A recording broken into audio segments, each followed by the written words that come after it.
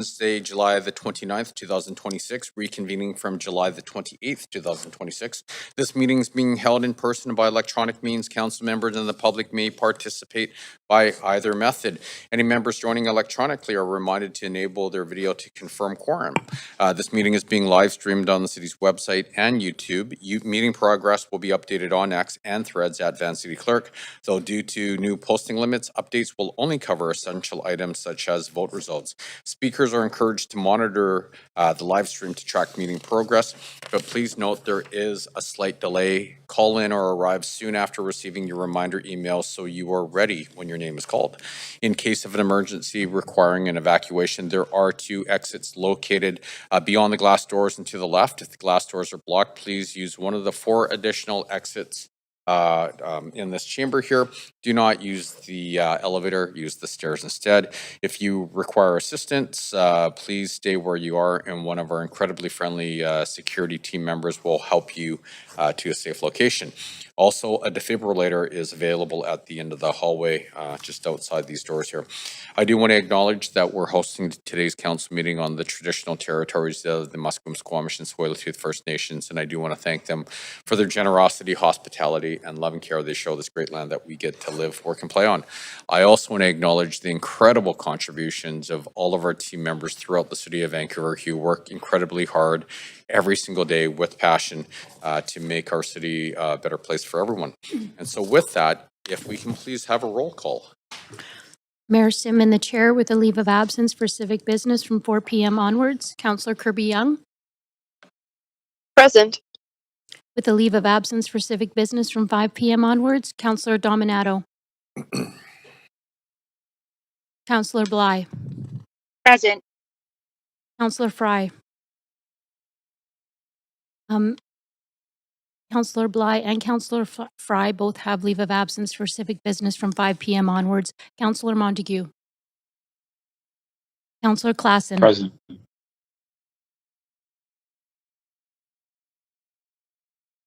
Present. With a leave of absence for civic business from 5 p.m. onwards. Councillor Meisner. Present. Also with a leave of absence for civic business from 5 p.m. onwards. Councillor Joe. Present. Also with a leave of absence for civic business from 5 p.m. onwards. Councillor Orr. And same leave of absence as above. Councillor Maloney. Also with the leave of absence from 5 p.m. onwards. This meeting has quorum, Mayor Sim. Great, and I just want to note that Councillor Dominato is here as well. Thank you. Thank you. Okay, so the plan for today, we're going to recess at noon for lunch, followed by the in-camera meeting. Return at 1:30 p.m. to continue to deal with the remainder of the agenda. Adjourn or recess by 5 p.m. as there is minimal quorum after 5 p.m. If we recess, the reconvene date is Thursday, July the 30th, 2026 at 9:30 a.m. Reports. At the council meeting yesterday, council dealt with unfinished business 1 through 4, reports 1 through 5, 7 through 11, 13, 15, 17, 20, 22 through 24, and bylaw 31. Bylaws 24 and 26 through 29 and administrative motion number 4 were withdrawn. Today, council will start with report 6, arts, culture, and community services sublease, lease and license agreements, and grant approvals, followed by report 12 and the remainder of the agenda items. Okay, so item number 6, arts, culture, and community services sublease and license agreements and grant approvals. Before we begin this agenda item, if anyone believes that they have a conflict,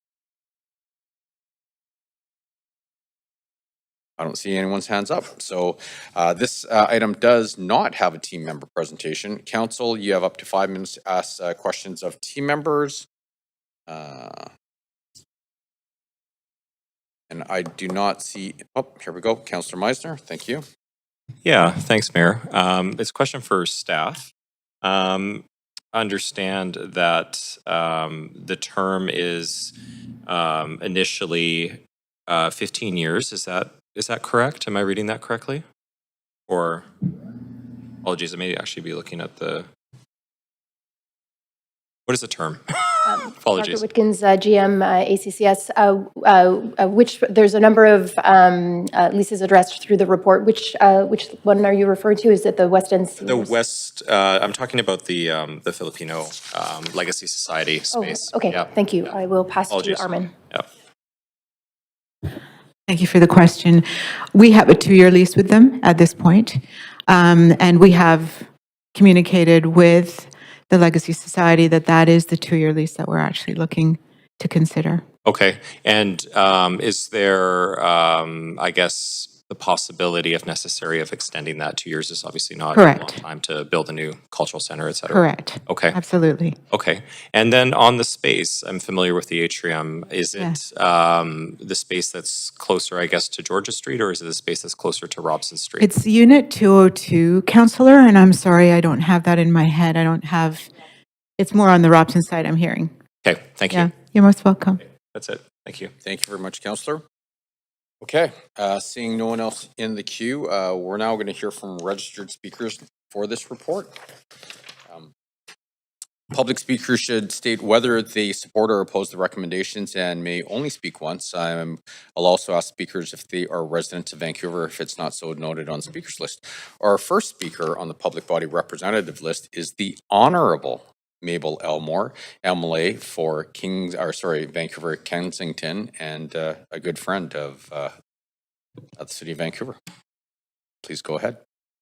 Awesome, terrific. Thank you very much, Mayor and councillors. It's great to be here with you today. I know it's kind of on really anchoring your effort on a colossal session that you've had. So I just want to say kudos to you and thanks for your service, and really just excited to come and speak in favor of the recommendation. Appreciate the work of staff.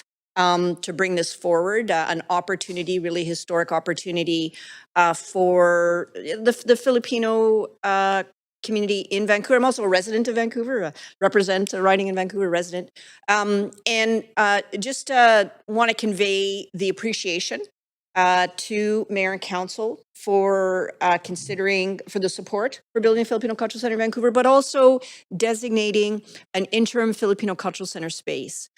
Critical, appreciate the recommendation working with city staff with respect to Library Square, Vancouver Public Library. You know, we've communicated this to the Filipino community and broader community.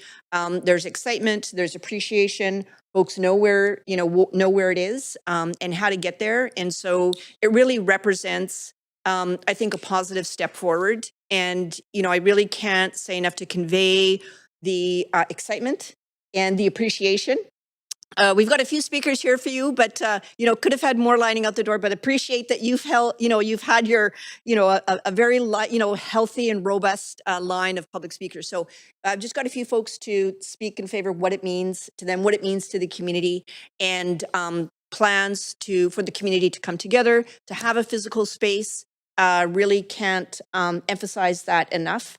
Opportunity to do programming, to have engagements, and to have discussions and planning with the broad community, Filipino community, and the broader community as well, in terms of efforts to build the cultural center, and also as we lay that foundation to move forward. So critical and key, and just in terms of what it means, and really across the whole community, right? Like this is a an interim Filipino Cultural Center that will be open and welcoming to the whole community. Really, I've always said 100% of the community is, wants to see a Filipino Cultural Center. And so an opportunity to come together, to meet, to plan, to, put some programming in place, and really welcome the whole community, all of you as well, and the broader community as well, to be part of that. So I'm in favor. I hope I can ask for your support. Very exciting, and look forward to, just really continuing to build and support. Appreciate your support for the community, being through some challenges, but, for the coming together with your leadership, I think we've got more to contribute. So thank you very much. Thank you, Mabel. Okay, now the remainder of the speakers, speaker number 1, Lena Vargas. To the honorable city councilors, esteemed leaders in the community, and especially to His Worship Mayor Kensim, good morning. My name is Lena Vargas, and I am the founding president of the Diversity Inclusion Support Group of BC and a longtime resident of Vancouver. I would like to take this opportunity to recognize the hard work and dedication that this council has shown to our community. Your sensitivity to answer the voice of Filipino people made me so proud of you. For many years, the Filipino community has dreamed of a space where we can come together to celebrate our heritage and culture, welcome various groups and organizations, and unite our people as one family. The interim space announced by Mayor Kensim on June 6, 2026 at the Filipino Plaza inspires hope. On behalf of the Diversity Inclusion Support Group of BC, I am here to express my support for the recommendation and motion regarding the interim space. This space will enable us to cultivate a welcoming environment where we can showcase our collective talents in the arts, sports, cultural dances, and heritage, ultimately creating a lasting legacy for future generations. I also want to extend my sincere gratitude to our very own, our member of the Legislative Assembly, Speaker of the House, MLA Mabel Elmore, and the Filipino Legacy Society of BC for their dedicated efforts in making the future Filipino Cultural Community Center in Vancouver a reality. In the meantime, they have taken the initiative to secure the interim space provided to us by the city. Thanks for having us today as we work together to build a better city, a city that is inclusive and affordable to live in, and safe for all to enjoy their well-being. May your commitment to serving Vancouver's diverse community continue to grow. Thank you for being a part of our legacy. Thank you so much. Thank you, Lena. Speaker number 2, Jeanette Mujar.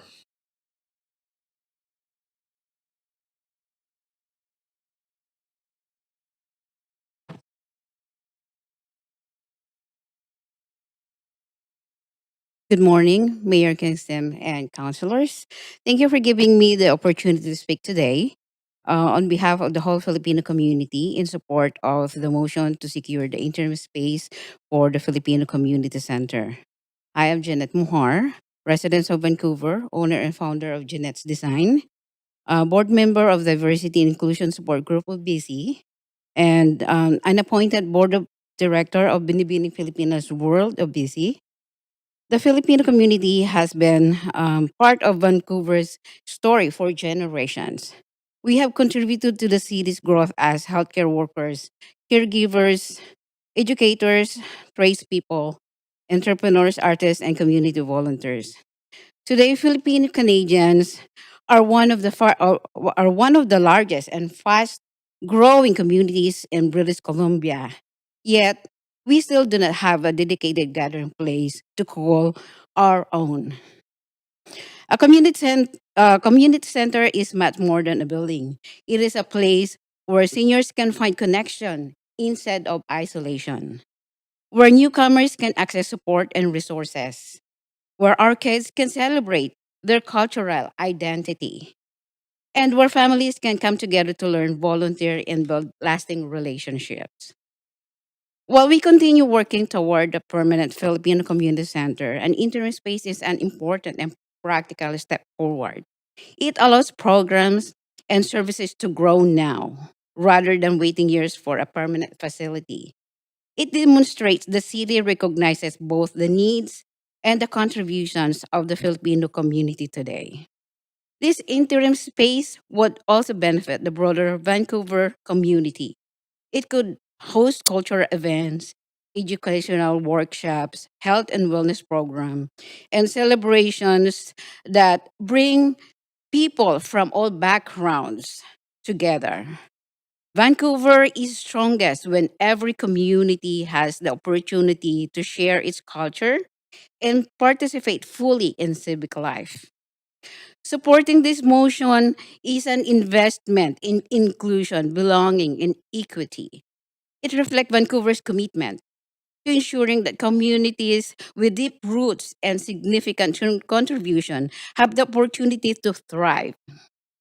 I respectfully ask the council to support this motion and help for the revision as well.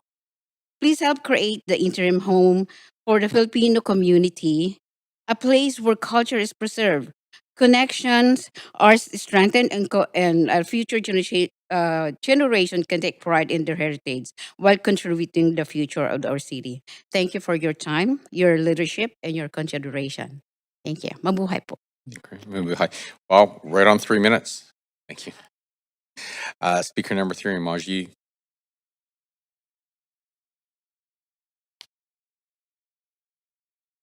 Good morning, Mayor and Council. My name is Madge E., and I have the privilege of serving as Vice Chair of the Filipino Legacy Society.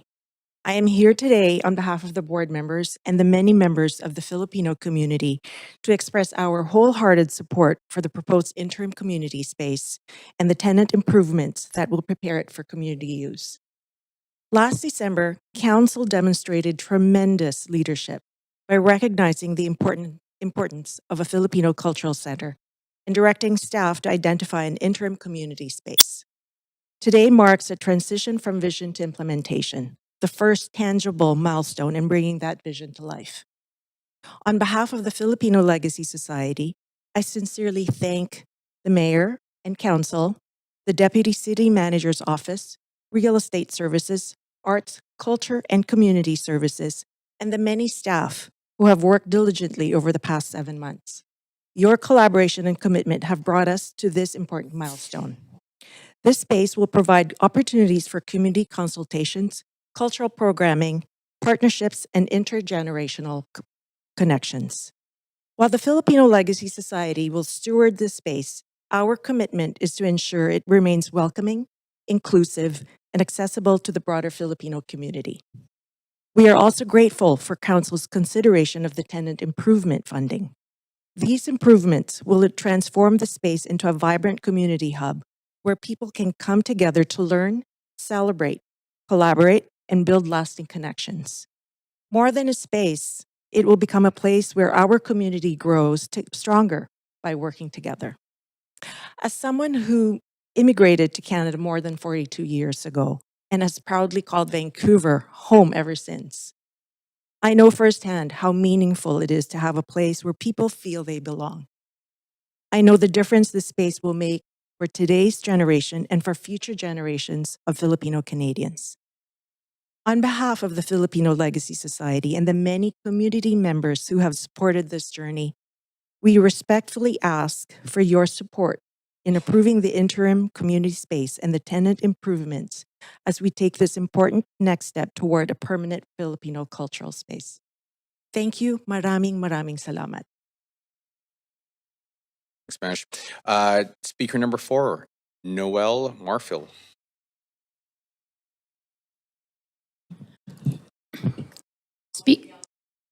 Yes, Speaker 4 is not on the line. Speaker number 5, Alan Bernard Fernandez. Also not on the line. Speaker number 6, Leilani Temeneng. I'm on the line. Please go ahead. Good morning, Mayor and Council. Thank you for giving me the opportunity to speak with regards to this motion. My name is Leilani Tumaneng, registered nurse and a school trustee of City of North Vancouver. I have lived in Vancouver since 1994, and up to this day, the Filipino community are still longing and dreaming of a community space where we can gather together and celebrate our culture. This motion will not only support the Filipino community, but other groups and cultures as well, who are in need of a space in which they could use to celebrate their culture. This is also in preparation of preserving, educating, and strengthening our communities for the future generations to come. For all these important reasons, I strongly support this motion. I would like to thank everyone who came forward to support this motion, and thank you very much, Mayor and Council, for all your support for the Filipino community. Thank you. Thank you very much. Speaker number 7, Concepcion Colabong.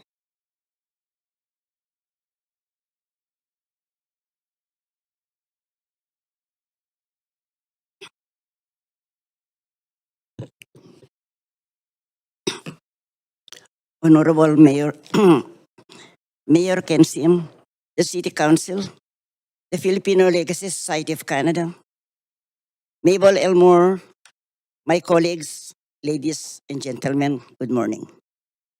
My name is Concepcion Ching Colobong, Board of Director and Advisor of the Seniors Intercultural Society of BC, resident of Vancouver for 44 years.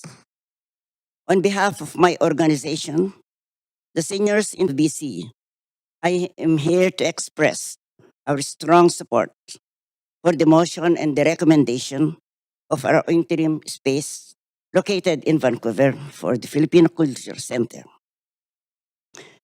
In our mission in the Filipino community is to collaboratively create an inclusive and enriching space that nurtures heritage preservation, fosters intercultural unity, and celebrates community. The Filipino community is the third largest ethnic group in British Columbia. The Filipino-Canadian deserve a dedicated, unifying space that is inclusive and accessible. Having said all this, I am ever grateful to Honorable Mayor Kensim, the City Council, and the Filipino Legacy Society of Canada for their initiatives in the recommendation of this interim space for our Filipino Community Center. We appreciate your ongoing efforts to build a more inclusive, diverse city.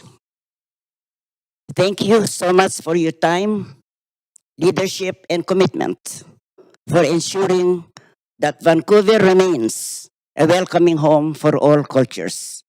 Thank you so much. Thank you very much. Speaker number 8, Peter Dixon. Good morning, Mayor and Council. My name is Peter Dixon. I'm a Vancouver resident. I spent my career serving communities across British Columbia as a Vancouver-based medevac pilot and base manager, where I first saw the importance of bringing people together, particularly during times of challenge.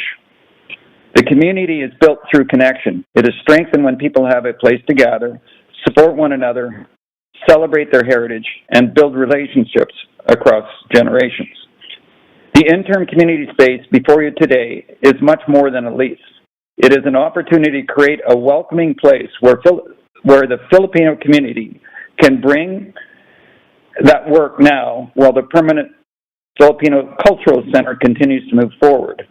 I've watched the dedication of the volunteers behind this initiative. They have worked respectfully with the city staff, community organizations, and government partners to reach this point. They're ready to take on the responsibility of making this space a success. I would like to thank Council and City staff for bringing this opportunity forward, and I respectfully ask them to approve the proposed nominal lease and interim community space for the Filipino Legacy Society. Thanks so much. Thank you very much. Speaker number 9, Michiko Unso.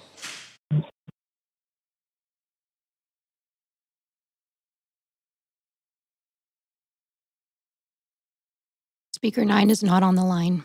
Okay. Well, that's the end of our speakers list. So I do want to thank everyone. We have to go through again. Okay.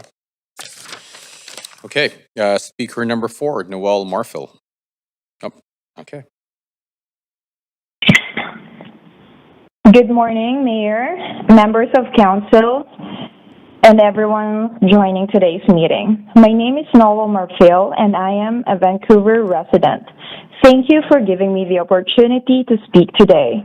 I'm calling to express my support to the Filipino Legacy Society's lease at Library Square. This motion builds on the commitments already made by the Mayor and Council, and I'm very happy to see it moving forward. I strongly support this proposal for all the great reasons that the speakers before me have shared. Thank you for your time and for your consideration. Thank you very much. Speaker number 5, Alan Bernard Fernandez. Not on the line. Okay. And then speaker number 9, Mashiko Unso. No, not on the line. Okay. Thank you very much. So that is the end of our speakers list, and I do want to thank everyone for coming in today and speaking, and all of your work in the community. Would someone like to move a motion? Great. Councillor Dominato, seconded by Councillor Joe. Council, is there any discussion? Councillor Meisner. Yes, I'll be brief. I just want to thank all our speakers for being here today and for speaking so eloquently in support of this lease. I think that this is a fantastic location for you in the interim. It's downtown in the library. I mean, there's tons of people moving about. You'll have a lot of visibility, and I know that you'll be welcoming in everyone from the community, regardless of whether or not they're Filipino or not. So I'm really excited to come visit you, and I hope that you'll be cooking up some some delicious Filipino food as well, as I'm sure that'll be part of the program. So I'm very supportive of this, and I'm excited to see it move ahead, and even more excited to see you move into your permanent space in the coming years. So thanks for being here. Thank you very much. Councillor Kirby-Young. Yeah, thanks, Mayor. I just want to acknowledge and appreciate all of our speakers for speaking, but coming in person and for a council meeting that was held over for several days.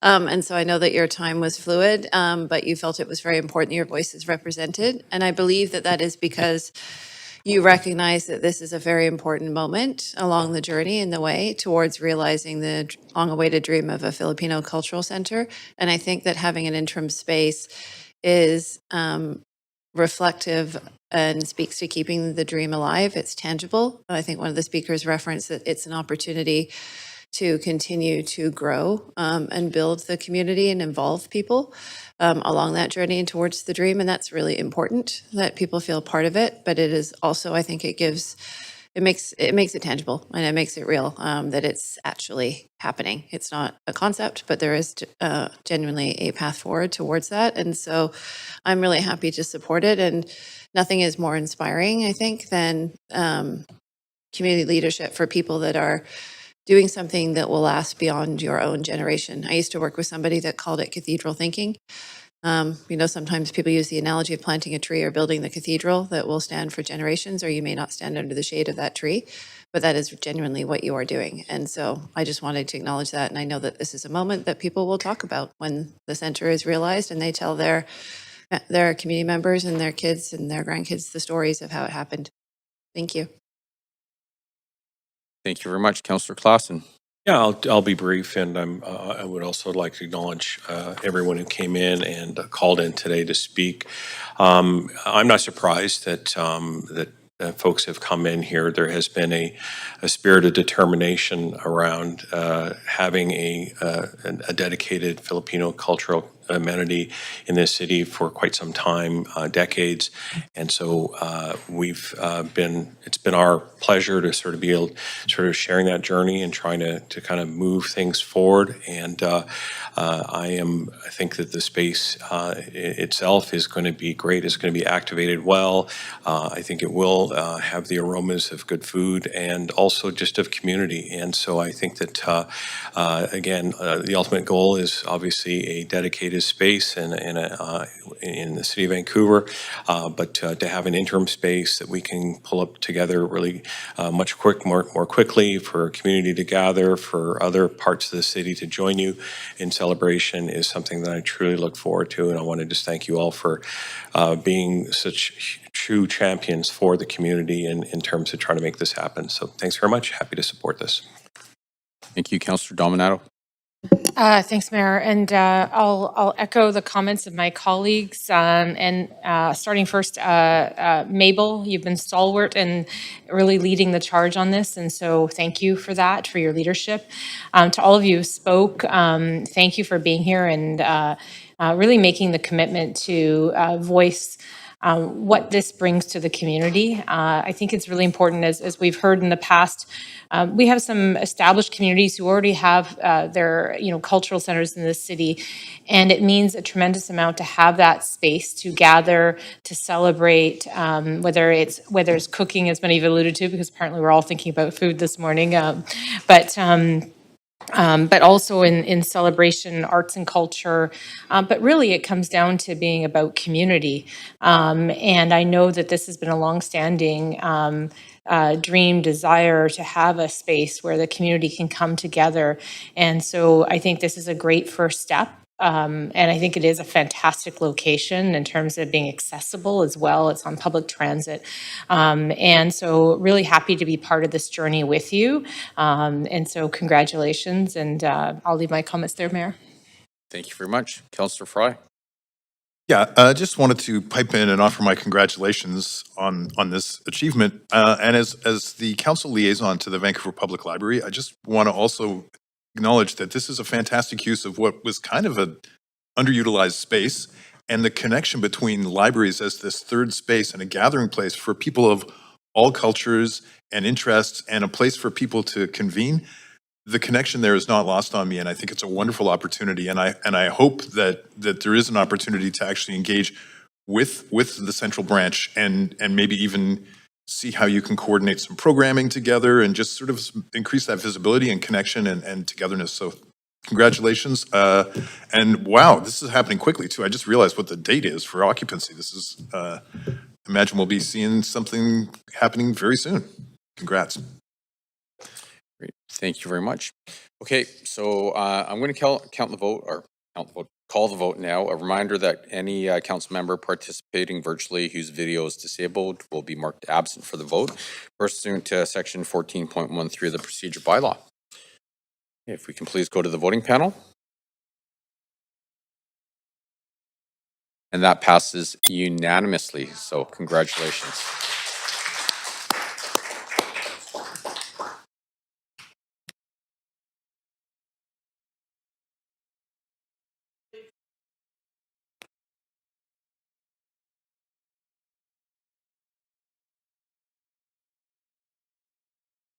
Thank you very much and congratulations.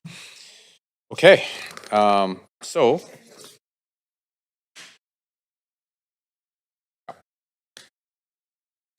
we are going to jump. Can we take a 2-minute recess?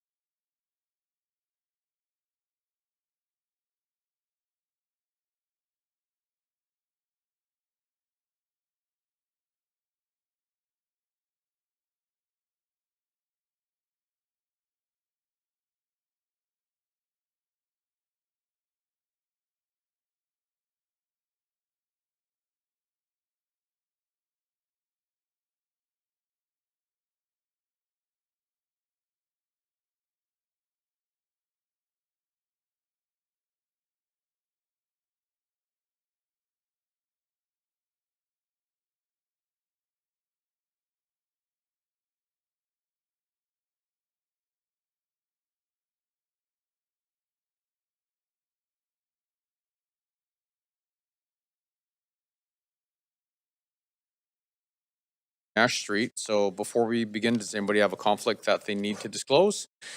Seeing none, this item does have a presentation. And we do have team members here to present the item. Sure. Oh, sure. Seconded? Awesome thing. Any discussion? All in favor, say aye. All those opposed say nay. Great, we will waive their presentation. I know it would have been fabulous. Thank you. Would the applicant like to make a presentation?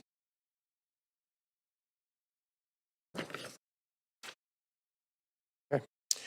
Well, council members, you have up to 5 minutes to ask questions of team members and the applicant. Are there any questions? Councillor Meisner.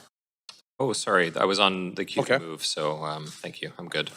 Please remove me. Thank you. Would someone like to move a motion? Great. I think Councillor Dominato second that first. Council, is there any discussion? This is item number 12.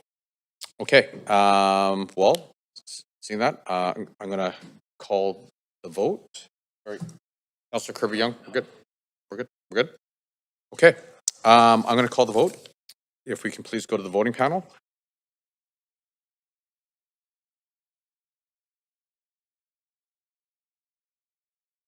Great. And that passes unanimously. So the next item is item number 14, because 13 was approved on consent. Before we begin the agenda item, any conflicts to disclose? Nope. Okay, this item once again has a presentation. And we do have team members here to present, unless someone would like to waive the presentation. Councillor Joe, and seconded by Councillor Klassen. Council, is there any discussion? Okay. All those in favor say aye. Aye. All those opposed say nay. One nay, and the rest are in favor. So we will waive the presentation. Would the applicant like to make a presentation? Sorry, Councillor Dominato, you're in the queue. Councillor Maloney, opposed. Yeah. Sorry, Councillor Dominato, were you Sorry, Mayor, I don't mean to interrupt. I just want, because we're moving quickly through these reports, and that up there says 1750 is up fine. Is that the correct one? No, we're on item 14 now, right now, CD-1 Yeah, so I rezone. just need to give our clerks, I think, a chance to update what items we're on. Yeah. Okay. I'll slow it down a little bit. So we're just so excited, it's the last day. Okay, so we are on item 14, CD-1 rezoning, 1031 through 1039 Burnaby Street. We're all good? Okay, great. And move it to the main queue. And we have the order of everyone in the question queue.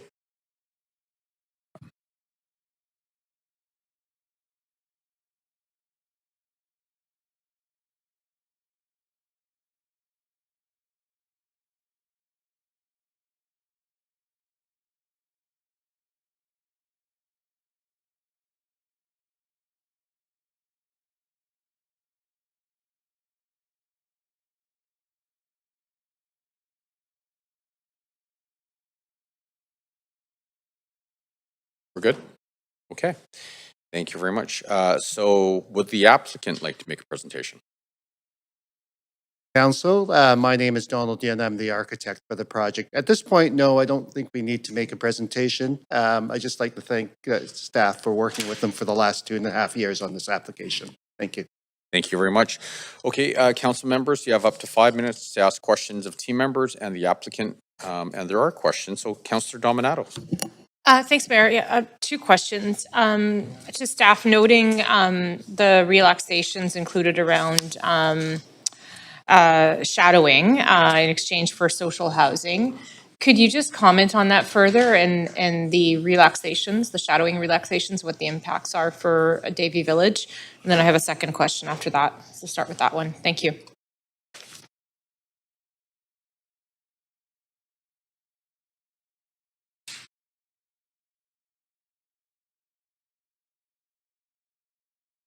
Good morning. Thank you for the question. Hiroko Kobayashi, I'm Senior Development Planner. So this project we are anticipating creating approximately 10% of shadowing, which is under that the policy we assess north side of the sidewalk, in this case between Bard Street to Thorough Street. And then under the policy, we assess on fall equinox between 10 a.m. to 4 p.m. And then this project probably shadow between 1:30 to 4 p.m. So that the proposed development is like a tower form, so the shadow shape is quite long and narrow.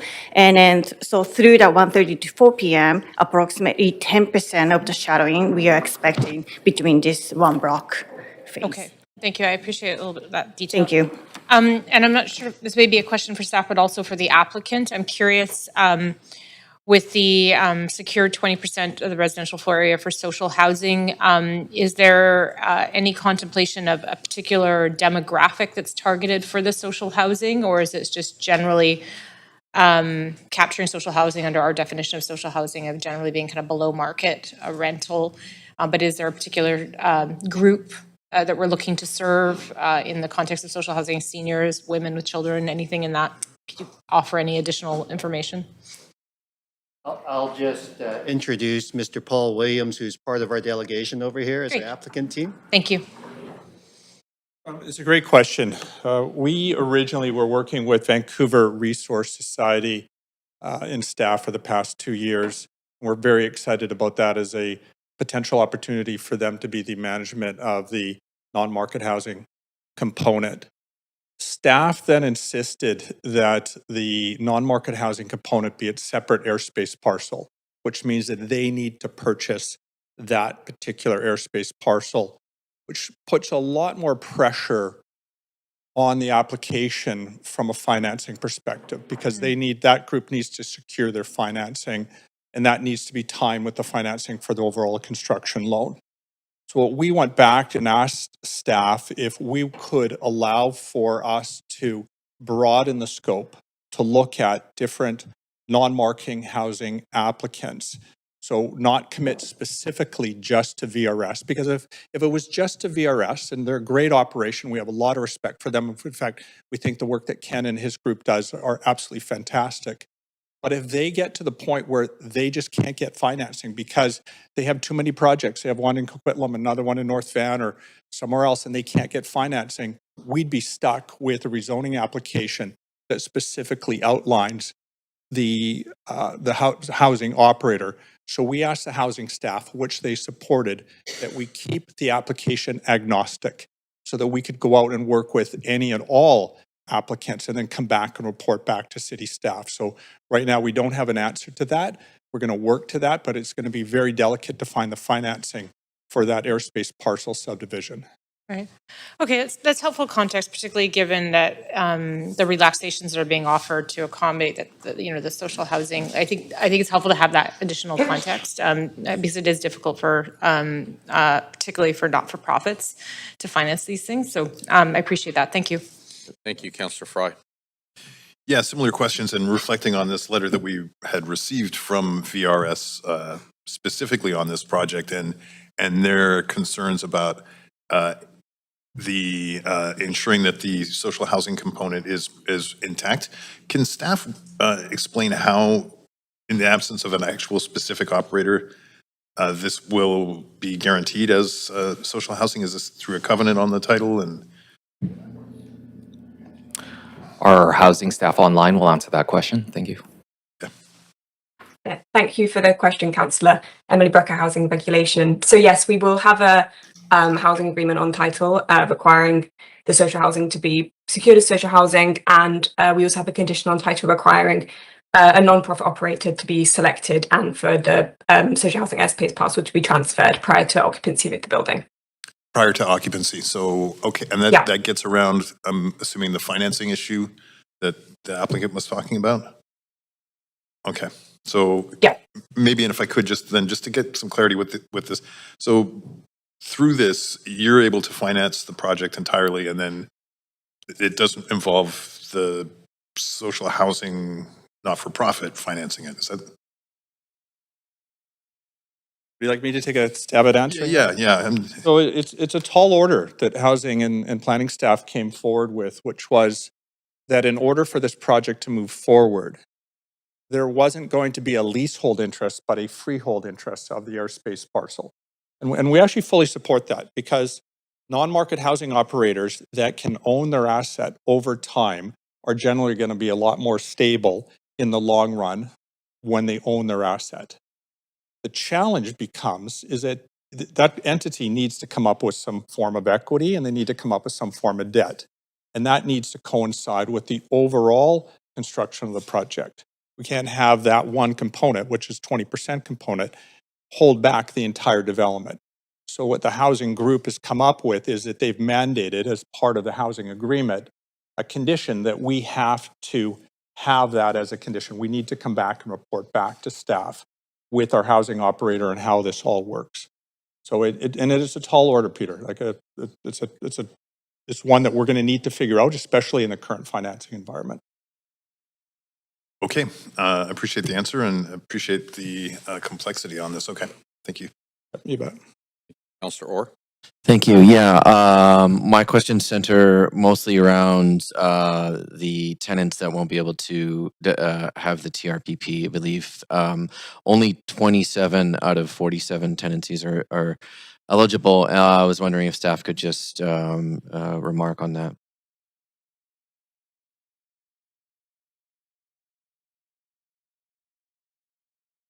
Yes, Councillor.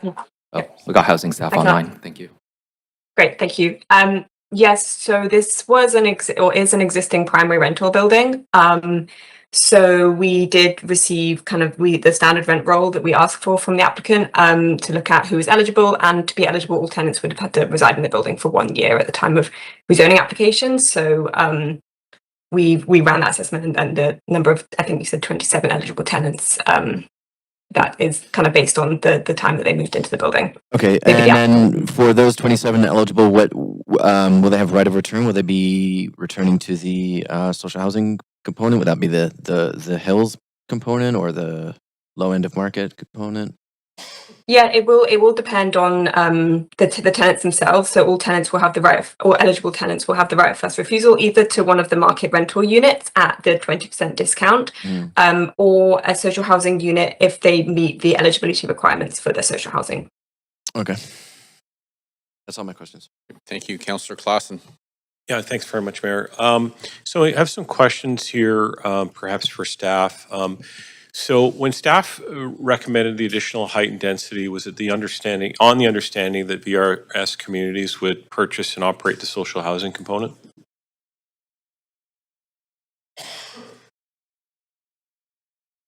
Thank you for the question. Short answer is no. We actually don't have to get involved in the operator at this point. Effectively, the trade-off that staff looked at was in order for us to support, from a staff recommendation, shadowing on Davie, that we look for commensurate public benefits.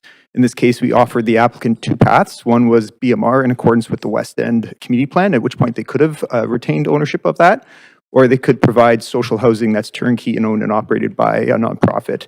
The applicant elected for the latter, and that's what the proposal is for us today. So based on that answer, presumably staff weren't aware that VRS communities intended to pursue senior government funding to deepen affordability? We're aware of VRS's involvement and interest, but again, it's not up to staff to select that. If that's a partnership that the owner would like to pursue, or VRS would like to continue to pursue after that, they're welcome to do so as well. Okay. Did the city assess or place any limits on the purchase price of social housing units, given that their value was created by the city's grant of additional height and density? Real estate services staff is online and they can answer that question. Yes, hi, Adrian Thompson from Real Estate Services. The purchase price is limited to $565 a square foot. And at that level, we don't believe there's a land lift generated through this rezoning with social housing and the market rental. Okay. I suppose for either our REFM or our planning staff here, what protections are in place to ensure the public benefit of the additional density is preserved since the operator is no longer the nonprofit partner?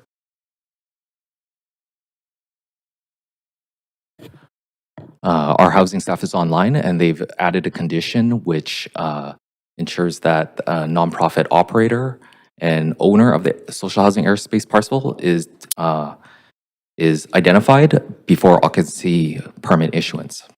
Okay.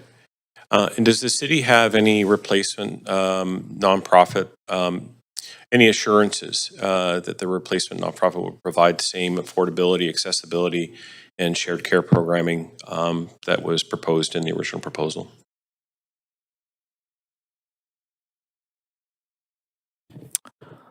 I'll refer to our housing staff online. Thanks. Thank you for the question, Councillor Emily Brooker. The social housing will be required to meet the social housing definition.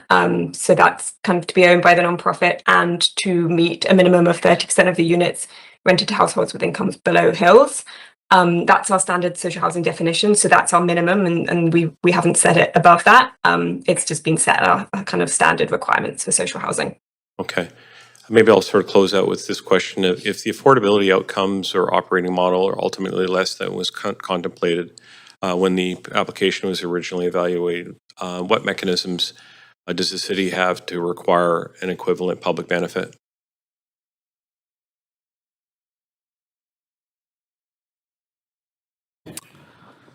I would like to, real estate services staff to answer that question. Sorry, could you repeat the question?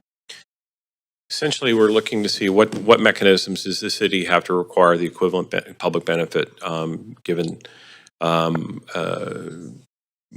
what has transpired is ultimately less when originally the application was being evaluated. I don't believe there's another method of capturing the benefit. If the project is not financeable, there would be probably the applicant would have to come back with a revised scheme, and then it would be reviewed again by real estate. Okay. I'll just jump in to supplement that as well. So the application has evolved over the review process, but as mentioned through my colleague online, staff are satisfied that the proposal before you today meets policy, that the CAC is appropriately determined and secured in the project for the social housing delivery. Thanks very much. And I'll just state that I think that there's obviously some public benefit, and the project I think will be a strong one. But ultimately, we are providing additional density that really should be given towards that public benefit. And I'm sure that between the application, the applicant, and staff, that we'll get to a very good place for that. Thanks very much. Councillor, we're at time. Thank you. Okay. Seeing no one else in the queue, would someone like to move a motion? Great. That was Councillor Bly first, seconded by Councillor Klassen. Council, is there any discussion? Seeing no one in the queue, give it one more sec. Great. Okay, I'm now going to call the vote.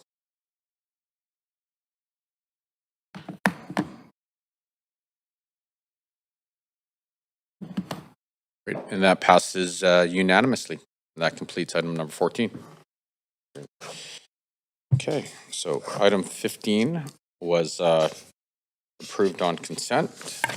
So item 16, we have CD-1 rezoning 8530 through 8550 Canby Street. Before we begin this agenda item, if anyone believes they have a conflict of interest, now's the time to declare it. Does anybody have a conflict? Okay, this item does have a presentation, and we do have team members here to present the item. Unless someone wants to waive it. Great. Councillor Bly, seconded by Councillor Meisner. Any discussion? All in favor say aye. Aye. All those opposed say nay. Great. That passes. So thank you very much. Would the applicant like to make a presentation? Okay. Council, you do have up to 5 minutes to ask questions. Are there any questions from team members? Councillor Orr. Yeah, I just have a few questions on, the site being near the transfer station, and sort of what has been done around to sort of mitigate any concerns around noise, potential obviously odor from the transfer station, traffic concerns with dumpsters and pulling in and out of there, just general concerns around the proximity to that? Anything? Good morning, Council. Matthew Young, Employment Lands Planner. We did require the applicant to hire a technical consultant to study the livability impacts from noise, odor, and vibration, and to identify any sort of mitigation measures. So those mitigation measures, for example, with the odor, the building siting, the installing sort of filtration systems on the air intake for the residential units, those are being conditioned. Those are requirements for the rezoning. Yeah. Okay, thanks. And then maybe a question for housing, just a little bit on, I think maybe there was a similar application the other day, but on unit turnover rents in the below market units, maybe re-indexed to 10%, less the citywide average market rent by unit type. Just sort of for the public record, just to go over what why that is. Our housing staff will answer that question. Thank you. Hello, Molly with Housing. I believe your question might be referring to the Rental Development Relief Program. This project did not come under that program. It was a negotiated CAC that got us to the 20% floor area at a 10% discount. Right. Yeah. No, it was. I knew it wasn't under the relief program, but just it. But it sort of is a way to kind of, I wouldn't say mimic that, but sort of get to the same results of that program by negotiating the CAC. Yeah, so the large sustainable site policy allows for the recognition of the diversity of these sites across the city and the different priorities. This one is an employment land site, and so as such, in order to support project viability, we worked with the applicant and negotiated this level of affordability, which housing supports. Okay, that's all my questions. I see others on the queue. Thank you very much, Councillor Maloney. Was just interested to know, will the existing interim bike lane on Canby Street along the frontage of the development be upgraded? Yes. Yes, engineering has provided conditions that there'll be an upgraded, required separated bike lane. Great. And will there be any measures incorporated into the development to encourage residents to use the SkyTrain rather than driving, or to at least facilitate that choice? Yes, within the design of the proposal, there is a high street that bridges Marine Gateway 1 to Marine Gateway 2. Great. Thanks very much. Thank you. Councillor Clausen. Yeah, just a quick question. It's a project that I know that there were some very early discussions surrounding the fact that this was on employment, categorized under the regional growth strategy as employment lands. I presume that all of that business in relation to Metro Vancouver is all clear and clean. We don't need to go back for any decisions, I assume. Thank you, Council, for the question. Matthew Young, Employment Lands Planner. Again, this application qualifies for the Metro 200-meter clause, which allows residential on employment land. So there is no need to redesignate the site to general urban. So Metro Vancouver Board does not need to approve this application. Very good. Okay. And I just sort of at a higher level, we've seen Marine Gateway become this rather substantial neighborhood, expanding with obviously lots of density surrounding the Canada Line station. But it does lack for, I think, outdoor and community amenities in the area. Is it possible to sort of just touch upon how that will be ultimately addressed? Of course, I brought forward the motion to try and to have a pathway along the Kent Avenue. I don't think that's moving forward quickly right now, but I'm sort of curious where we're going to be able to sort of accommodate some of this population that's coming into that neighborhood over the long term. Thanks, Councillor Clausen. My name is Tina. I'm a senior planner in the Rezoning Centre. I think your question is related to outdoor space and interconnectivity. This site, while it's coming in under the 200-meter clause for the Metro Vancouver Regional Growth Strategy, it's also part of the Marine Landings policy updates. So this site and this surrounding area is captured in that policy, and that really emphasizes the importance of open space, interconnected open spaces throughout the lower part of the Canby corridor and through Marine Landing. So I think as new developments come forward, we anticipate a lot of new projects contributing to that as a form of a community amenity. And just again, sort of thinking long-term here, is there going to be more available access to the waterfront on the Fraser River, for example? I think so. I think through the marine landing policy updates, that is the pedestrian and bicycle connections through and around this area are anticipated. Also, I would add that there's open space on this particular site as well, being offered for public access as well. Okay, and I know that the major transit hub for the buses is going to be fully built out in that area there, which means that there's going to be not only a lot of buses going back and forth, but a lot of employees going back and forth. Are we going to make sure that pedestrian and other sort of traffic safety are kind of key in terms of how we develop that neighborhood? Absolutely, yeah. I think that there is an intention for improvement of the bus barns area, which would imply more people, more buses, and through that, an opportunity to further enhance and upgrade safety and road networks. Okay. Thank you. And no updates yet on any of the Kent Avenue rail right away at this time, right? That I don't know. It's okay. I can refer the question to engineering. Thank you. Very much. Okay. Thank you. That's my question, Chair. Thank you very much, Councillor Fry. Yeah, I mean, this is a remarkably complex project. There's a lot of heavy lifting that this project's doing with the context to industrial land and obviously housing. And I'm curious, and just lifting off some of Councillor Klassen's questions, how is the connectivity for, because it's not a very pedestrian-friendly area, it's not especially human-friendly right now, and so how does this expression kind of foster good planning and good connectivity for people as far as connecting to Marine Gateway #1 and so forth? Thank you for that question. I'm Mehdi Ainifar, the development planner. The pedestrian access through that high street is one of the main features, I would say, to access and facilitate that walkability to the station and that surrounding amenities there. And there's also some improvements to the pedestrian interface along Canby with the industrial, small-scale industrial and the interface with Canby Street. However, I do still acknowledge that the environment around it is quite industrial, and even though there's improvements, there's still going to be that feeling of an industrial area around it.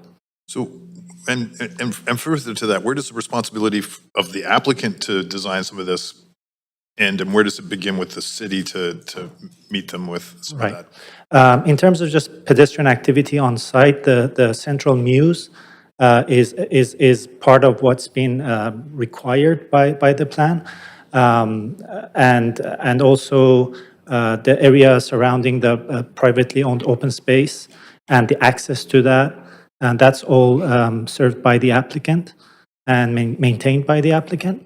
And there's SRW clauses as well. So, but that park it is public and it's publicly accessible, but privately owned. Yes. Right. Okay.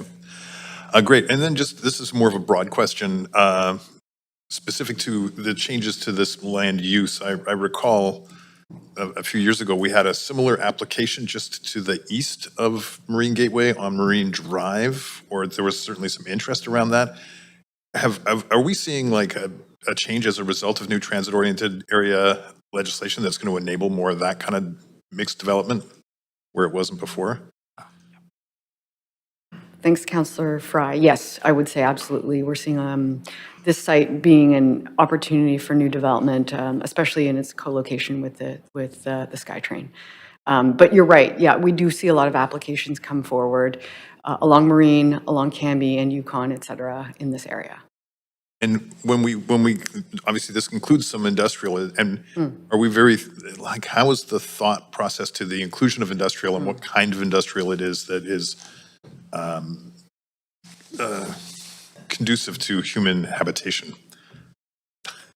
Matthew Young, Employment Lands Planner. So this site being in South Vancouver, it's one of the few industrial areas that have the sort of large parcels.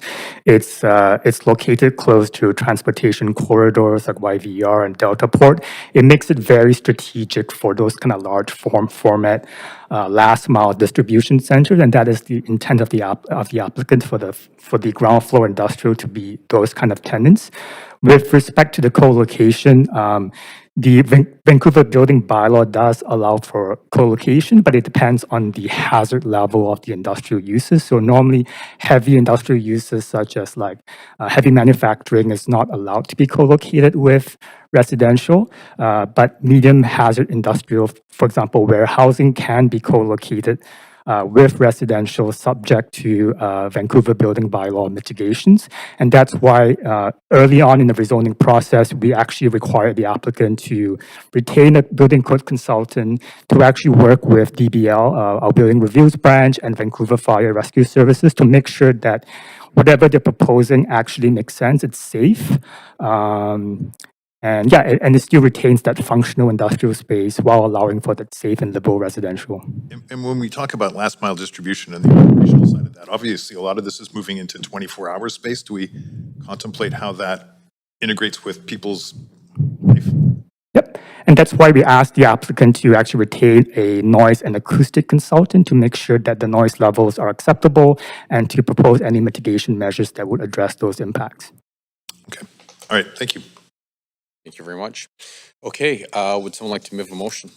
Great, Councillor Fry, seconded by Councillor Klassen. Council, is there any discussion? Councillor Meisner? Yeah, thanks. I'll be quick. I am very supportive of this project. I think it's a great project. It's never really made sense to me previously how Marine Gateway, which is a really successful community just to the north, was able to be built, and this wasn't. And I know that there's been some policy shifts and different things that have happened that have allowed this to come forward. But this is an ideal location, I think, for 1,000 units of rental housing right next to the Canada line, 20% of below market, childcare facility, senior center, 2 levels of industrial, so really replacing what's there, and just adding housing on top of that, which I'm supportive of. So I'm excited to see this move forward, and I think that it's going to help complete that community at Marine Drive Canada Line. There's going to be a pedestrian bridge that connects from the existing shopping area that's there to this new development. So I just think this is a great thing to see happening at this station. So I'm fully in support. Thanks. Thank you, Councillor Klassen. Yeah, just really quick as well, echoing a bit of what Councillor Meisner just said, very supportive of this project. But if you can tell by the nature of my questions, we are very quickly building a brand new neighborhood that abuts our industrial land, our heavy industrial, and I mean in terms of warehousing, truck use, and what have you. And so livability is at risk if we don't think about how we're going to be able to support thousands of new residents are going to be coming into a neighborhood who simply want to go for a walk at night, or ride their bikes someplace, or go for an evening jog. This is a place that's not terribly conducive to that, and I know that the long-term planning for the Kent Street transfer station is to move it, and ultimately that will add to some of the, I think, overall sort of quality of life in the area. But the considerations that staff and City Hall really needs to think about is over the long term how we make sites like this a part of a more complete neighborhood, and that's why, ultimately when we look at things like the Kent Avenue rail right-of-way as potentially being an active transportation pathway to connect both people going to work and also just recreating in the community. And we're sort of pushing the boundaries here a little bit, but this is a decision that I'm happy to support and look forward to seeing this neighborhood evolve, but we'll always be keeping one eye on how we make it improve the livability of Marine Gateway over the long term. Thanks very much. Thank you, Councillor Fry. Yeah, as I stated earlier, this really is a remarkable project that does a lot of heavy lifting. I mean, it's 1,000 units of rental housing with 20% below market. The senior center, the daycare center, the the park, it is quite remarkable, and the connectivity to the existing shops and services at Marine Gateway obviously is going to be a great asset to the new residents, but also to support those businesses at Marine Gateway.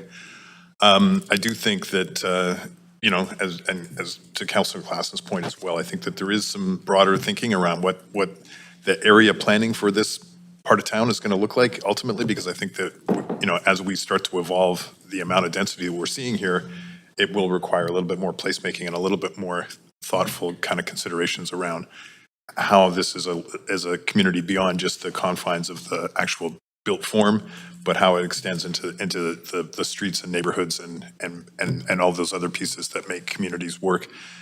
But really, it's a big deal, and it's funny that we sort of just slide these in now without a big public hearing or a big foo-for-all, but this is a pretty significant project, and happy to support it.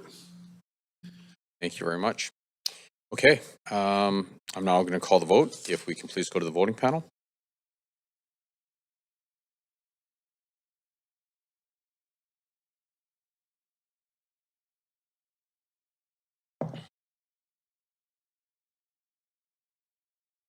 That passes unanimously, and that completes item number,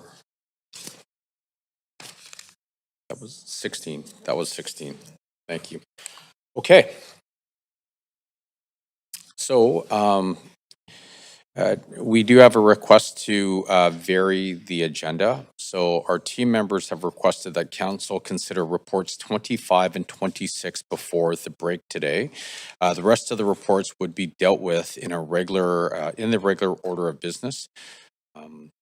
Would someone like to move a motion to vary the agenda to consider reports 25 and 26 immediately? I think Councillor Dominato, seconded by Councillor Meisner. A reminder that the motion requires 2/3 support. All those in favor say yay. Yay. All those opposed say nay. Great, that passes with the required majority, and council will now consider reports 25 and 26. So I will...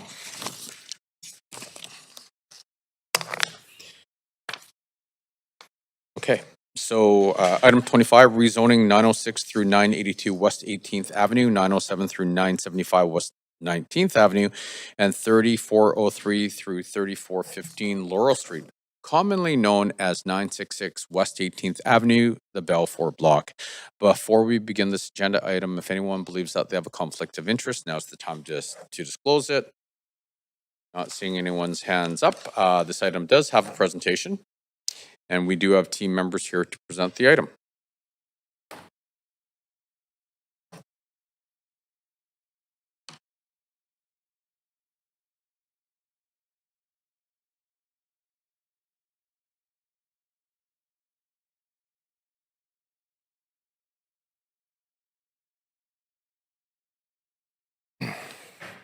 Oh my God.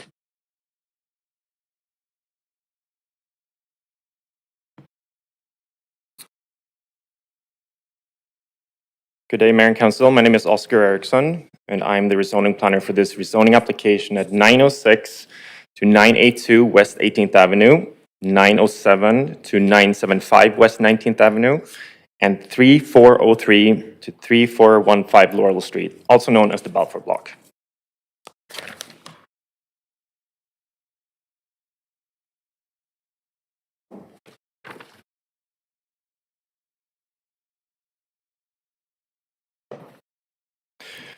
The site shown in red is located just east of Oak Street, between Laurel Street, 18th and 19th Avenues. The surrounding neighborhood consists of single detached houses, and to the west, low-rise rental buildings along Oak Street. The site is located 900 meters south of the future Oak VGH SkyTrain station and is currently occupied by 17 rental duplexes constructed in the 1950s. There are tenants on site eligible for protection under the Tenant Relocation and Protection Policy. Land use and height are consistent with the residential low-rise generalized land use designation of the Vancouver Official Development Plan. This designation supports a range of residential tenures up to 6 stories. The southeast corner of the site is proposed as public open space and is consistent with the Park and Open Space designation of the ODP.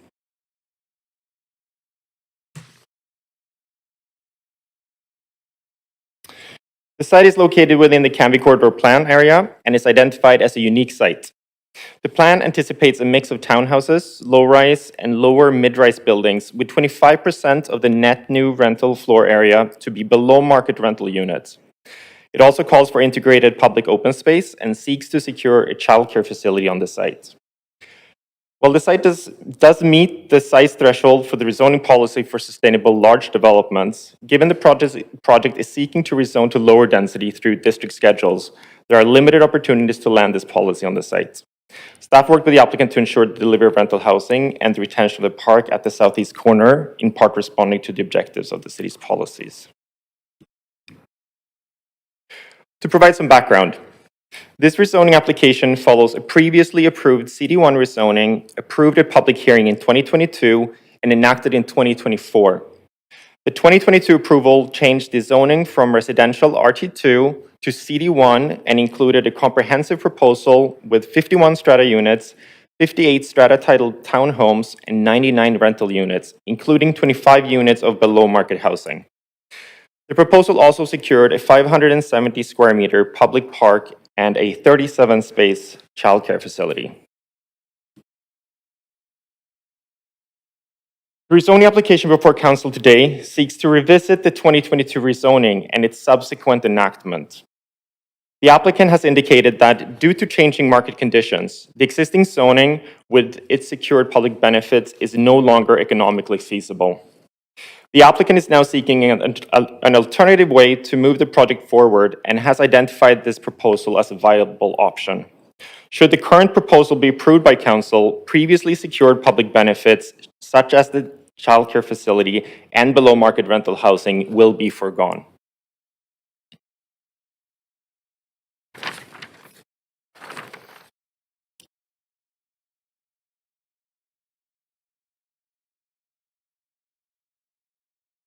The applicant is proposing to subdivide the site and rezone to standard zoning districts.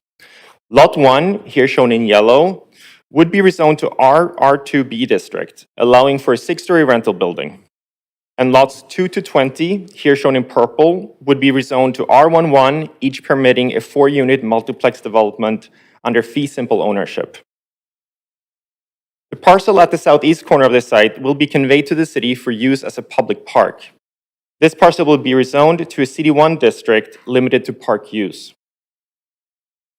Staff note that the park secured under the previous proposal was larger at 570 square meter compared to the park parcel secured under this proposal at 375 square meters. As the enactment of the 2022 rezoning reflected the park commitment in the ODP, staff also note that although this park is smaller than illustrated in the ODP, it still meets the intent of securing a public park on the site. Administratively, the city will undertake a land exchange. The city frontage lands, being a city-owned 7-foot wide frontage strip along 19th Avenue, shown in the diagram within a purple dashed line, will be exchanged for the park parcel.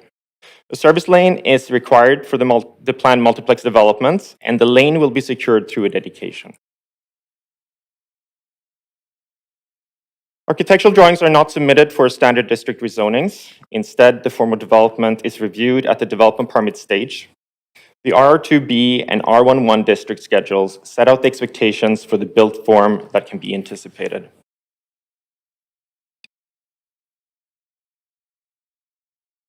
In order to facilitate the earlier delivery of the RR2B rental building and lane, and to minimize disruption to tenants, the rezoning process will occur in 2 phases. In phase 1, the developer will develop the land north of the lane. Once the stage 1 building permit for the RR2B rental building is issued and all other associated conditions are satisfied, the developer can proceed to phase 2, which includes conveyance of the park to the city and development of the lot south of the lanes. To conclude the process, the current CD1 884 will be repealed together with the public benefits secured at that time. A virtual Q&A period was held, and in total, 88 pieces of correspondence were received. Support was expressed for the addition to the housing stock, the proposal's improved neighborhood fit, the proposed lower density, and the housing options that the proposal offers. Concern was expressed for tenant displacement, the loss of the previously secured public benefits, building height, and impact to neighborhood character. In response, staff note that the applicant is required to provide tenant compensation based on length of tenancy, support finding interim housing, and their right to return to the new rental building at existing rents. Further, the proposed rezoning would result in a lower overall density compared to the previous proposal. While this change results in a reduction of the previously secured public benefit, it continues to secure a public park for the community. The proposed 6-story rental building would comply with the RR2B district schedule. This zoning framework was created through a comprehensive citywide policy process designed specifically to guide the development of new rental housing across Vancouver, ensuring consistency, predictability, and compatibility with the city's broader housing goals. I'll also note that the anticipated form of development under this proposal reflects a reduction in density, thereby providing a smoother and more compatible transition to the surrounding single detached houses in the immediate area. With the application approved, the project is expected to provide a total of $2.7 million in DCL contributions. It would also deliver approximately 90 market rental units and secure a public park. In conclusion, this proposal is consistent with the ODP and delivers the replacement rental housing and public park identified in the Cambie Corridor Plan. However, it falls short in delivering a childcare facility and the below-market housing component originally anticipated. Staff have worked closely with the applicant to arrive at the viable proposal, and while recognizing the reduction in public benefits, are bringing this application forward for Council's consideration. Staff recommend approval, subject to conditions outlined in Appendix B. Staff and the applicant team are available to respond to any questions. Thank you. Great. Thank you very much. Would the applicant like to make a presentation?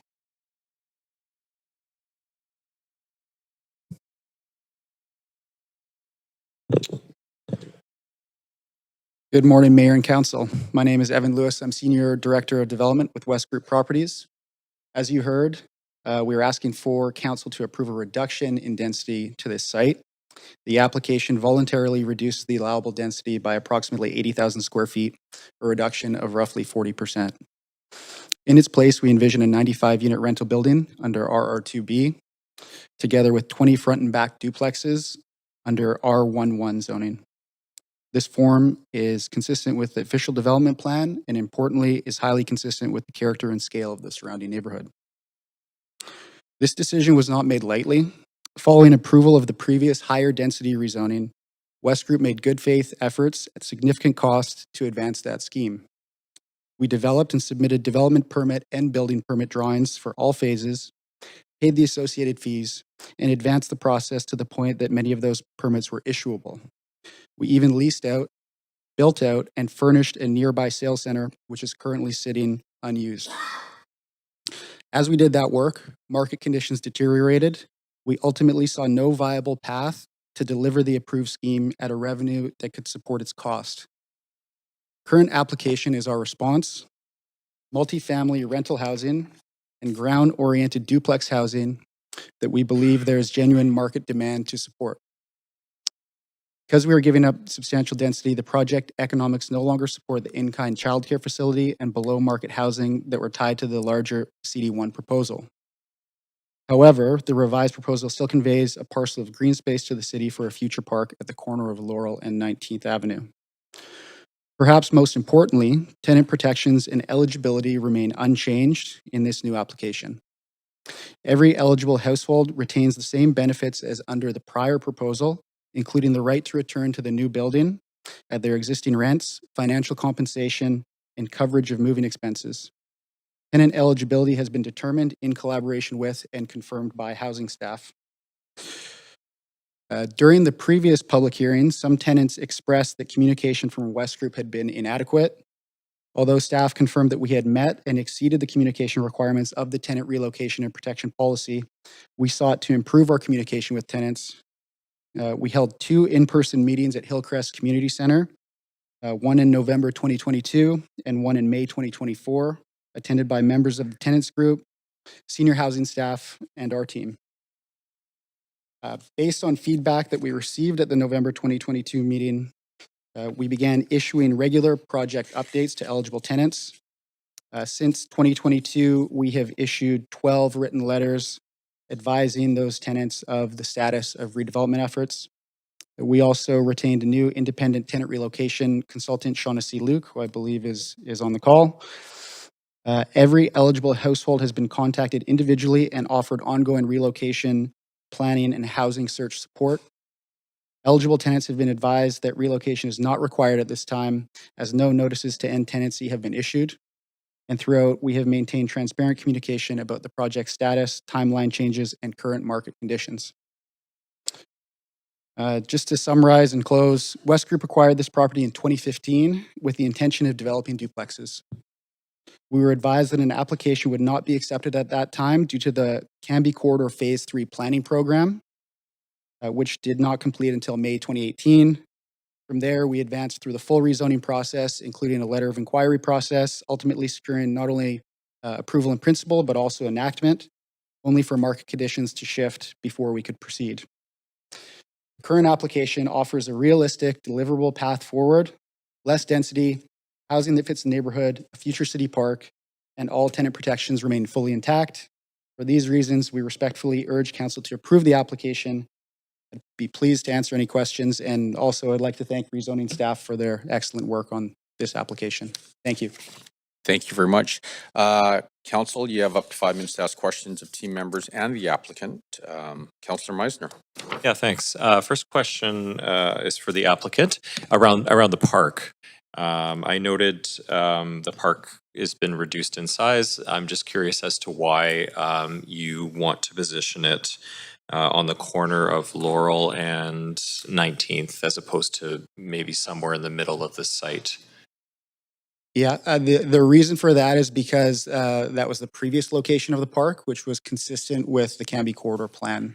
In the unique sites section of the Canby Corridor Plan for the site, it contemplated either a linear park going through the middle of the site, which will now have a city lane, or at the corner of Laurel and 19th. So that was really the rationale for that. Okay, and the linear park previously contemplated, was that larger than this parcel? We didn't proceed with the linear park. We had initially proposed a linear park through the middle of the site. At Urban Design Panel, they asked us to do the corner park instead. The Canby Corridor Plan contemplated sort of one or the other. Okay. And so, yeah, we did not propose a linear park in the previous application. Okay, thanks for that. I think Josh is going to provide more info. Yeah, sorry, I just wanted to add more color on the location of the park. In conversation with park staff also, we did talk about those different options with the park. One of the benefits of it being on the corner adjacent to the street is that functionally in design, they can combine the private parcel with the boulevard space to expand the functional use of that park space. And so that's why we ultimately landed on that corner location. Okay, so it kind of makes it seem bigger, or it is bigger because it'll have the sidewalk area and Correct. Okay. Okay, thanks for that. Appreciate that. And then my other question was for, I guess, probably the applicant as well. What's a front and back duplex? I don't know what that is. Is that a multiplex? Is that a 4-unit? No, it's a duplex, so we'll have 2 units. Okay. The access just basically divided in half so that one has the front yard and one has the backyard. So just a sort of traditional duplex that you would see on a 33-foot lot. Okay. And what's the square footage of these units? It's 0.7 of roughly 4,030 square feet, which the mental math I'm not great at, but Like under 2,000 square feet? per unit? Yeah. Yes. Yeah. So larger family size. 3-bedroom units. Yeah. Okay. Okay, that's it for me. Thank you. Thank you. Councillor Orr. Yeah, definitely have some concerns around the loss of BMR and the tenants that won't be eligible. So obviously, some tenants have moved in since 2021. That's a long time, 5 years. Is there nothing that is, or maybe is it part of the TRPP review in terms of like some sort of thing where this is re-triggering like a review of of the tenants? If nothing is done in 5 years, these people now are part of the neighborhood, part of the community, feel close to their neighbors, and now won't get any of those protections. Is there anything in the TRPP review that is going to address this? Thank you, Councillor, for the question. We will relay that question to our housing team to answer.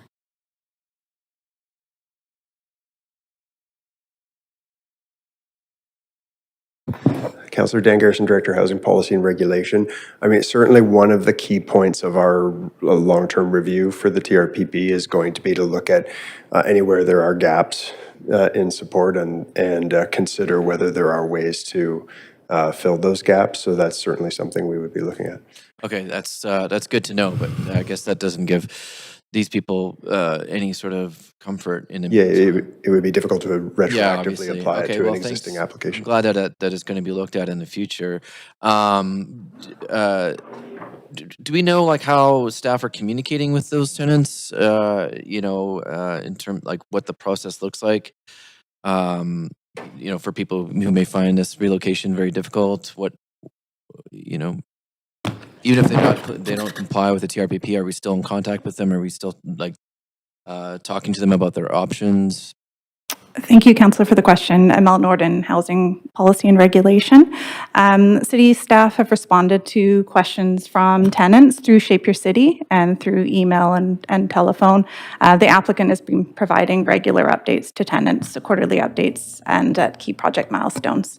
To answer the question. And then this is kind of probably a difficult question to answer on the spot, but I mean, what percentage of new rental units would be affordable to households earning Vancouver's median renter income?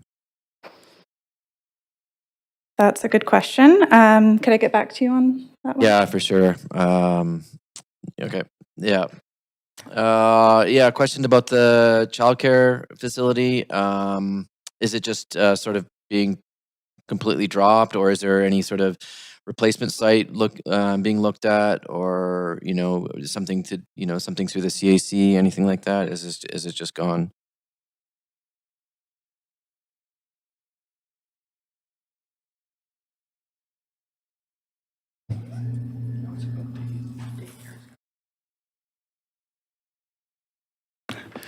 Thank you for the question. If I understood that correctly, so if council were to consider this proposal and approve it, and if the applicant were to move forward with enactment, the daycare would no longer be at this location. We'd have to look for other locations within the Cambie corridor to locate additional daycare.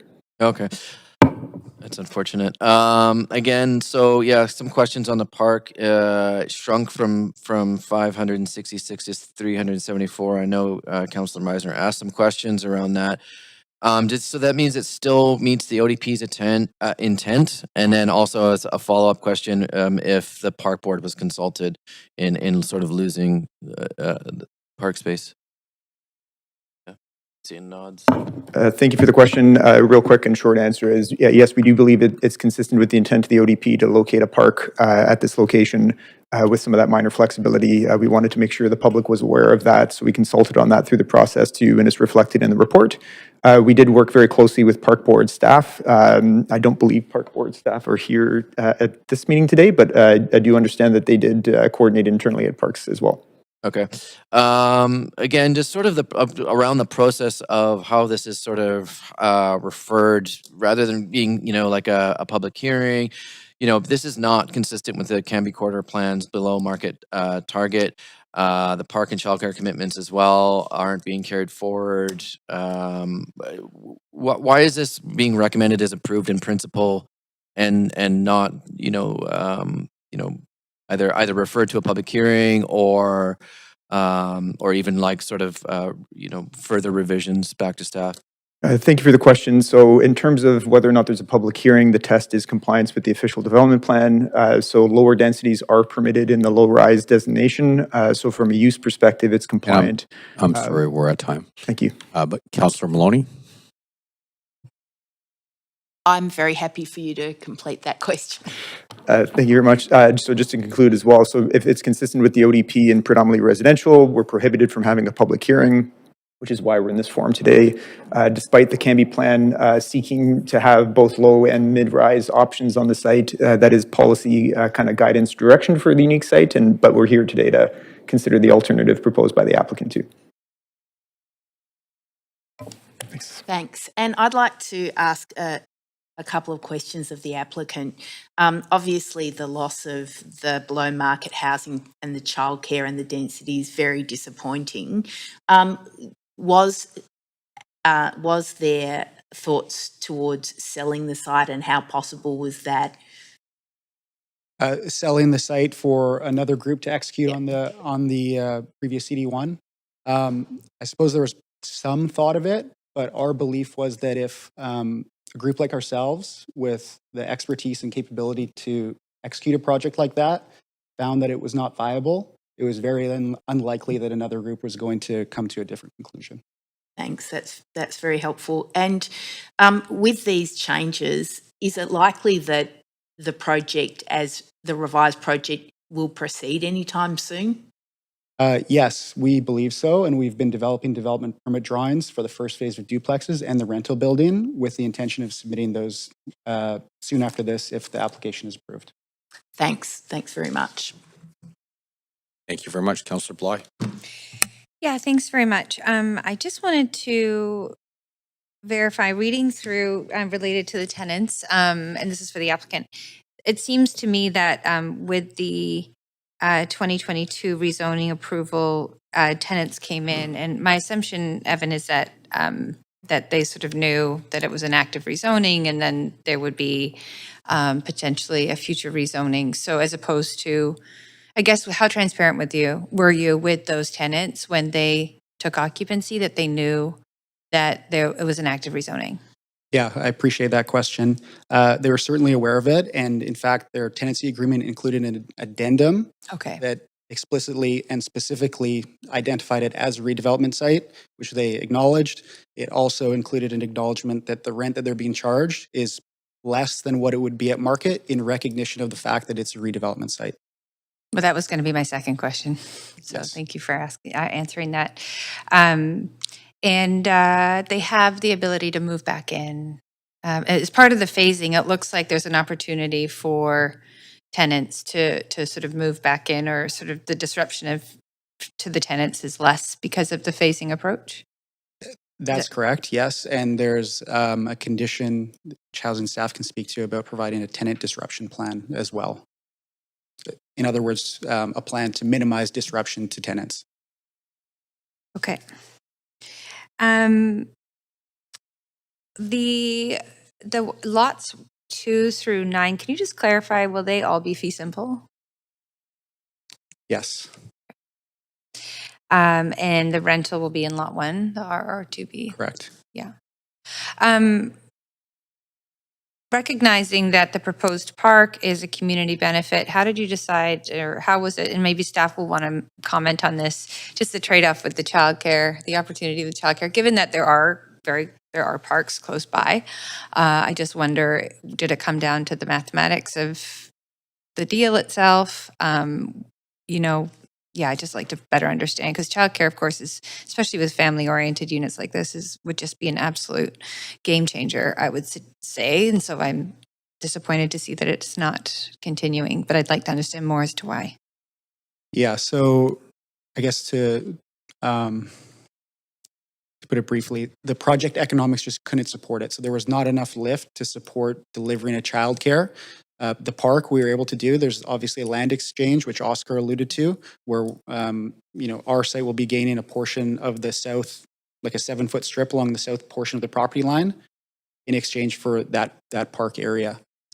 Okay, can I hear from staff as well in terms of how council can continue to focus and target for childcare, and what would have been required on this site? Hypothetically, we can, I'm okay to sort of speak in general terms, but I just want to understand, because, there's a trade-off here, and it's a decision to be made, and we do have the ability to ask for childcare, but we just need to know what the ask would actually be.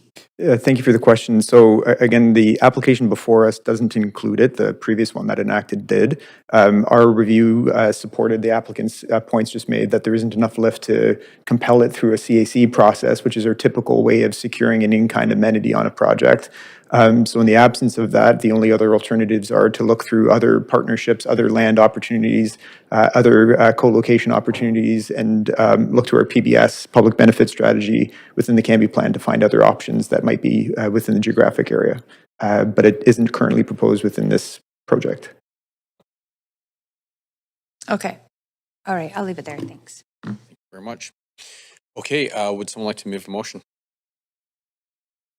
Councillor Clausen, thank you. Councillor Dominato seconded. Council, is there any discussion? Councillor Bly? Yeah, thanks very much. I appreciate sort of the process that has been undertaken by our staff and the applicant over many years to get to this point. I'll just speak very briefly on it. I think it's the kind of density that we are looking for in this area, dental density, as well as the rental opportunity in the on the RR2B lot or lot 1 with the RR2B. I'm going to support this. I think that the tenant disruption is definitely worthy of consideration. I do feel comfortable that there has been enough done at this point, and I hope that through the phasing, the tenant's disruption will be managed. You know, I don't think it can be understated. We know that our city is lacking rental housing. We know that increasing rental housing allows tenants to have more options. At this time in 2022, there wasn't a lot of rental housing. There is a lot more now, and but it's whether or not it's affordable. And so I can appreciate that the tenants themselves here likely had to make their own personal decision about whether or not to take less expensive rent, deeper affordability with a shorter term window in terms of how long they would be able to stay there. And those conversations and considerations, I think, are individual choices and circumstances. So that, I think, is a considerable difference. We talked about a project yesterday that had massive tenant disruption with no heads up, and it's a very different situation. So I feel comfortable supporting this, but I'll just say for the record that I think that we need to be figuring out how to make sure that there is enough lift to deliver childcare. We just are going to suffer greatly in our city if we continue to increase housing without an accommodation for some sort of childcare. And where the opportunity comes is in partnering with the province to deliver $10 a day childcare. And the more spaces we have available for publicly supported childcare as opposed to privately owned and operated, then we have a plan in place. And again, I think that there's a strong economic imperative to provide affordable childcare in the long-term vision for our city. And so I'll continue to raise that. Should I continue to get the chance? So I am happy to support this project today and appreciate the work that's gone into making it happen, and recognizing that tenants need to be supported as human beings, families that are dealing with disruption, and I ask and trust that will be the approach that's taken. So I'm happy to support this today. Thanks. Thank you. Councillor Kirby-Young? Thanks, Mayor. I do think that we don't often get sort of a proposal that comes forward that asks for reduced density, but I will say what I do like about this proposal, it's refreshing, I think, for people to see a mix of tenures on the site and a mix of building forms. And I think that makes for an interesting city, and I think it's what people are looking for in addition to sort of tower fatigue, if I can call it that, to be able to see some diverse choices and some ground-oriented housing, and it's great to have sort of rental and ownership options alongside. I actually do really support the fact that the public amenity that was retained was the park in terms of the green space, because, and while it may be a bit smaller, I think it's really important that people have room to breathe in an increasingly densifying city. And we hear that a lot. And so, yes, we need larger sort of parks that do a lot of hard work. And, you know, you have your larger ones where people can go and play ball and do other things, but sometimes they just want a quiet space to kind of take a break, take a minute, and having those sort of smaller footprint or pocket parks are very much valued. There's another one not too far from here that the city had advanced as well in conjunction with a bike lane, and it used to be a single family home. And these things are loved and used in the respective neighborhoods. So for me, I think that's an important one. That's the one amenity that the city can secure on our own. I think we have refocused our childcare policy in terms of looking at what the city can enable realistically within the economic constraints. And we've done a lot, this council, in terms of advancing that and moving regulations forward. But we also recognize that we need to focus on sort of a lot of the livability issues and the key amenities in neighborhoods. So I think for me that this landed on the right amenity. I'm really happy to see that piece. And I do appreciate the clarity that the tenants that have moved in have done so with eyes wide open in terms of sort of choosing that particular living situation at that point in time.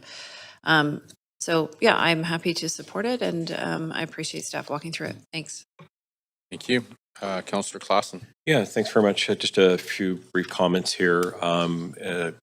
So, we realize that this project has come back, and there has had I think some practical decisions needed to be made. And as Councillor Kirby-Young says, the mix of building forms, I think, will really lend itself very well to this area. I actually really love the fact that the park will be along Laurel Street at 19th. The first home my wife and I purchased was about 2 blocks away from here. I remember when our daughter was first born, when she was a little cranky, we had to do late night walks with the baby stroller around Douglas Park, and it would be down Laurel Street, and it was a nice leisurely stroll down there. And I think that this will be a really great fit for this area. We're talking about building stock there that is, about 3/4 of a century old. So it was time for some renewal there. There has been attention to tenant displacement, which I think is obviously non-negotiable for this council.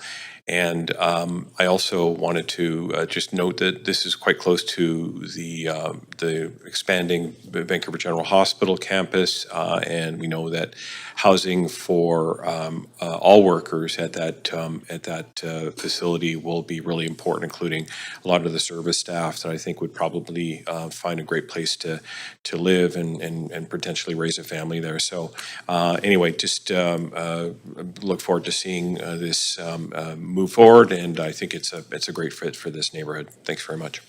Thank you, Councillor Orr. Yeah, thanks. I was just wondering if staff had an answer on the question around if for median income, if they can afford the market rental units in this building. Yes, thank you for the opportunity to look into your question, Councillor Mel Norden, Housing Policy and Regulation. So based on 2025 rental data, average market rents in the west side of the city where the site's located are between $2,000 for a studio and up to $4,800 for a 3-bedroom unit. This serves incomes between approximately $80,000 to $195,000 gross household income. Median renter household incomes based on 2021 census data citywide are between $40,000 for individuals to $162,000 for families. I will also note that eligible tenants have the right to return of their existing rents. Thanks so much. Councillor Maloney. Yeah, it is persuasive to me that we face a choice of having a variety of low-rise family housing or no housing at all here, realistically. And it is extremely disappointing to lose the childcare. And the reality appears to be that no matter how we vote on this, there is no possibility of childcare, and the city needs to do everything it can to make sure that we are facilitating as much childcare as possible, because there's a desperate need. And unfortunately, this is so disappointing because the principal way we get new childcare spaces for families in Vancouver is through new developments. So this is a real blow, but I'm going to support it because I do want to see family housing built on this site rather than no development at all. And that's a choice that we face here. Thank you very much. Seeing no one else in the queue, I'm going to call the vote. If we can please go to the voting panel.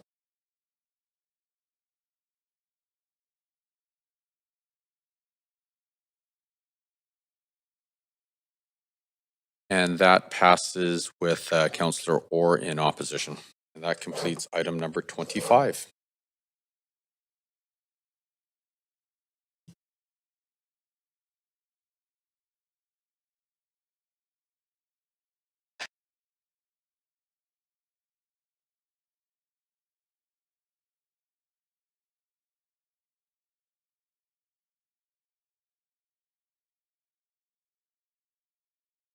Okay, we will now move on to item 26 or 26. Closure and exchange of portions of road adjacent to 961 West 19th Avenue. Before we begin this agenda item, if anyone believes they have a conflict of interest, now is the time to declare it. Does anyone have a conflict of interest to disclose? This item does not have a team member presentation. Council has 5 minutes to ask questions of team members.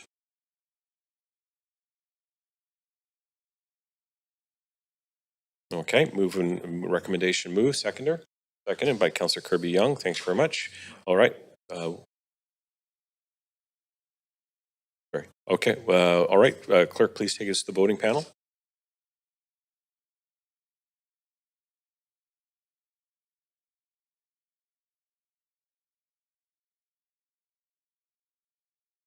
And Mayor is absent for this vote. Councillor Fry? There you go. Okay, very good. Okay, so that passes with Councillor Orr in opposition. All right. Let me get my notes here. Are we going back to 18? Okay, we are going back to Report 18, CD1 rezoning 8427 to 8483 Canby Street. This item was held by Councillor Orr. Before we begin this agenda item, if anyone believes they have a conflict of interest, now is the time to declare it. Does anyone have a conflict of interest to disclose? This item has a presentation. We have team members here to present the item, unless, of course, Council chooses not to see the presentation.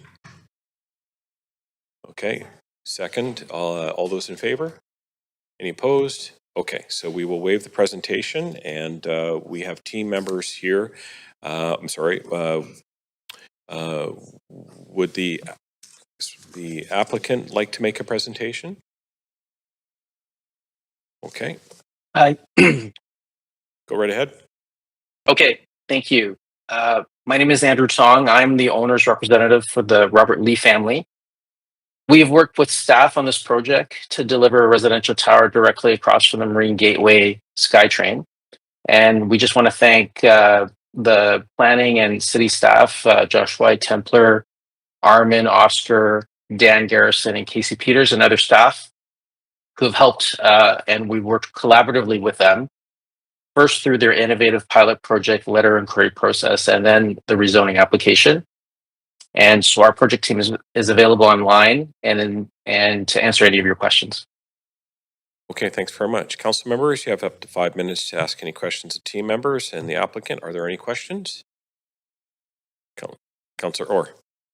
Thank you. Yeah, similar to the previous sort of sites that we talked about on Canby, this is a growing area, and you know, it's a big development. I just want a little bit of clarity around reducing the amount of units. You know, that it doesn't sort of fit the 20%. It's actually only 17%. Just walk me through sort of some of those difficulties to delivering the full 20% in terms of social housing delivery, I guess. And yeah, I really just want some more sort of insight into the 17% versus 20.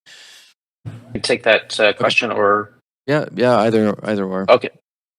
Okay, so maybe I'll start in if staff have further comments. So we did do an extensive review with real estate finance and planning, which confirmed that the project was not financially viable at 20% social housing. Even under the current conditions, neither 17% or 20% is financially viable. 17% was proposed as a better fit for the design floor plate so that we could stay within the 5-story podium. However, market conditions, including construction costs, need to improve before the project is actually financially viable. Okay, staff, if you have anything to, this is kind of the same. Second the comment from the applicant here, and also offer the floor to anybody of my other team members if they want to speak. No, I think that's good. Thank you. That's all my question. Thanks very much. Okay, seeing no, moved by and seconded by Councillor Bly. Okay, clerk, sorry? Councillor, yeah. All right. Okay, here we go. take us to the voting panel, please, clerk.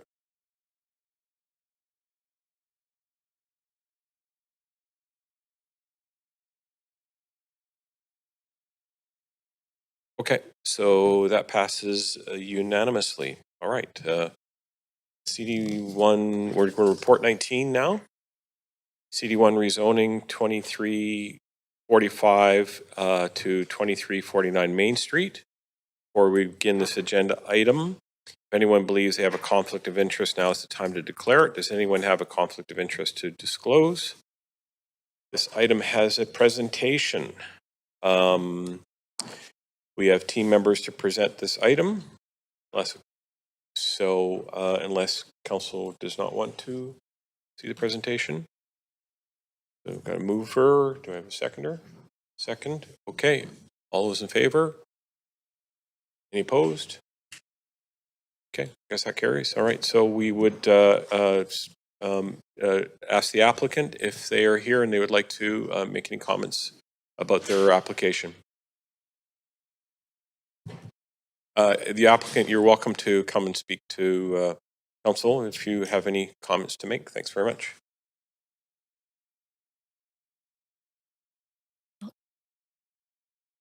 Good morning. Good morning, Council. My name is Chan Hon Go, and I'm the General and Artistic Director of Go Ballet Academy. Since 1978, my parents began this academy with the goal of offering world-class dance training for students of all ages and backgrounds. Since establishing ourselves, we have grown to produce generations of local and international dancers who have garnered global awards and contributed to Vancouver for being a city that produces exceptional dancers. I'm here today to talk about our rezoning application, a project that serves Vancouver. For nearly 50 years now, we have expanded on our offering, and our reputation draws in students from not just Vancouver, but from around the world. We now train 600 students in our after-school and diploma programs and over 200 adult students weekly. Next year, we anticipate about 100 new student applications. I'm also here speaking on their behalf. We have a need. We have a need to expand our studios and performance space to accommodate more students. We have found that our greatest barrier for future growth is actually the lack of student housing. I hear from our students and their families time and time again that they can't find suitable accommodation in Vancouver. And we have had many promising talents opt to train and live elsewhere because of this student housing crisis. This issue affects more than just our students. The need is widespread in Vancouver. I'm requesting your approval for Go Ballet to respond to that need. Today, you're not being asked whether every technical detail has been resolved. You're being asked whether the overall public benefit justifies approval for this rezoning application. After 5 years of planning, consultation, and refinement, I sincerely believe that it does. I'm also told by my team of consultants who are experts in real estate that we can resolve outstanding technical issues at the DP stage and that this is common practice. This project serves Vancouver. Go Ballet is a key cultural institution and one that puts the city on the map for world-class dance training and performance. Our students come from throughout Metro Vancouver, across Canada, and internationally, contributing to our local economy and cultural life. This proposal is about ensuring that this contribution continues for generations to come. This project advances Council's priorities. Our proposal directly supports many of Council's long-standing priorities, such as housing close to rapid transit, heritage preservation, arts and culture, education, student housing, affordability, transit-oriented development, neighborhood vitality. Few sites are better positioned to support these objectives other than our location, which is on the corner of East 8th and Main. After 5 years, this application deserves resolution. Our application has been in process for 5 years. During that time, we've continued to work collaboratively with city staff, responding to evolving policies, revising the proposal, and addressing concerns. However, another referral does not create greater certainty or provide a clearer path forward for approval. At some point, continued study becomes a barrier rather than good planning. A referral is not a neutral decision.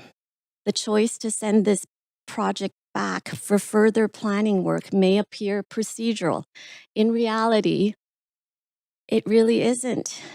It would delay 315 student housing units, delay restoration of an important heritage building, delay expansion of one of Vancouver's leading cultural institutions, increased the construction costs, create continued uncertainty, place the future of this project at considerable risk. Council, you're not deciding whether to wait, you're deciding whether this project has a chance to succeed. And in staff's report, it actually recognizes many of this project's public benefits. So respectfully, these public benefits warrant significant weight on council's decision. Let me point out, please, the heritage preservation. We're committed to preserving the historic Royal Bank building, even though it is not legally designated heritage. This commitment unanimously was supported by Vancouver Heritage Commission. And we all know that heritage, once lost, cannot be recreated. This project secures its long-term future. And we all know that Vancouver has an urgent need for student housing. This need is not only for public universities, but for students attending cultural and other educational institutions. Our proposal will be secured through a housing agreement and a registered covenant. It creates housing specifically for students, not only for Go Ballet students, but for other students in our city. This places students beside rapid transit, places students close to institutions, including Emily Carr, SFU, UBC, and many others. So I would like to mention that student housing should be evaluated as student housing. Students have different housing needs. After 48 years of supporting and educating students, we feel we can recognize and speak to this. I would also like to quickly mention that we're fully accredited. We're accredited institution through BC Ministry of Post-Secondary Education and Future Skills, and we meet the standards required for EQA, Education Quality Assurance. We know that students, they prioritize affordability, transit, proximity to education, safety, community. The proposed minimum unit size of 270 square feet, it reflects successful student housing models. It is larger than many units offered at UBC and SFU, which are closer to the range of 150 to 200 square feet. It helps maintain affordable rent. Increasing unit sizes would reduce the number of student homes while making them less affordable. I would also like to say that I've not heard from any of our families or students wanting or expressing a desire for private balconies. Students prioritize safety, location, and shared amenities for gatherings. This is what our project offers. Balcony requirements that are foisted on this project will increase construction costs and also reduce the rental affordability of these units. Our project is financially necessary. The requested density is not a design preference. This is the financial mechanism that makes this project possible. Without it, the seismic upgrade cannot be funded. The heritage restoration, which will cost at a minimum of $10 million, cannot be funded. The 3 levels of underground academy space cannot be delivered. The expansion of Go Ballet will no longer be viable. So we know that a 6-story building can't support all these public benefits. This project already has a path to approval. Although staff recommended refusal, they've also prepared a draft CD1 bylaw and conditions of approval. This demonstrates there's already a framework through which council can approve this application. And one of the other points that was brought up was land assembly, but land assembly should not prevent good planning. There was recommendation from staff that we should try for future land assembly. Well, respectfully, land assembly is outside of Go Ballet's control. Neighboring owners may never sell. We've talked to them. Planning decisions should not depend upon circumstances an applicant can't influence. Our location is logically the location for density. The site is uniquely suited for higher density because it's a corner site. It fronts 2 public streets, Main and East 8. The benefits for permanent access to light and air. It provides side street servicing opportunities which will reduce impact on Main Street. It should not be evaluated as though it were a constrained mid-block site. We feel that this project is being held at an exceptionally high standard. I respectfully ask whether this project is being evaluated against standards that very few projects could ever satisfy. If every technical issue, every operational detail, every future scenario had to be fully resolved before rezoning, very few significant projects in Vancouver would ever receive approval. Cities are not built by waiting for certainty. They're built by making thoughtful decisions while allowing technical matters to continue through established approval processes. So, nearly 50 years ago, my parents chose Vancouver and believed that this city values education, culture, and opportunity. This belief has shaped generations of young people. Today, Council has the opportunity to ensure that contribution continues for another 50 years. This decision is about the kind of city that Vancouver chooses to be. A city that preserves heritage, a city that invests in young people, a city that supports arts and culture, a city that creates innovative housing solutions, a city that is prepared to exercise leadership when exceptional public benefit is before it. For these reasons, I'm asking Council to approve our rezoning application. Thank you. I would like to also ask our Director of Development, Mabod, to say a few words. Thank you. Okay, let's, Thank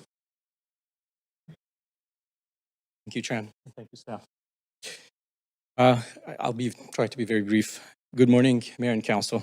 Thank you for your time and for considering our application today.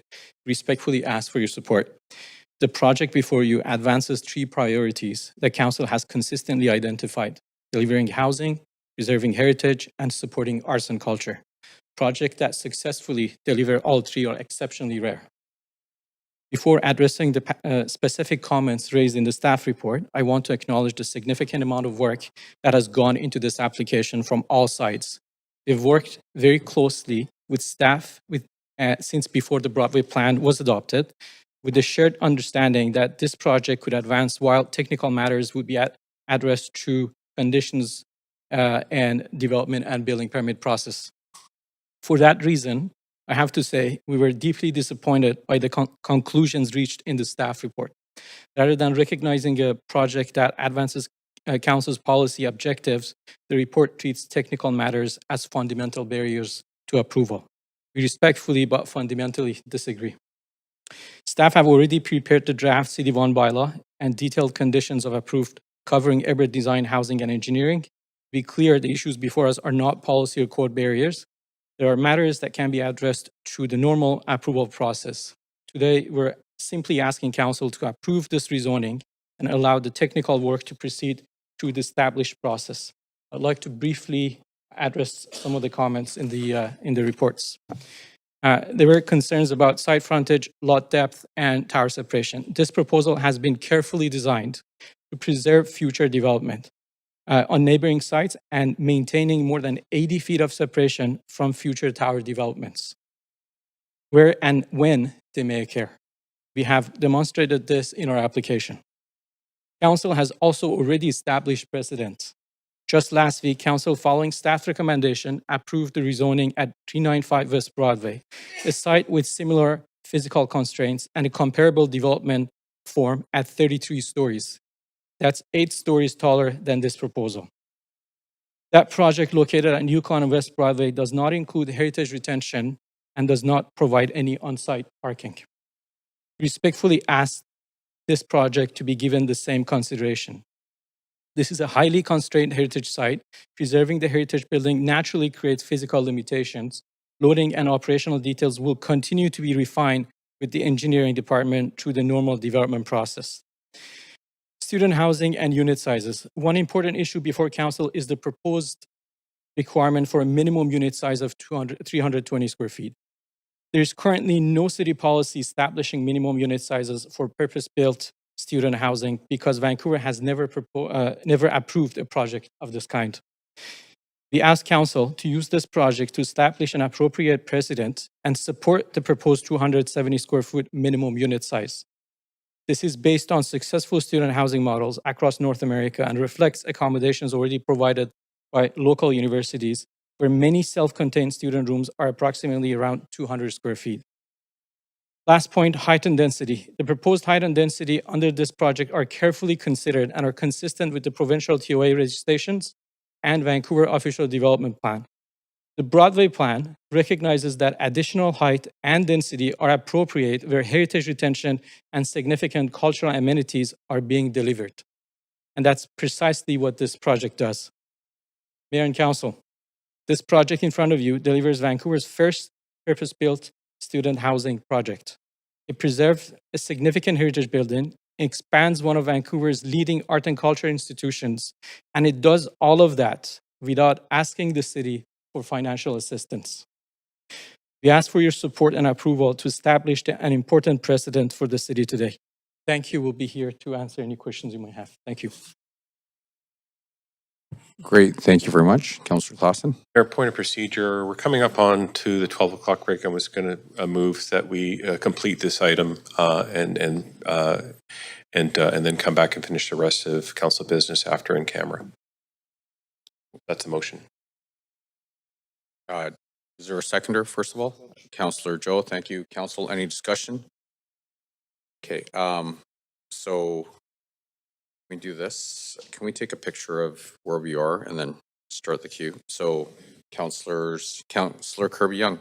Yeah, I have a question. Can you just advise, Mayor, what that would mean in terms of the start time for in-camera, whether council will get a break or not at lunch? I know apparently we have to reconvene from yesterday, so I'm just looking for what the trajectory looks like.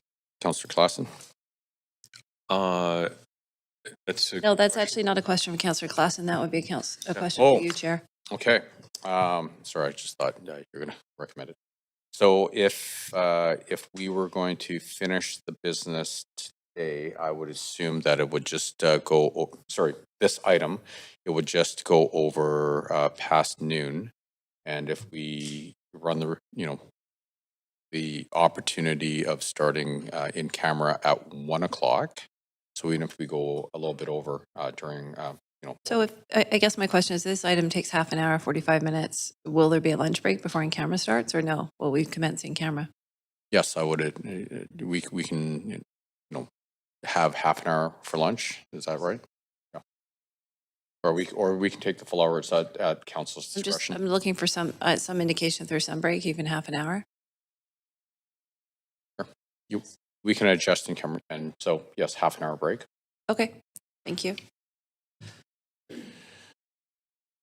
Okay. Any other discussion, Councillor Meisner? Yeah, thanks. I'd support half an hour for lunch, but obviously, if people have concerns about that, I want to hear from them. But when would we come back from in camera? Do we have a specific time that we would come back to the chamber? That's what I'd like to know. I would assume that we could cover off the business in camera in approximately 1 hour. So wherever this goes to, take a half hour for lunch, go in camera, and then provide 1 hour for in camera, and then show it back here after that 1 hour. So we could come back conceivably here at 2 p.m.? Okay, that would be great. Yes, if we finish this item by 12:30. Okay, I'm just trying to avoid a situation where in camera finishes relatively quickly and then we're kind of waiting for a couple hours to return to council business. The other alternative is just putting it out there. We could finish the business here, all of it, and then go take a lunch break, then go in camera. I would prefer that personally.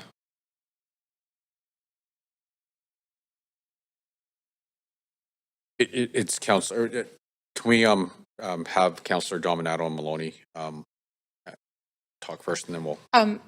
Thanks, Mayor. I was just wanting to clarify the motion on the floor from Councillor Clausen was to extend past noon to complete this item. Is that the motion? Okay. Okay. And then I heard the discussion around sort of navigating lunch and in camera. I'm not clear how much. I don't know how much more business we have if we could extend through lunch to complete the agenda as you're suggesting, Mayor. I would support that, but I don't know how many people have questions to this item and comments on. It's looking a little long, guys. Like we got 4 or 5 speakers on Okay. this one. We've got another item. Okay, then I will support extending bylaws past 12 noon to complete this item. Finish this item. And then With we'll a- make the call on how long we get breaks after we finish this item. So, yeah, so just to complete that thought, I would support extending past 12 noon to complete this item and to have a shortened lunch break of 30 minutes and move into in-camera following that. And I was just informed as well. In camera may take more than an hour. Oh, okay. Okay, Councillor Thank you. Maloney. I am very happy to keep going to finish this item and have a shortened lunch break and then go into in camera. But I would like a set time, please, to come back. I think it's too ambitious to assume that in camera is going to be short, and I would like to set 3 o'clock as the return time. I know we're all very keen to finish up, but I think we need to be realistic about how long things are going to take. Thank you. So, Councillor Clausen, can you just reaffirm your motion on? We will complete this item, take a 30-minute, so the motion is to complete this item and then go to lunch. But I think we have an agreed upon 30-minute lunch break, and then we'll have in camera, and then we'll complete the item of council business after in camera. And it sounds like we'll probably need till about 3 o'clock. But let's finish this item, see what the times are, and then kind of do a timestamp on it at that. Okay. Thanks a lot. Okay, so that. Your worship, City Manager.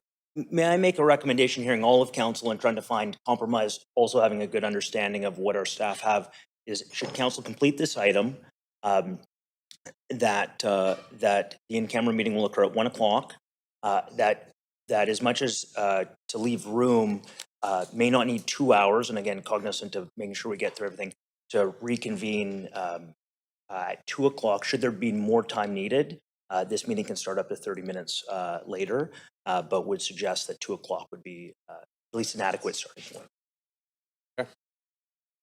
So is that as clear as clear can be?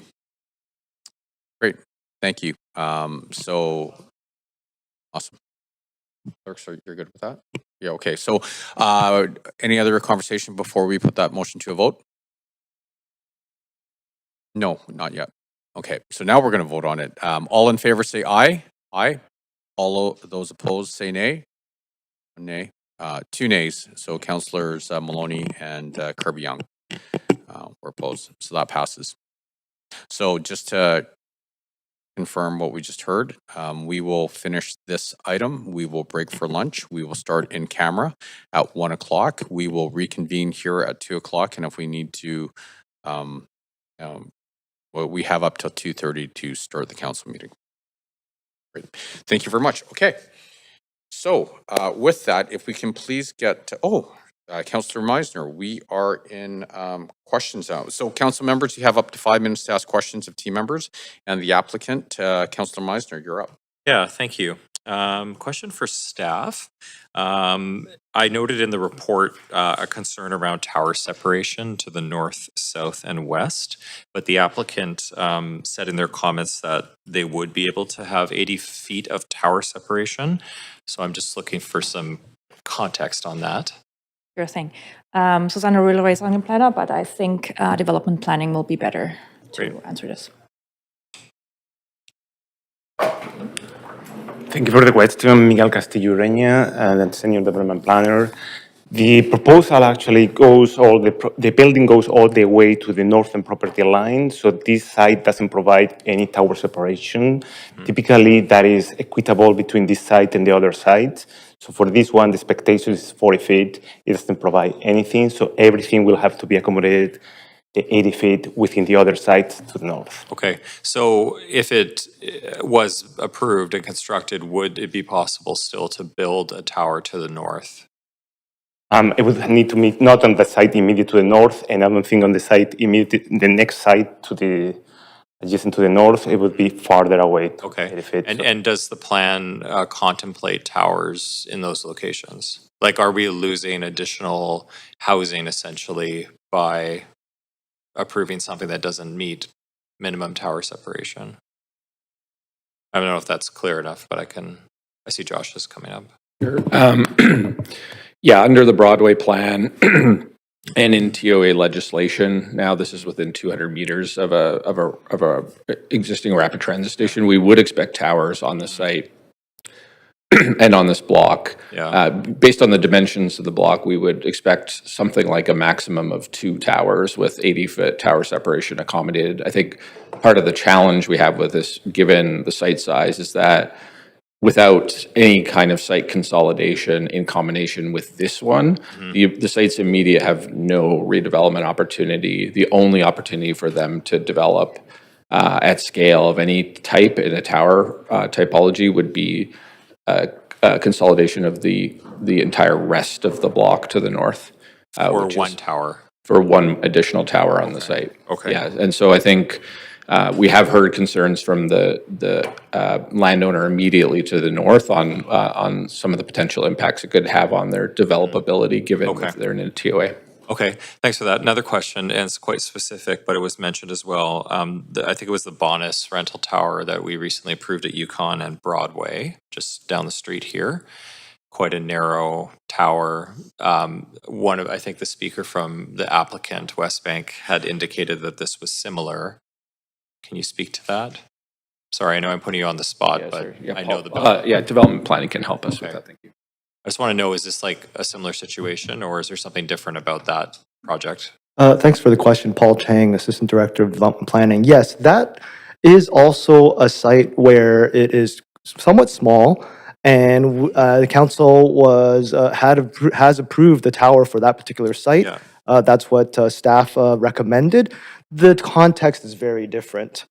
Due north of that particular site on West Broadway is industrial land, so we're not nearly as concerned about tower separation, a fine-grained residential typology for the public realm and for the neighboring sites in itself. So it's very, very different. So we allow things to fit when when it's up against industrial space and we're not necessarily as concerned about a very, very high grade of public realm. Yeah, okay. But thanks for explaining that, why that there was a different recommendation proposed for council there.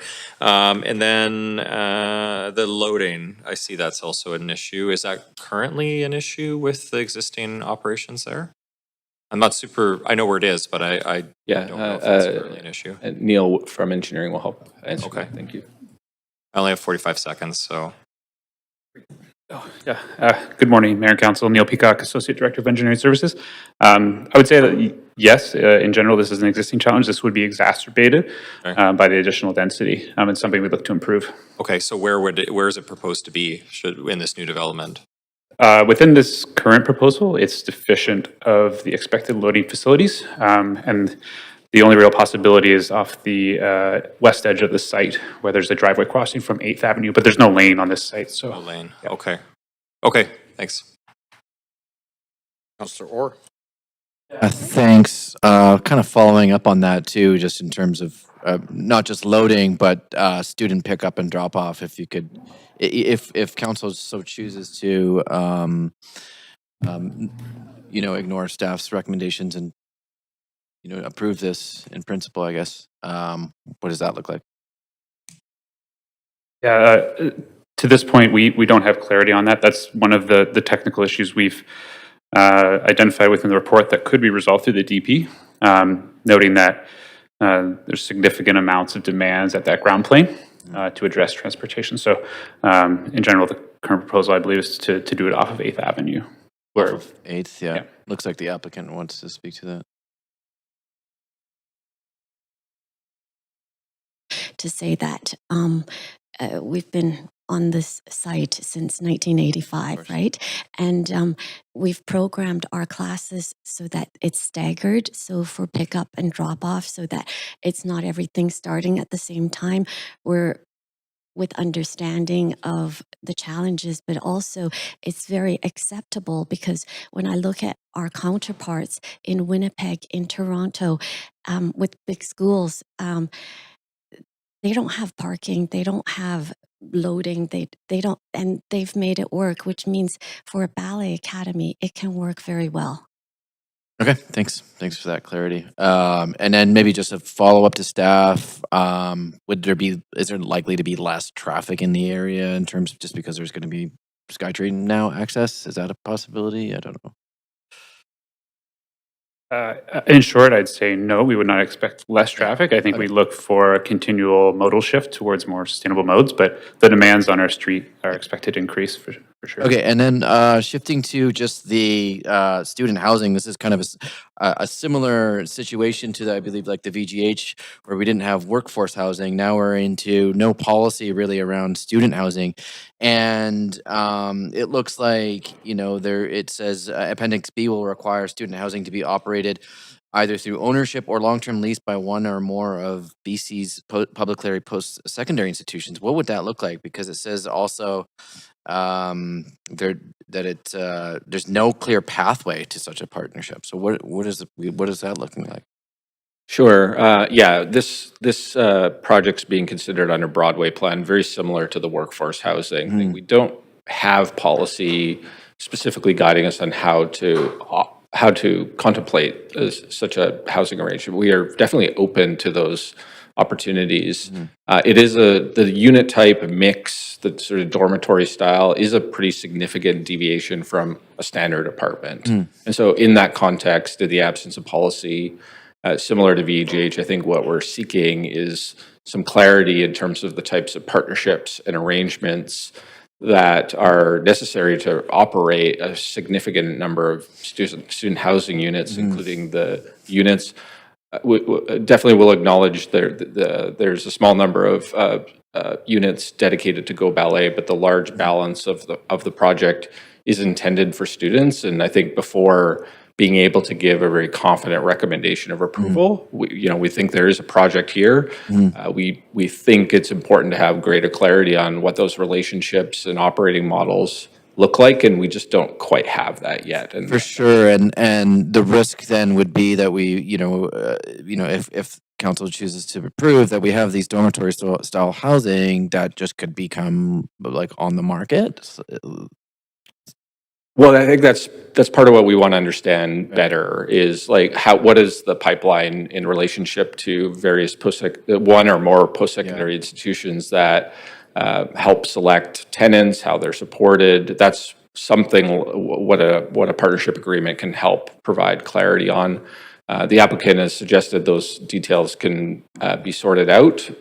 Staff is not quite comfortable strongly recommending approval until we have maybe a bit more information or details around how those relationships will work. Okay, it looks like the applicant wants to speak to this too. Thank you, Josh, and thank you for the question.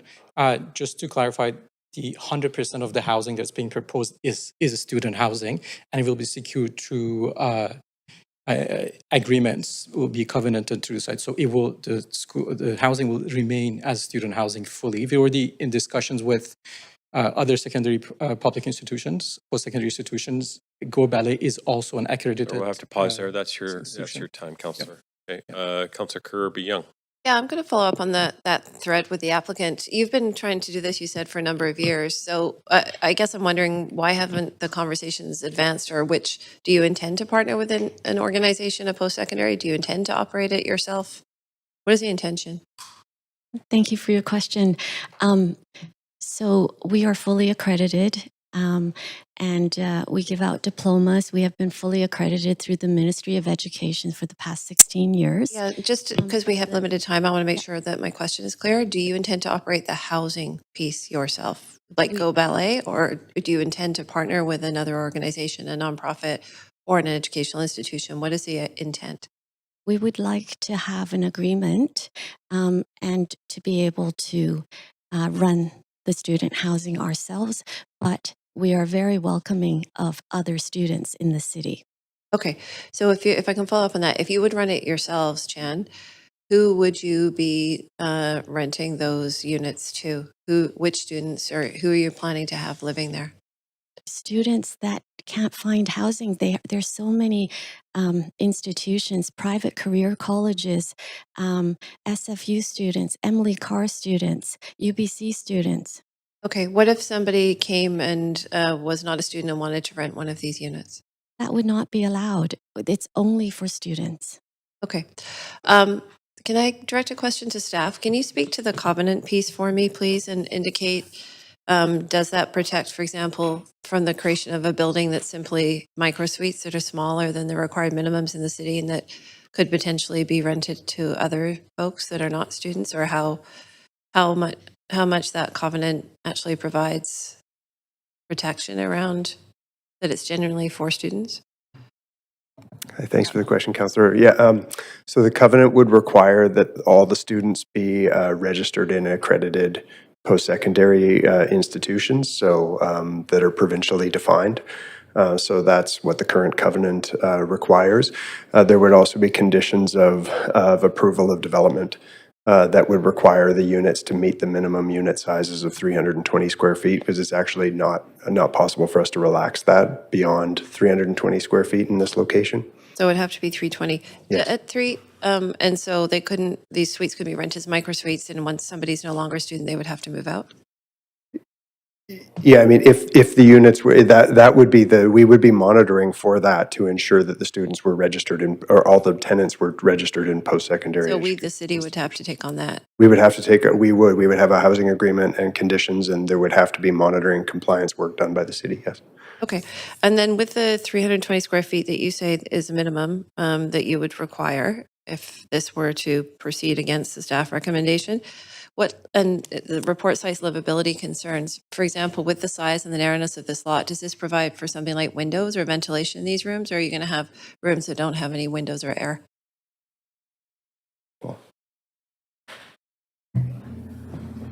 The size of the site is a little bit challenging, and you'll see that if the council should want to approve this, there are conditions about some design conditions where the design needs to change a little bit.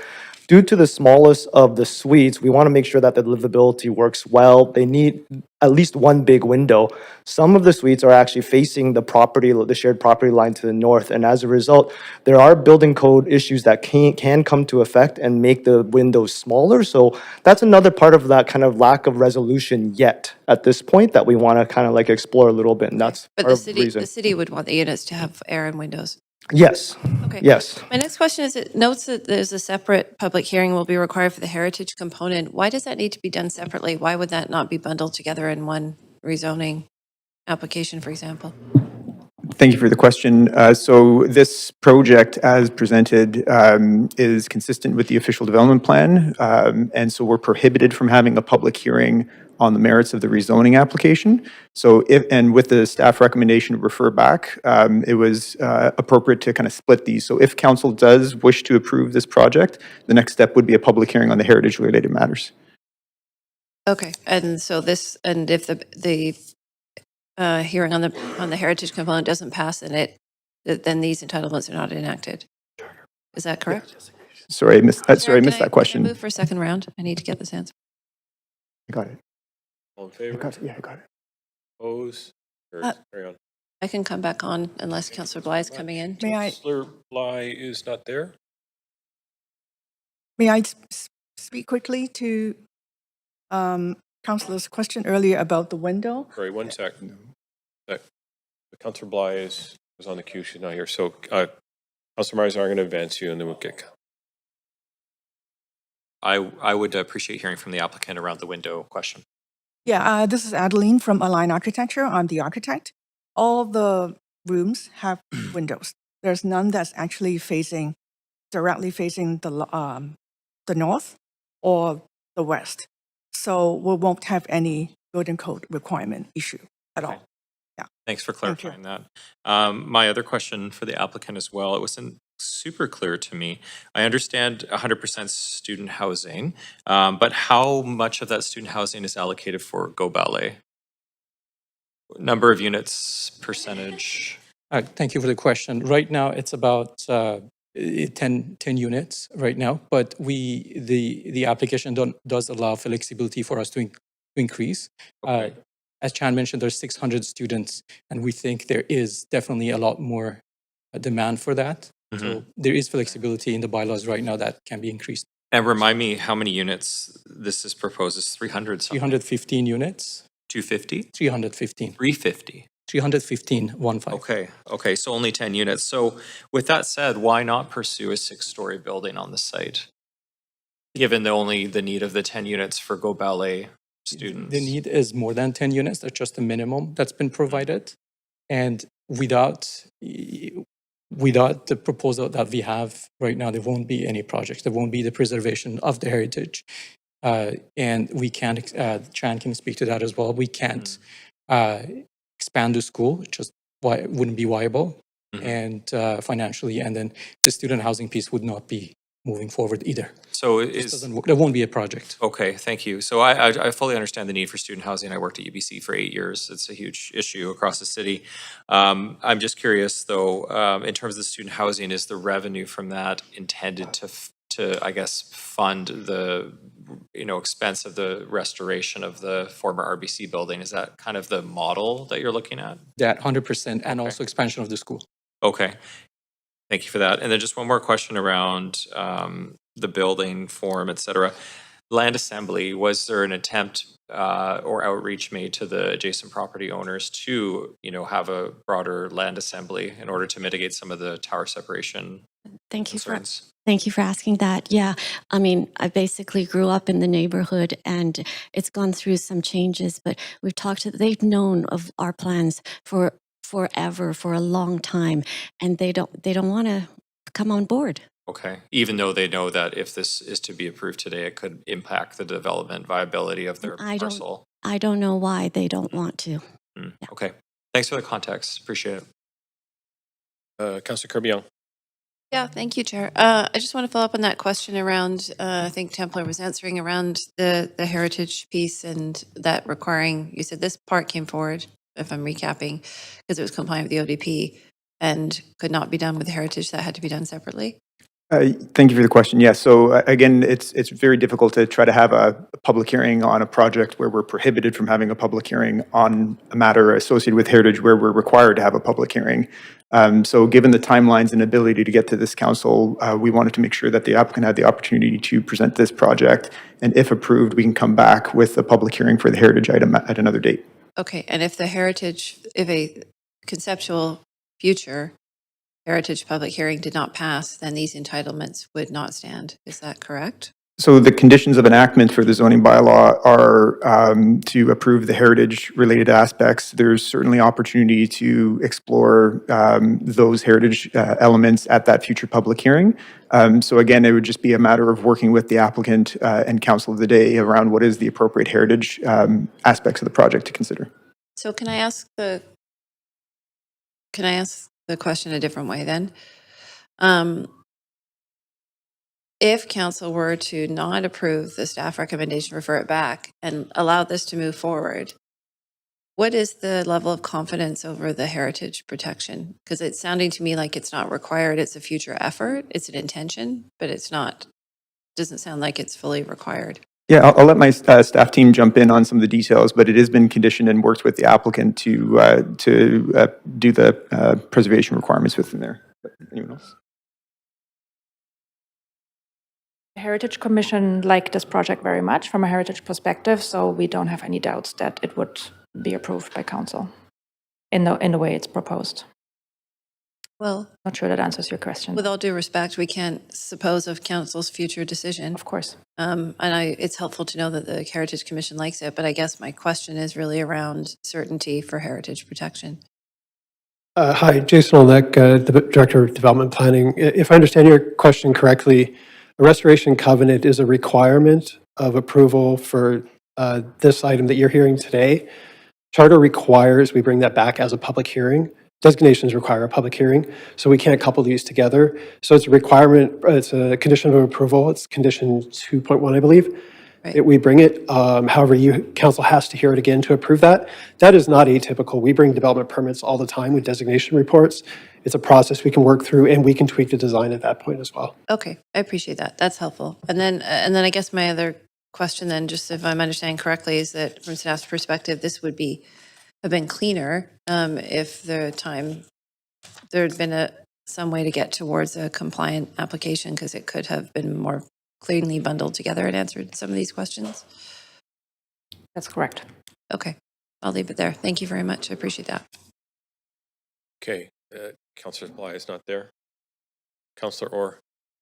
Yeah, thanks. I guess I have a question on the pricing of the student housing. I guess would be for the applicant. Would this be set by the university that you potentially would be working with, or would this be set by Go Ballet, or who would set this pricing?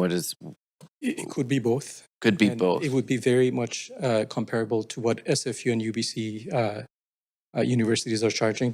Because these are student housing, they will be affordable by definition, and they will be, because of their size, and they will be very much comparable to UBC, SFU, and other public secondary institutions that have student housing. Okay, thanks. And can I get staff all to answer the same question, just in terms? I know that's probably a question for the applicant and why this is being referred, but just what options we have in terms of the city sort of stepping in there and requiring. I know you said there would be monitoring of the units, but yeah, housing policy and regulation can answer things. Yeah, I'm sorry, Councillor, could you just rephrase? The question is who sets the price? I mean, obviously and the applicant answered. Yes. What other policies are there? You know, for universities in regulating Okay, the price? so the post-secondary institution that was tenanting the units would set those rents, or we don't have affordability requirements in this project. The assumption would be that a post-secondary institution would be setting the rents at a rate that worked for their students, which is why there is a requirement for accredited post-secondary institutions to be managing those units. So okay, that makes sense. And then I guess just maybe another question around maybe legal. I don't know, like, weighing in on. I remember like early on in my term, there was a building. I think it was on West 7th, where there was a question around tower separation and future land assemblies limiting those property developers. I think there was also a question in the West End around like the sort of first come first serve kind of principle. Can you give us some further clarity on sort of handcuffing those landowners in the future, and does this set the city up for any kind of liability? Thank you for the question. So again, just for some context, the Broadway plan actually only contemplated 6 stories in here in this area to preserve the kind of village heritage character as well. The reason towers are allowed here is because the TOA legislation came in, and that's been reflected in the ODP as a result.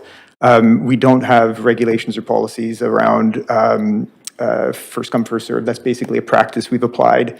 So it would be effectively our ability to weigh the merits of an application, bring those forward for council. That's often why we introduce tower separations and setback requirements to preserve those opportunities. You did hear earlier that there is still the ability to locate a tower elsewhere on this block. But having said that, again, this site is only 62 feet wide, where a typical tower is on a 100 to 150 foot site.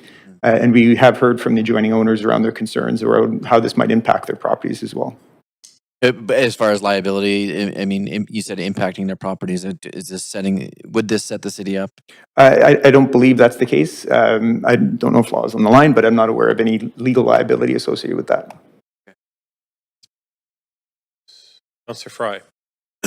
Yeah. Generally, on the subject of student housing, am I correct in that we don't actually define that anywhere in the city of Vancouver right now?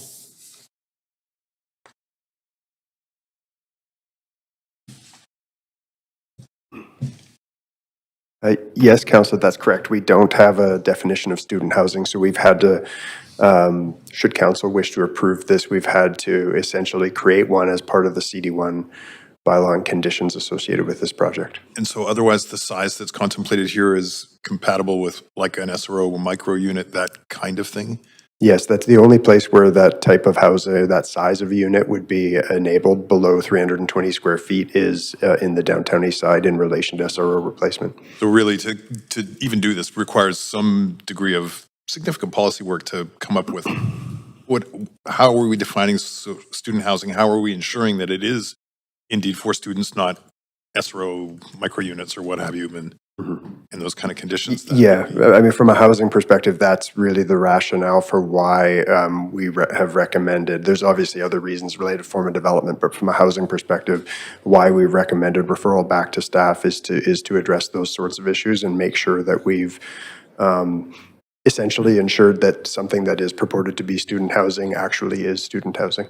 And do SROs, like as comparably, do they still have the same tenancy rights, like RTA kind of considerations? How would tenancy work in the concept of student housing, or is this again something that? Yeah, it's a good question. I'm not sure. I see the applicant is stepping up to the mic but here we have Annie Mobilis. Thanks, Annie Mobilis, Housing Policy and Regulation.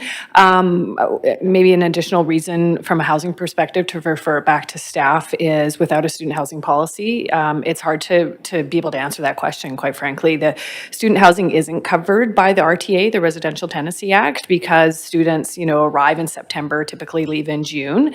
And so there's a different construct there around the management kind of operation of student housing. And we just don't have a view in on how we would regulate that at the city.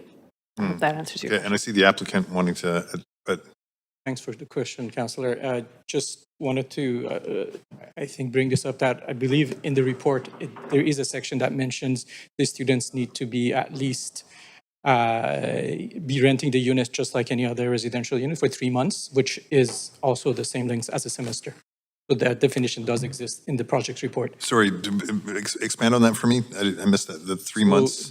I believe the housing reports, that has a section that says the tenants required to have a minimum 3 months lease, just like any other rental units. And that's also the length of a semester for students. So that 3 months is a minimum required. That's already part of the conditions. Right, but that doesn't necessarily apply the same tenancy It rights requires as the a same. regular renter? Does require this for the project, yes. That applies to the project. And I see.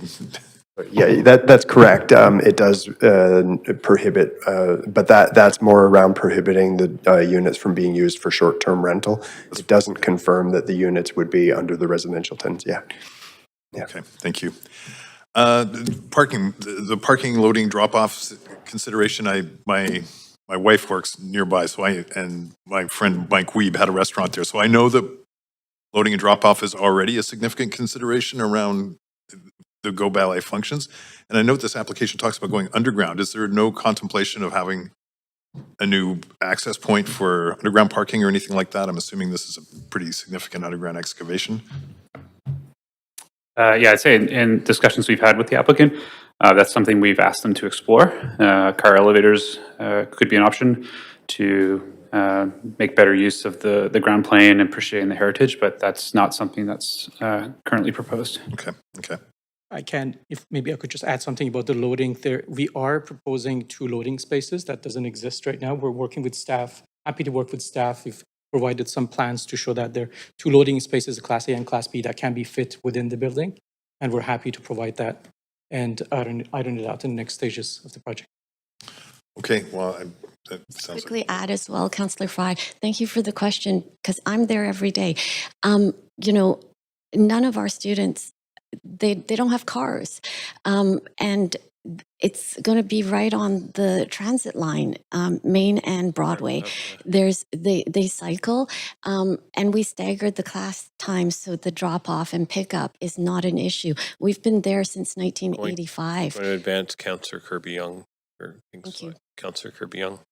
Yeah, thank you. I'll follow up on that because that was actually sort of my question. I appreciate students necessarily on transit in terms of folks that are living there, but I know that you're looking to increase capacity at the school with the restoration and capacity. So I have seen tons of parents dropping off kids, and I know it's compounded right now, the Broadway subway construction, but my heart is in my mouth every time I see it because you see these beautiful young aspiring ballet students and they are darting in and out across that street. So I guess my question maybe it's for staff is what happens, because you're still going to, and also for the applicant, you're still going to have more students coming in and out there, and these are young folks, right?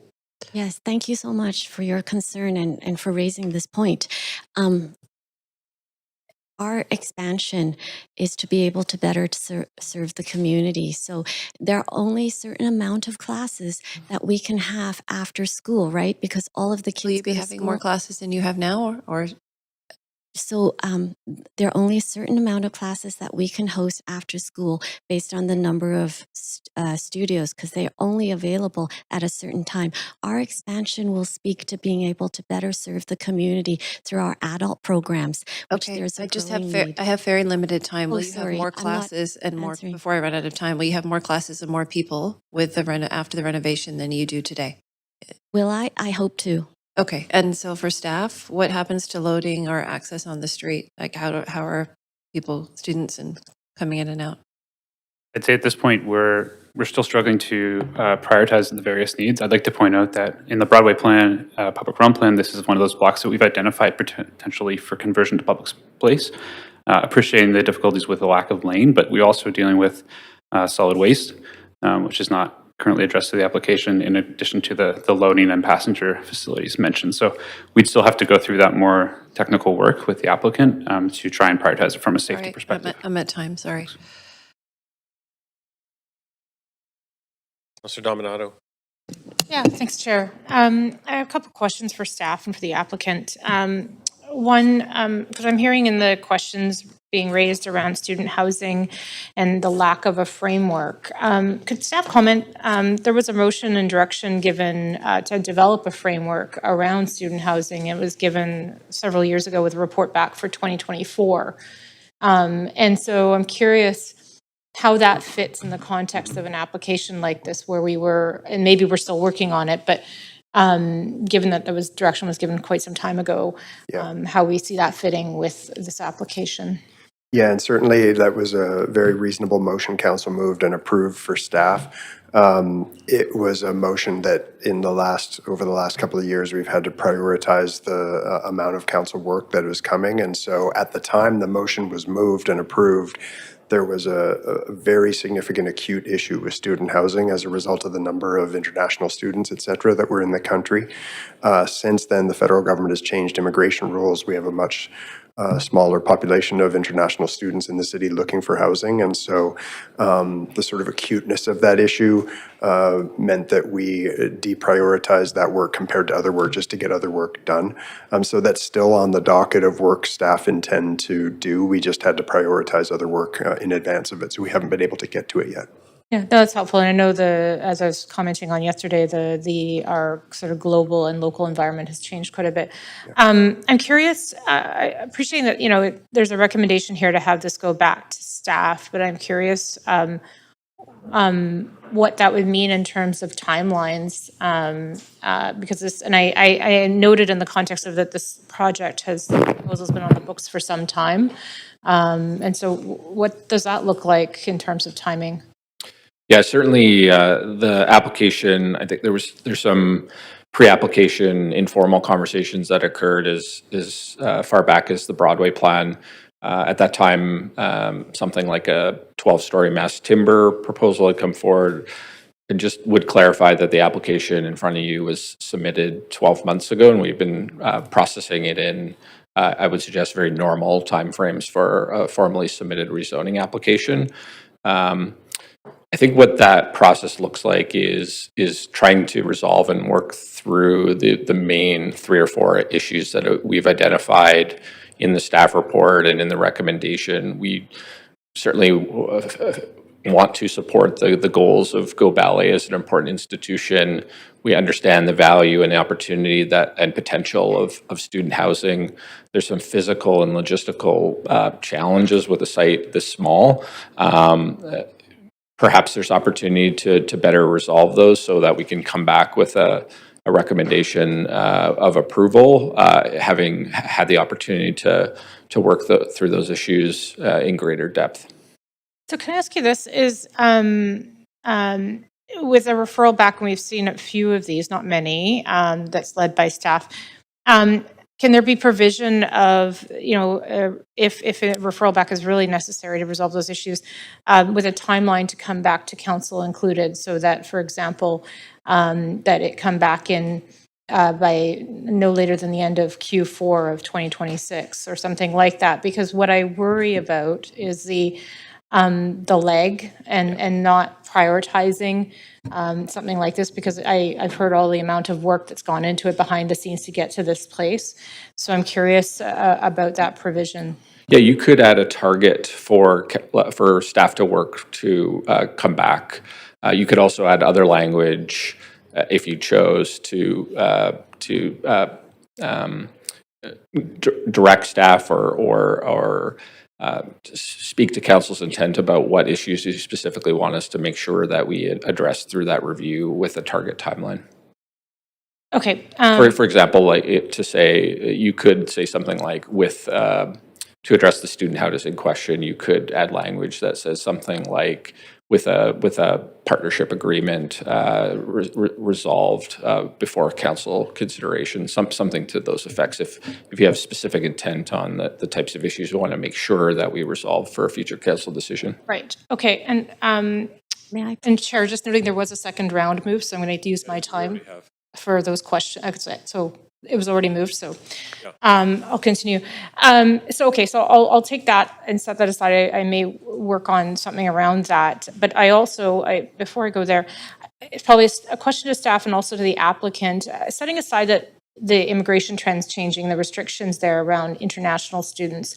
I'm curious if we have trend data, and maybe Chan, you have this around the student population and student housing needs, just with our domestic students that are here, and what you have. I have anecdotal information, but I'm curious if you have more concrete information about domestic students and housing. Sure. Thank you for asking. Before I answer that question, I want to circle back to your previous question, if I may, please, because go ahead. I feel like there probably won't be a project if this was referred back. We really want to work with city staff. We want to take their recommendations. We want to work with them, but we feel like we've exhausted everything and we've thought of a lot of things. And so to delay this would be really disheartening, and I don't know if we can live through it. To answer your question about the need, I actually asked Arabella and Malia to be here because they're here in the summer with us in our summer intensive. We have students, as I mentioned, who've graduated from our academy and now are in the diploma program, and they should have student housing. They shouldn't have to live with their parents. They should feel the independence. So they are in the Greater Vancouver area. We also have applications, so many from Eastern Canada, Nova Scotia, Alberta, Winnipeg, and then because of the restriction, yes, the international student pool is less. And so we didn't want to be as, confident to ask for so many units in this proposal because we don't know what's going to happen with the international student application and visa scenario. But we wanted to be a bit conservative, and we also wanted to make provisions so that they're knowing that there are other students in the city with other career colleges that they can have their application. We hope to increase the number of units for Go Ballet, but we wanted to be conservative at this point. Okay, I have another question at the time I have, and that is hearing your concerns about sort of expediency and trying to advance this. Is if in a scenario where this is delayed and you're not, is there a high likelihood that you would move out of Vancouver? And I ask in the context of another dance school that is thriving, but they did move. They started in Vancouver. They grew, they expanded, they're well recognized, highly sought after. They have great dancers, and they moved out of the city because they couldn't find space. Right. And even in their space now, it's probably temporary because it's on a development site in another city. And so I'm curious sort of what it means for you. And I know I only have 2 minutes left for a response, so just acknowledging that, your comments on that. Sure, thank you. It's very real. We don't know what our options might be. We don't want to leave the city of Vancouver, but we also know what's before us, and that is that we're in a heritage building. And when we're there in the winter, there's like heat that's escaping. We're like, it's leaking. We have no money to repair that building, and that's a huge hindrance for us. Arabella will tell you that, there's like, we have buckets in the studio because there's a leak, and we try our very best, but because it's heritage, it costs so much money. And so going back to that 6-story building, if we tore it down and we build a 6-story building, it will suffice Go Ballet's needs. But what will that do to the city? It's unbearable. Okay, thank you. Thank you, Chair. Oh, yes, go ahead. Just to circle back about the process, and you mentioned maybe extending this. I did mention it, and staff have mentioned it. Just to reiterate here, maybe for everybody, there are conditions. Staff have done a really good job, put all the conditions together for this to move forward, and the conditions address everything from engineering, from housing, from the tower portions, from setbacks. Everything is in there, and we're more than happy to work with them through enactment to iron out all those conditions and make sure they're satisfied, we're satisfied, and the project can move forward. So we're not, set back another year or so, which would end up no project. Okay, thank you for those responses. I appreciate it. Thank you, Chair. Okay, thanks very much, Councillor. Okay, so going to go to the main queue here.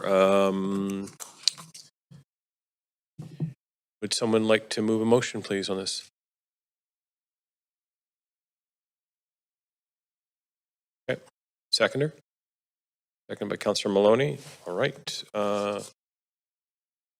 Councillor, is there any further discussion? Councillor Meisner? Yeah, thank you. I want to thank the applicant and also staff for answering all of our questions around this application. I'm very supportive of Go Ballet and the work that you do, and you're a iconic cultural institution in our city, bringing dance and art for decades. And I want to recognize that and share my appreciation for that. I also think that the proposal has merit in terms of bringing student housing to a transit-oriented location. Obviously, the heritage restoration of the former bank building, which I'm very interested in. But I did move the staff recommendation because I do feel that the proposal does need more work, and I know that will be disappointing to the applicant. I do have concerns around the frontage issue and the limiting of development of adjacent sites, as well as the concerns raised around the loading and drop-off.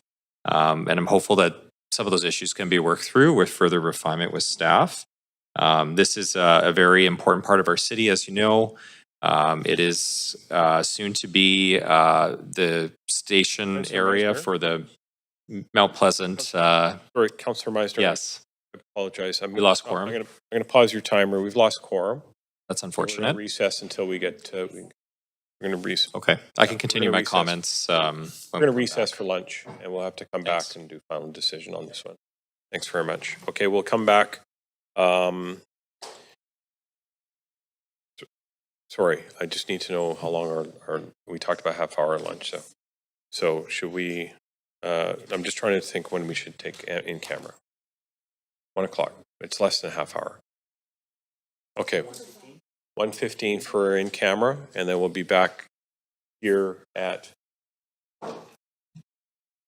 2:15. Okay. All right. So we'll come back we'll resume at 2 o'clock. Thanks very much, folks.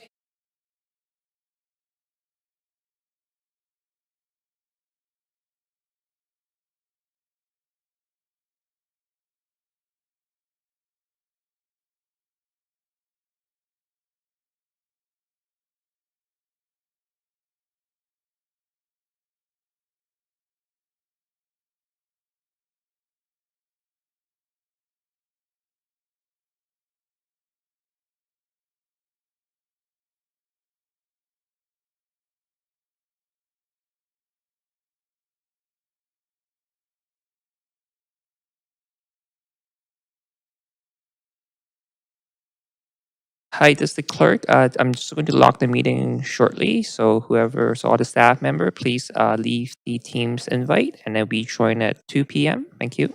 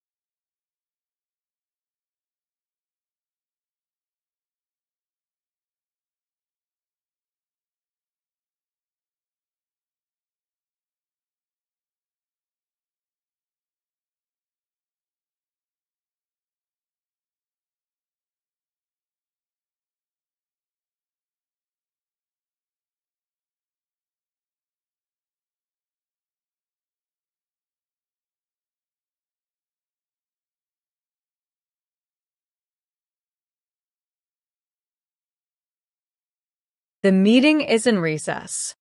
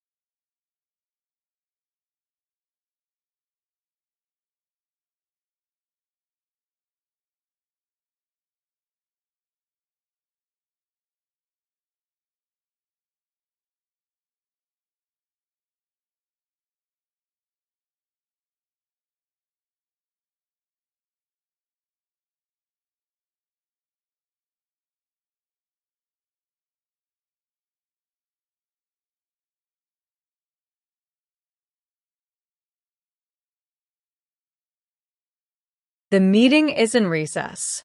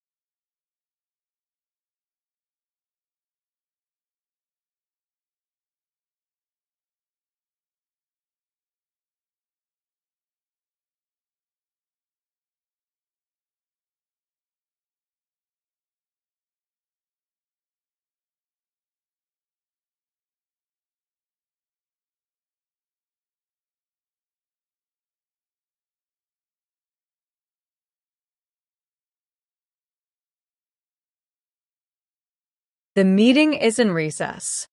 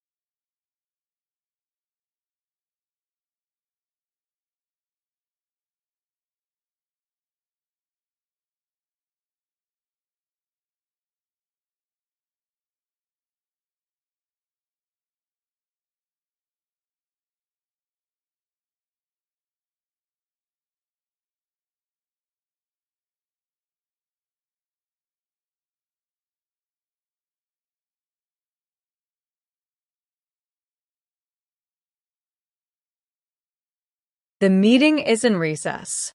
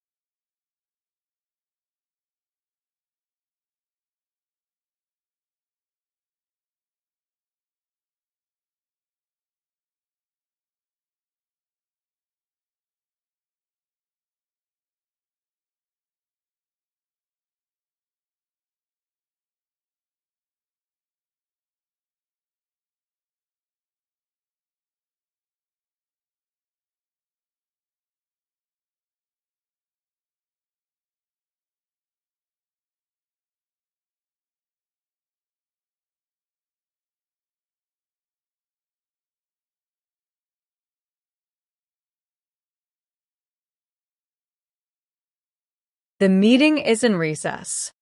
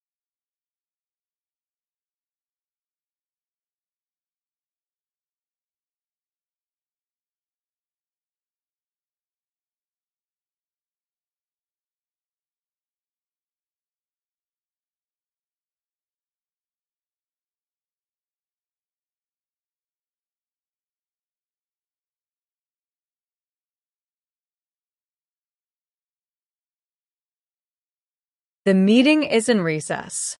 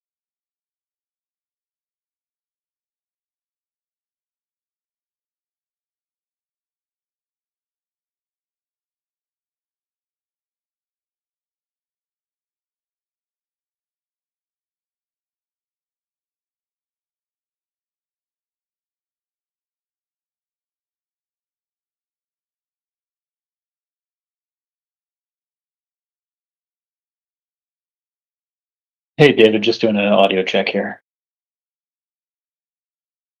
Loud and clear, Councillor Montague. Great, thanks. I might be 15 minutes late getting back, so start without me, but I'll join eventually. Thanks.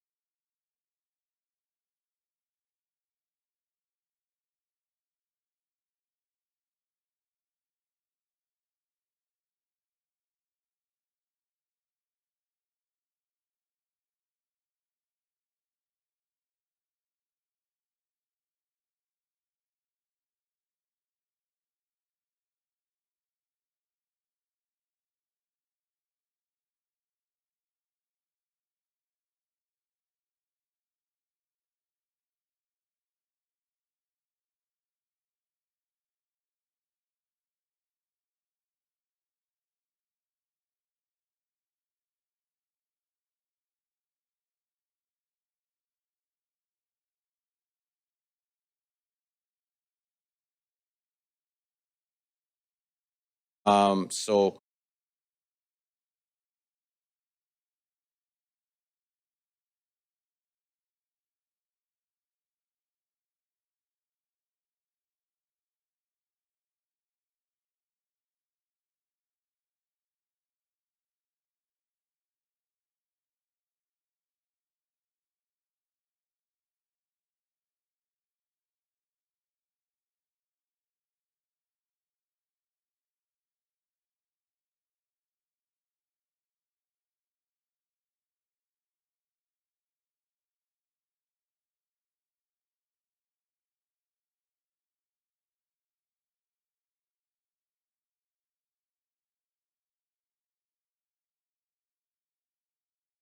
we're good? Okay, great. Okay, so we're going to continue off or where we left off last. Councillor Meisner, you have the floor.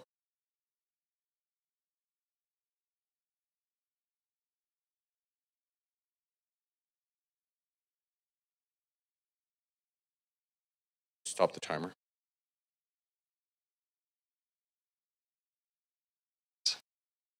Oh, there we go. Thank you so much. We'll give you some extra time. I have, no, it's okay. I have a point of information, I guess, privilege. I just want to know from the clerks if I can withdraw my moving of the recommendation. Is that possible? Yes, you can. It requires unanimous consent of council. Okay. I'd like to move to withdraw my moving of the recommendation. And we'll need a seconder. All right. Councillor Joe seconded. Any discussion? That's a good question, clerk. Is this debatable?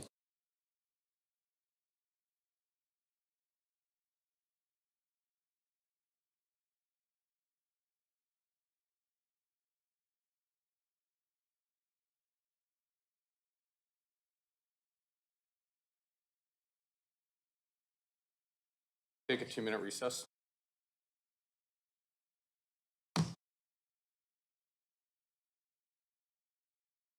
Peter, go ahead. Oh, sorry, Councillor.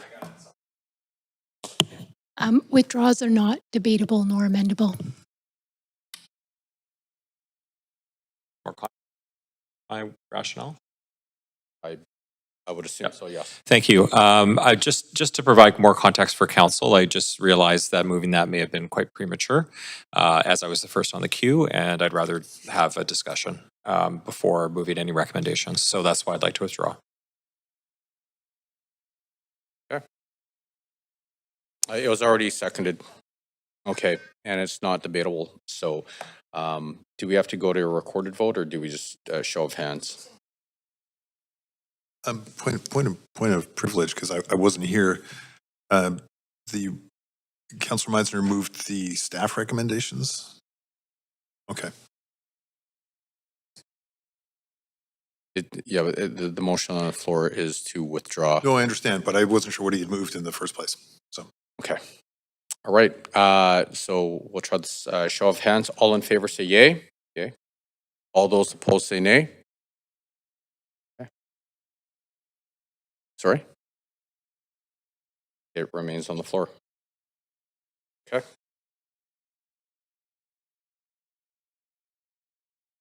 It has to be unanimous. Okay. I think, should we go to a recorded vote just to have this on the record?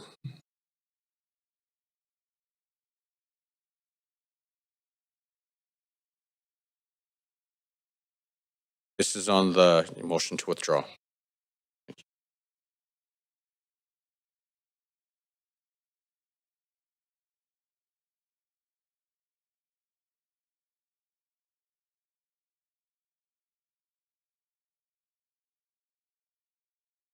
Oh, sorry, I thought I voted there. Great. And so that fails with Councillor Orr and Councillor Maloney in opposition. It had to be unanimous. Okay, so I'm going to go back to Councillor Meisner. You said you're going to cede your, okay, great. Councillor Dominato. Point of information through you. Am I able to ask a question of the applicant? I know we're not in regular public hearings anymore, so I'm not sure of the rules, and it will inform my decision. And Thank you for the question. We are in a slightly unique, different circumstance of a typical public hearing, so where we typically stop hearing from applicants. I think you are now in debate decision, which is kind of past our points of conversation with staff and applicant. You can ask us points of information, but I don't believe you can ask the applicant questions at this point. I have limited time. My point of information through you, Chair, to the staff is if a time-bound referral, as I was asking questions about this, I'm curious if the applicant would be amenable to that and the project would be still supportable if this was referred back with a timestamp of this coming back in November of 2026 or December at the latest, and whether the staff and the applicant, and I know the applicant can't answer my question, could work together to address the outstanding issues, because I think it has a lot of merit, the project, and so I want to understand the ramifications of that. Thank you for the question. Though I can't engage the applicant right now to ask the question, I think time is of the essence, and we would certainly look to work with the applicant as quickly as we could, and that might be the best option if there is further work to explore on the project. Okay, I'm going to pause there. I don't want to run out of time. Thank you, Mayor. Councillor Klassen. Yeah, similar line of questions for me. I'm quite curious to know. It seems to me that there are some gaps here, but again, this is a arts-related facility. Is it possible to see an approval with conditions, like a conditional approval, essentially, that would allow us to make sure that the adequate time for drafting of bylaws and what have you, that would, obviously, there'd be a gap that would come back to us to approve those bylaws, but is there a way for us to get an approval and potentially look at some of the use of the building? One of the ideas that sort of came to mind during our earlier deliberations is that we have a lot of resident artists for groups that work for different arts or cultural organizations that often struggle to house those artists because of the cost of housing in our city. That would be a potential, interesting mix here. But again, Templar, I'm kind of relying upon your expertise in this area. Thank you very much for the question. So if council were to look to impose different conditions or bylaw requirements, depending on the complexity, there is sometimes opportunity to kind of finesse those on the floor. If they're more substantive, we typically would recommend refer back to staff so we have the time to kind of get that wording right. Council has typically 4 options before them: approve with conditions, refer back, or refuse. I could maybe lean and talk to some staff if I had a 2-minute recess, depending on what the kind of conditions were, to see if there's an opportunity to approve with those conditions. If the changes are substantive, we'd have to come back to a council meeting for a new bylaw, new conditions anyways, but we can certainly think about how that could be framed up as part of a resolution. So, Mayor, if obviously we have Council Dominato on the queue here, but if we were able to recess to allow staff to at least deliberate on that just in light of everything that's going on, why don't we take a 10-minute recess? Sure.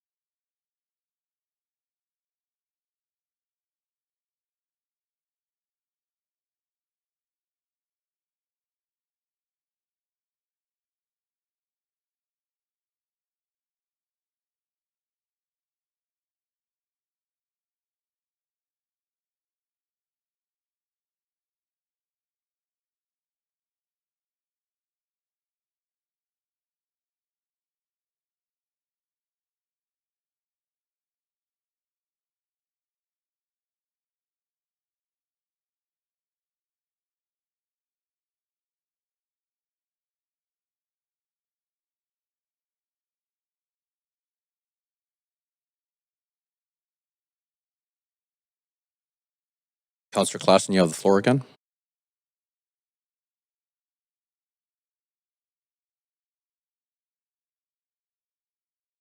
Thanks, Mayor. Thanks very much. Appreciate the time. I'm going to now allow you to advance to Councillor Dominato, please. Okay. Thank you. Councillor Dominato. Yes, Mayor, I think I got most of my questions answered. One last one was to staff as a point of information. No, I'm going to leave it. Forget it. Thanks. Okay. Councillor Kirby-Young. Yeah, thanks, Mayor. So I'm just going to, seeing no one else on the queue, correct? Sorry, I've got different screens here. That's correct.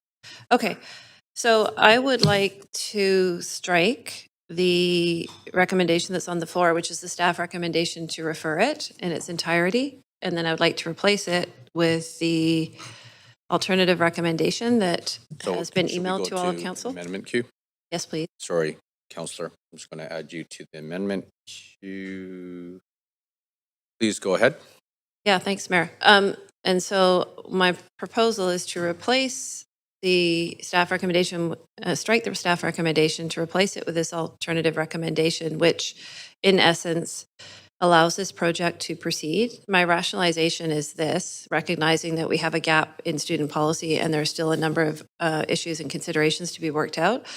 Which is, in very simple and practical terms, I do not believe that the Go Ballet, which is a beloved cultural institution that provides a lot of value in our city, has the financial wherewithal to redevelop its facility on its own. And this proposal provides a pathway to do that, to not only renovate, but to modernize, improve, and expand its space and capacity. And as well as the addition of the 10 rooms, while not a lot, to be sure out of the total number of rooms, it does allow it to have a modernized home and to continue doing what it wants to do in sort of honestly where its roots are, right here in the city of Vancouver.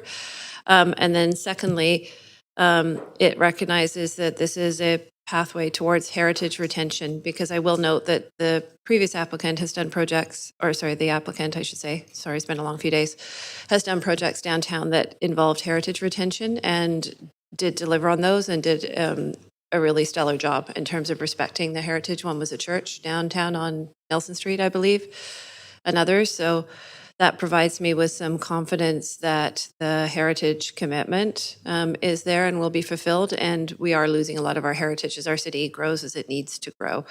So I look at sort of the two key public benefits of retaining the Go Ballet in the city, improving their space and their ability to serve, continue to serve people in a better way, and retaining the heritage. We will learn, this will be, I think, almost a bit like a real life pilot around getting to some clarity around some issues or questions, perhaps. Some may be issues, some may be questions around how we treat student housing. I will acknowledge that Councillor Dominato has been a long champion of student housing and brought a motion forward previously to look at advancing this.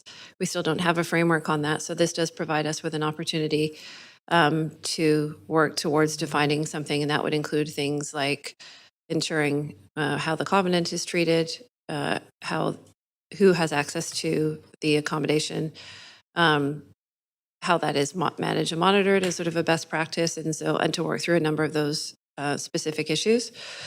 And I'll also note too that while it is a particularly narrow site, at 62 feet of frontage, our city has to this date been a very young city that has had the benefit of not being constrained by space as much, despite the fact we're between the ocean and the mountains, because we didn't have the population. And so we have always been able to adhere to sort of larger frontages and larger lots. A lot of interesting cities do have a lot of infill buildings like this, and I think it's more appropriate, particularly when there's a heritage or another rationalization for it, as opposed to sort of wholeheartedly endorsing narrow frontages. So I think that's an important consideration to think about as well. I'll also note too that a lot of the questions, and I think it was a good discussion that were raised by council with things like the minimum room size. My understanding from that conversation is that that would still be required. And so that is not sort of a discussion point. These are pieces that were listed as conditions within the report as articulated, should council consider the alternative recommendation, which is what I'm proposing now. So I hope that provides some context around it, and then I'll let councillors comment. Thanks. Thank you very much.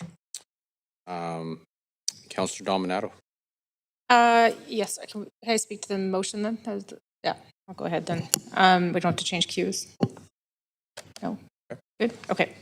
Yeah, I'm happy to support this, and I was asking a lot of questions earlier around time frame, and because I was actually surprised that this was coming forward as a referral back to staff, and appreciating the system we work within, and as was articulated, sort of the approaches to dealing with these items, even though we're not in a public hearing per se. I think the opportunity here lies in an intentional discussion between staff and the applicant around addressing the persistent concerns that are outlined in the presentation, that are outlined in the report. I think many of these things can be accommodated. And specifically to the actual need, we know, we heard very clearly from Chan, the needs of the dance studio and working within the constraints of an existing heritage building that is clearly, when you've got buckets to you can grab water that's dropping from the ceiling and so on, it's not ideal for a dancing studio.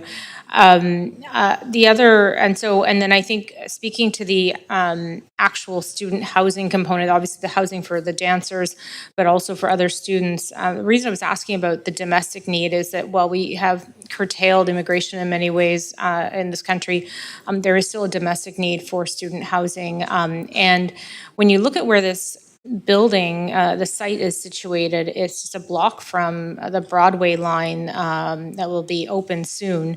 And so it creates a great opportunity for students going to UBC, for example, but also accessible to others going to other post-secondary institutions in the Lower Mainland. And we are a hub for post-secondary. And so I think there's an opportunity there. And again, I think there can be greater conversation about those units, about partnerships. And I know some of my colleagues will speak to that in terms of opportunities. And so I think this project has a lot of merit, and my hope is that these issues can be addressed as part of the process. And I think everyone's there at earnest at the table. So I'm happy to support it. I think it's an important part of the city and the contributions not only from the dance studio, but the potential for the student housing as well. Thank you. Councillor Clausen. Yeah, thanks. I don't need to add too much more to the comments just given by Councillors Kirby-Young and Dominato, except that I do think that we sometimes find ourselves wanting for trying to send signals to our artists and our arts and culture sector that we really do value them. And this is, I think, one of those things that we can do. Go Ballet has been an absolute staple and important institution in the city. But as we've seen through some of the work we've done with the Dance Center Society, for example, it takes a lot of creativity. It requires a lot of support from community to try and make sure that these institutions, especially when they have a purpose-built building for their artists to train and be and demonstrate their art, we really do need to try and find inventive ways of solving those issues. And certainly, Councillor Dominato, we supported earlier some direction on student housing. We know that the Broadway line will be an absolute transformative amenity that will allow this particular place connect to other parts of the city and would allow for people to live here more affordably as a result. So again, just would like to support the recommendation as tabled now, and the alternative recommendation. And I would like to hopefully see through this process that we come out with an incredibly important cultural amenity in our city. Thanks. Fry. Well, I hate to come out as the contrarian here, but I can't reconcile some of the staff recommendations. This does come from our professional planning staff, and their concerns around the unit size, and their concerns around shadowing and parking and loading. And I mean, I think there's a lot of valid concerns, and I think that you know, I think the pathway forward that staff have suggested, and I think is probably appropriate, is referring this back to staff to do that additional work and come up with something that is a little bit more compliant. I am a little concerned with the micro suite kind of configuration and the fact that we don't actually have a defined student housing, which I believe that, you know, sounds great, but I think that it needs to be codified and it needs to have appropriate tenant protections if that's going to be applicable. And there's a bunch of stuff that I think that needs to happen on this. And I would be supportive of an amendment to the referral to expedite the staff work on this. But I struggle with what I believe this is just basically passing it as presented. Unless the mover wants to correct me on that, as it seems that this is passing what's been presented in the application, and I'm struggling with that. Thank you, Councillor Bly. Yeah, and I had to step away for the last part of the meeting before we broke for lunch, and so I just wonder if the point of information through you, Chair, if I can better understand the implications of approving this as an alternate sort of path forward and what that means in terms of taking these recommendations back and continuing to work with the applicant. And if you can add just the context, I mean, it's pretty significant. 100 square feet essentially from our minimum unit size to what's being proposed seems like a lot when you're only talking about 397 or 98 is our minimum and 269 or whatever it is in this one. So those two pieces. Yeah, thank you for the question. So again, our effort is always to make sure that the applicant's proposal is presented to council for consideration. What I will say though, and just for absolute clarity, the alternate resolution and the conditions of approval kind of go together. So the bylaw that's attached to the report in Appendix A, the conditions in Appendix B are what's now on the floor for consideration. Within Appendix B of the conditions, we have regulated the minimum unit size to comply with our zoning development bylaw. So we do expect that there will need to be changes to the proposal at DP stage to comply with the bylaw conditions. So you will see larger units, not smaller units. You will see other design development improvements at the DP stage. But what you can certainly expect is that this scale, this size, this context of a proposal is what's currently before you in Appendix A and B of the report. Okay. Including the housing agreement. Okay, and is it fair to say had there been more time, we may have seen something that would have gotten there eventually that would have been supportable by staff? As mentioned in the staff report, a tower at this location on this small of a site is going to be continually challenging to address through some of these issues. I think the more time would have certainly had the opportunity to work through some of the student housing kind of commentary, as well as some of the other parking and loading requirements. But again, if council is inclined to support this project, we will certainly be doing that through the conditions of approval at the DP stage as well. Okay, I'll come off for now. Thank you. Councillor Meisner.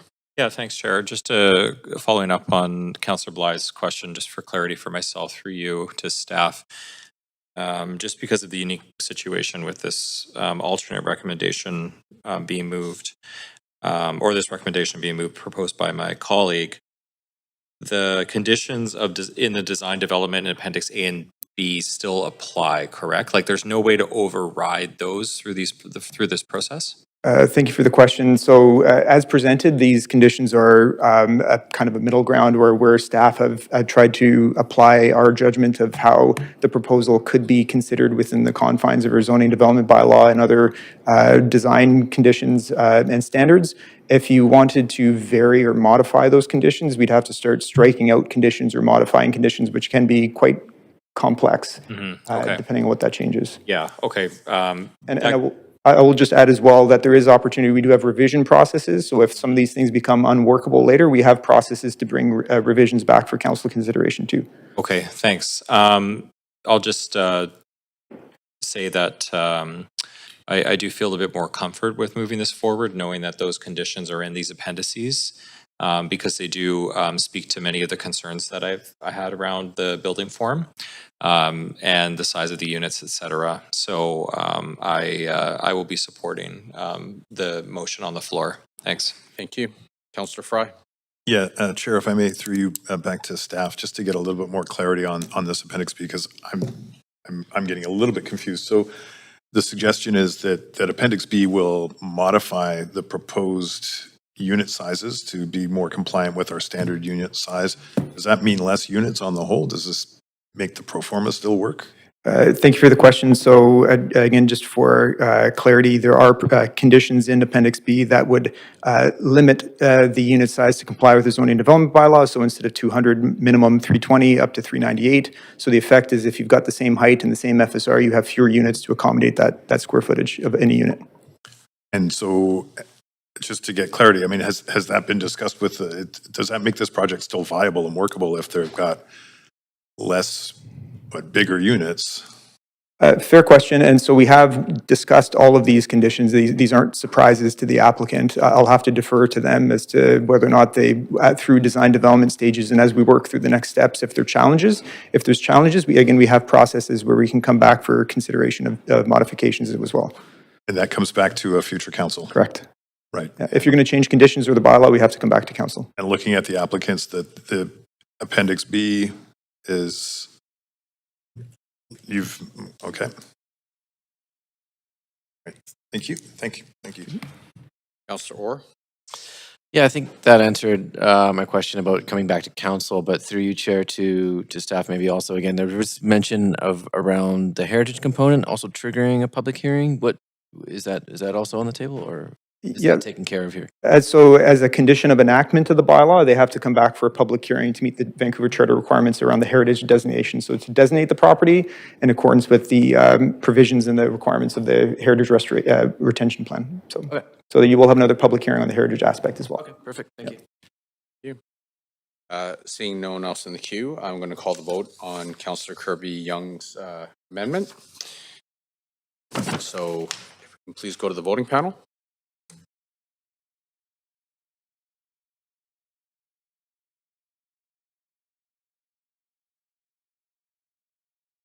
Great, and that passes with Councillor Maloney in opposition. Okay, so we'll go back to the main queue. Councillor Kirby-Young. Good, thank you, Chair. Seeing no one else in the queue, why don't we bring the main motion as amended to a vote? So please go back to the voting panel.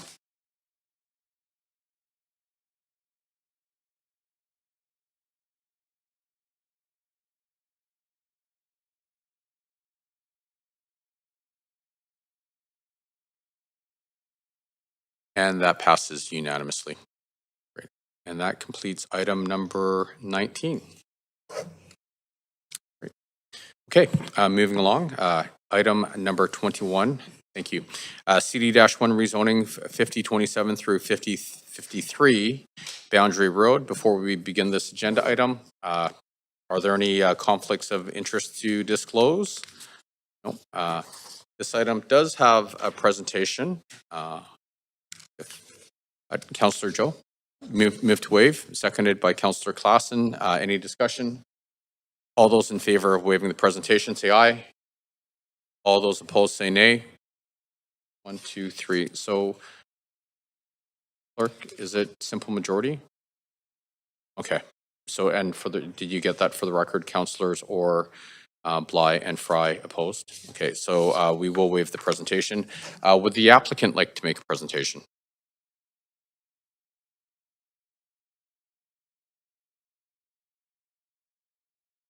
Good afternoon, councillors. Adam Grucella, Formosus Architecture. We don't have a presentation to make today, but we're happy to answer any questions from council. Thank you very much. Council, you have up to 5 minutes to ask questions of team members of the applicant. Are there any questions? Councillor Fry, please go ahead. Yeah, so question, I guess, for staff. This is being approved as a social housing project. I looked and I can't find anything really of note about the applicant as a social housing provider. How does this work? Are they the sole applicant as well? Andrew Misiak, rezoning planner on the project. They are there's 2 applicants on the file, 2 property owners. But when it comes to the nonprofit that's going to be operating, I'll defer answering more specifics around that to our housing staff, and then maybe the applicant can supplement with some of their experience and background as well. Thank you. Yeah, and I'm curious because, you know, obviously we have some rigor around social housing providers, and then we just had the earlier conversation around VRS, and so I'm curious how this knits together. And to hear from the applicant too, sure. Thank you for the question. The applicant has indicated that they are partnering with Orpheus Housing Society, and they're a newly established nonprofit organization. So do we, where do we show the sort of the rigor in selecting or in determining nonprofit housing providers and Yeah, I mean, we don't regulate who and select the operator if it's a nonprofit operator for a site, unless it's a city-owned site. So in this case, it can be owned and operated by a nonprofit that's not selected by the city. But we have, in this case, asked for documentation to verify their status as a registered nonprofit, and they have provided that to the city. okay, I mean, this is a significantly scaled project to deliver nonprofit housing for an organization that's never done nonprofit. What, in the event that they aren't able to fulfill their obligation under this, I'm assuming there's a covenant that ties it to be nonprofit housing, or does it tie it to that organization? So there will be a housing agreement registered on title that will require the building to be owned by nonprofit organization or government. So that will be a requirement tied to the site, the housing agreement in place, that it's nonprofit or government-owned social housing. So in the event that Orpheus is unable to fulfill their obligation, it would necessitate a new nonprofit to run before occupancy. That's correct. There will be a hold on the occupancy permit. It will not be issued until there is proof that it is on title, that it's owned by a nonprofit or government entity. Okay. Is the applicant Orpheus?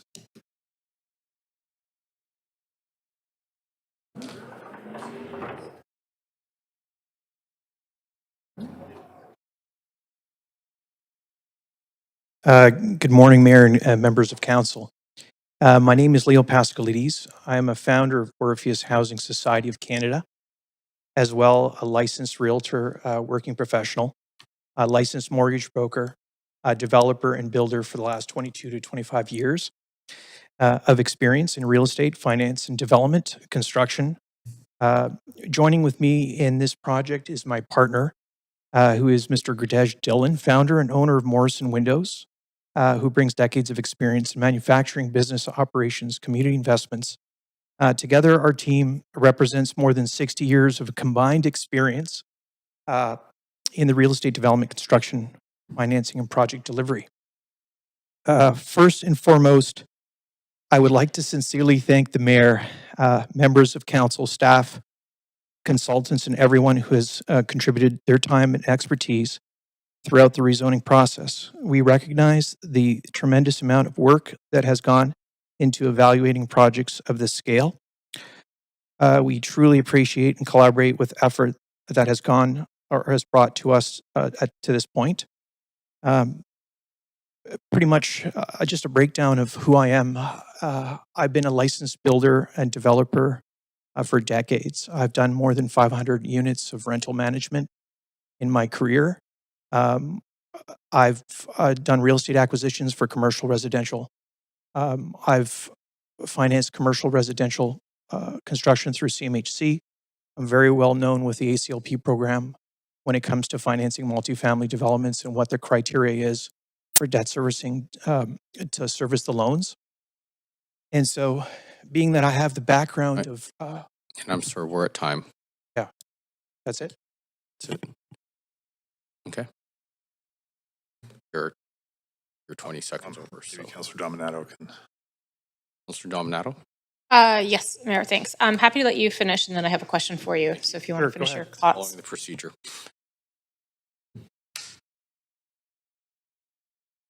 This is the applicant. It's the applicant. Yeah, but these are, we're in questions now.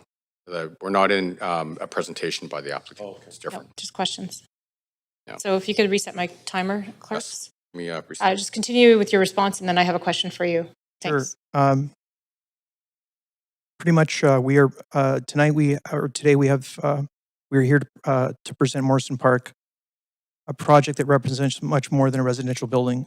It is a long-term investment in housing affordability, community well-being, economic reliance, and environmental sustainability. Housing affordability remains one of the greatest challenges facing Vancouver today.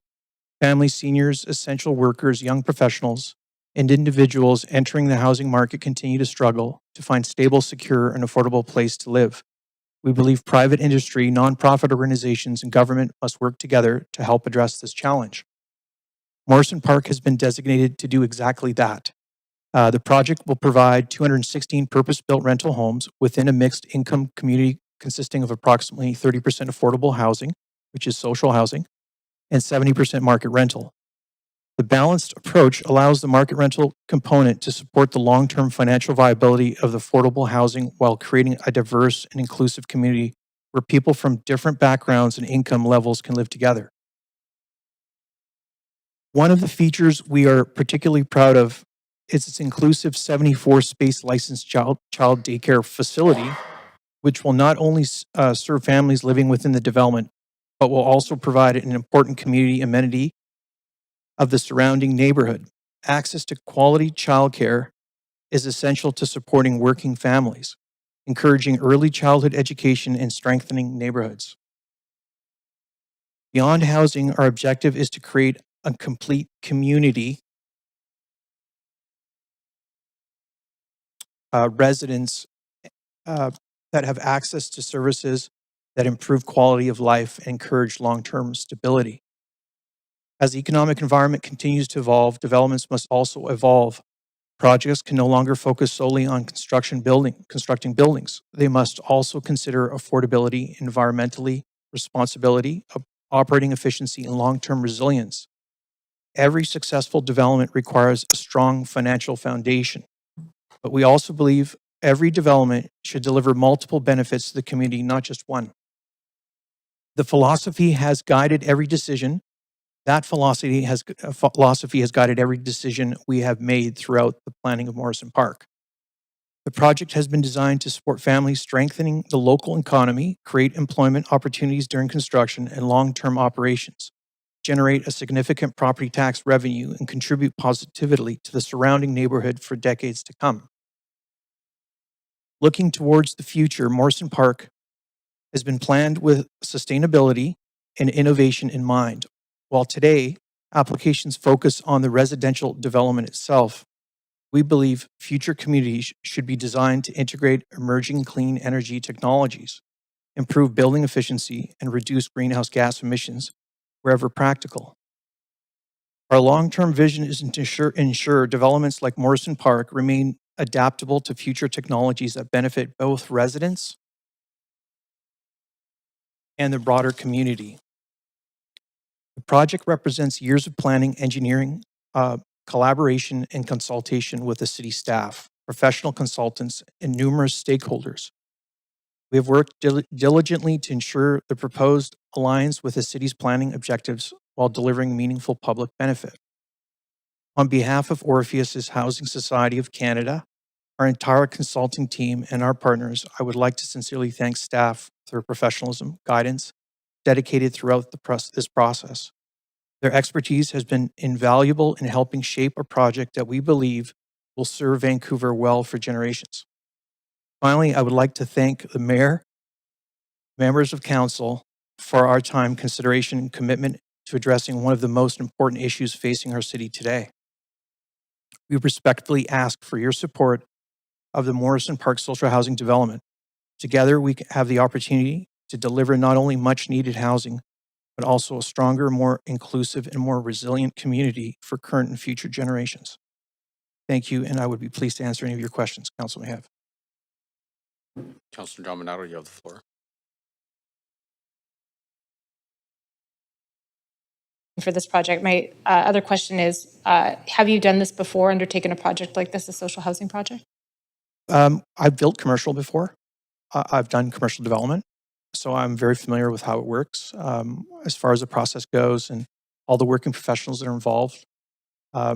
So whether you're building a 10-story building or a 6-story or even a 3-story building, when it's commercial zoned, it's the same process. You still need civil engineers.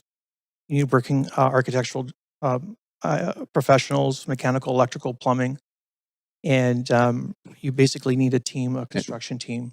And I'm sorry, No, we're that's at my time. time. Thank you. Great, thank you. Councillor Bly? Thanks very much. Happy to move a second round, just given the time's been used by some comments by the applicant. Is there a seconder? Great. Any discussion? All in favor say yay. All opposed say nay. Great, that passes. We will have a second round. Great. Just a couple of follow-up questions, and appreciate, in terms of, so first of all, the childcare. Do you have a proponent who's going to run the childcare? Yes, we do. Can you So share anything about the proponent? yeah, so we've met with Coastal Health on site, and they're very interested in the site. They're very happy. They're supportive.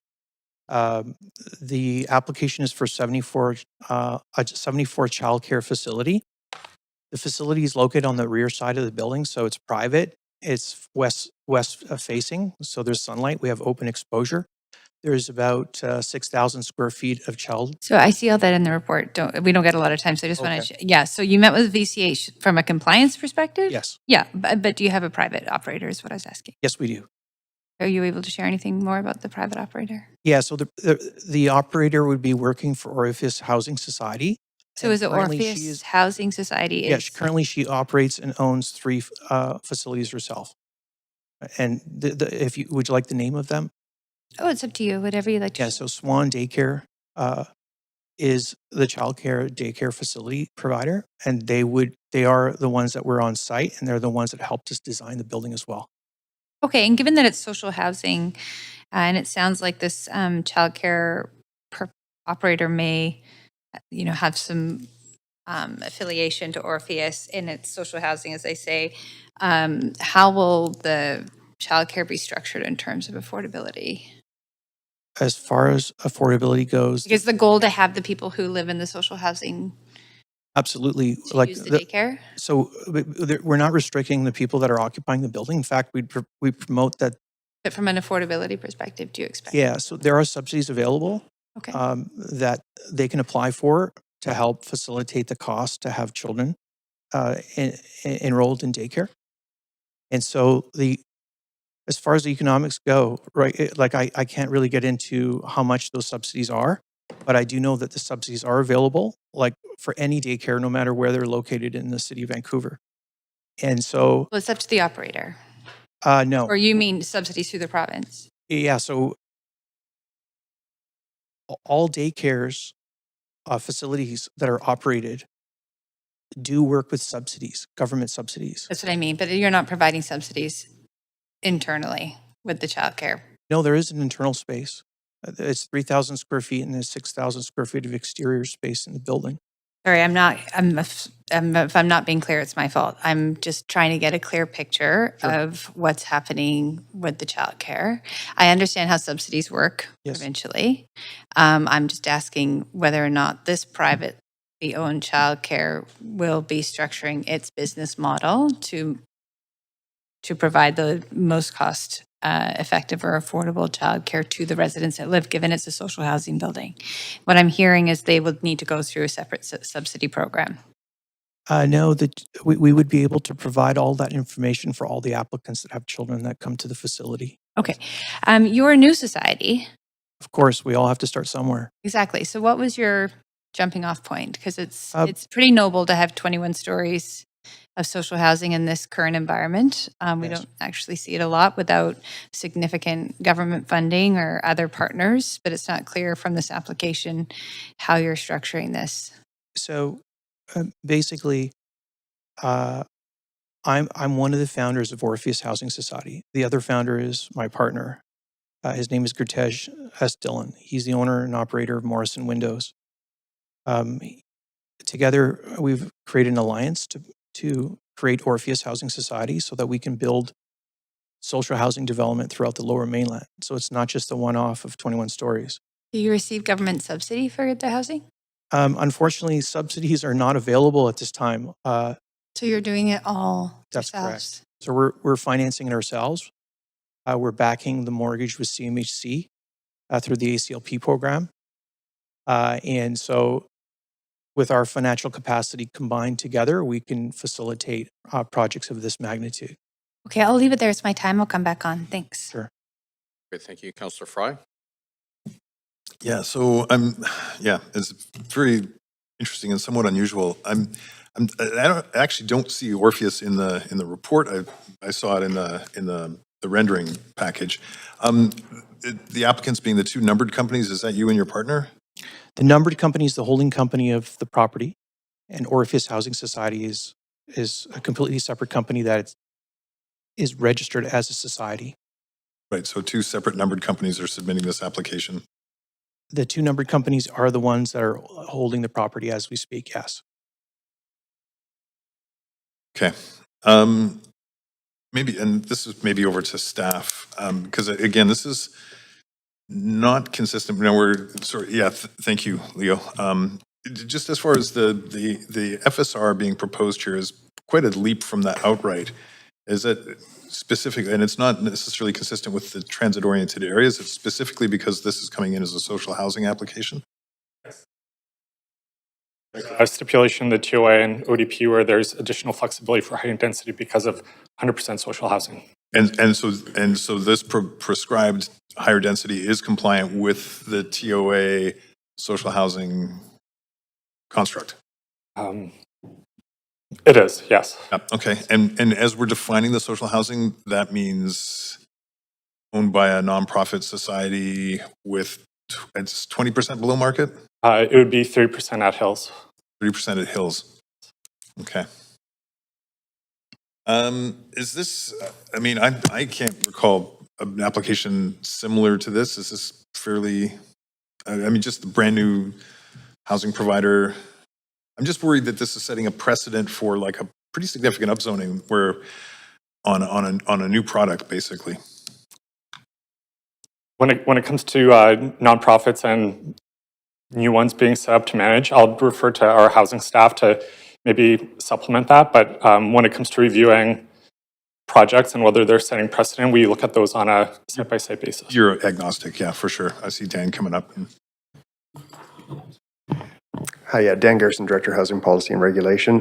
So this is not a usual situation for a new housing society to be proposing a project of this, particularly of this scale, but we do have examples in the past of new housing societies forming and putting projects forward. If I think it wasn't that many years ago that Catalyst Community Development Society was a brand new housing society putting, with no track record, putting projects forward. And so they've grown to be one of the larger operators in the region. So I understand the sort of the line of questioning because this is unusual, but we do deal with new housing societies forming. Yeah, and you are agnostic when it comes to this. Now, do you do a pro forma review and do you check the kind of ability? Yeah, we generally do a check. What we generally find is with nonprofit projects, like rental projects are having trouble penciling right now. So as soon as you put on the requirement that 30% of the units rent to households with incomes below the housing income limits, rent geared income, that sort of thing, it tends to mean the projects would require some form of investment to make them happen. So we don't typically see things like land lift or challenges with pro forma reviews on these projects. I will say there will be covenants on title that will require the site and the building to be beneficially and legally owned by a nonprofit society or government agency. So that will be in place. Okay. All right. Thanks, Dan. Thank you, Councillor Bly. Yeah, thanks. This is a question for staff. In terms of the childcare, are we familiar with the childcare operator on childcare? I know they're not necessarily part of the applicant. And the only reason I ask is there's a Shape Your City application from 2023, and I wonder if that went through all the way to DP, and we know that that's actually been built. We had conversations with the applicant around providing a space for a nonprofit, for a childcare provider, and we understood that that space was not secured through this application. We're not familiar with additional details beyond that, Councillor. Okay, well, maybe I can just ask, because it is under the Orpheus social housing, this Swan childcare you mentioned. Yes, that's correct. So what happened with this site at 3604 Tanner Street? Did that get constructed, or is that a home-based childcare? 36 Tanner Street is not us. Well, on your website, it says Swan Childcare and it says location. Oh, that's Swan Childcare, yes. So Swan Childcare is a separate entity. It's not owned by us. It's owned by a third party. And that third party assisted us in designing and laying out the facility with regards to the timelines of the children entering and playing, and is going to be managing, or a part of Orpheus managing, the daycare facility. Okay, are they a current childcare provider? Yes, they are. Do they have locations that you're aware of? They have 3 locations, yes. Okay, it's just, there's, just because you offered that up, there is no record of their other locations, so I'm not familiar. I'll come off and allow Councillor Kirby-Young, and then I'll come back on. Thanks. Okay, great. Councillor Kirby-Young. Yeah, thanks. I'll be brief. I haven't asked questions yet, but I don't intend to be long. The question, I guess, for staff, just to clarify, and I think council is doing its due diligence around a new operator we're not familiar with, and I really appreciate how difficult these projects are to deliver. So my question is not to cast any aspersion, it's just to provide council with assurance. There is a covenant on these units. So for example, the building were to be constructed, that covenant, to covenant the full building as social housing would restrict any future change of tenure to market or something else. Is that correct? I'd like our housing staff to take that question on, please.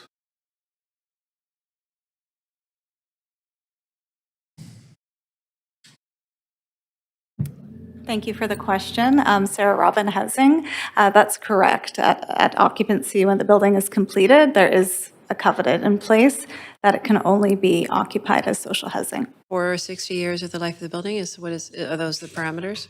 That's correct. That's the only tenure. Okay, and the applicant is well aware of that. They're aware, and it's a condition of approval. Okay, thank you. Mm-hmm.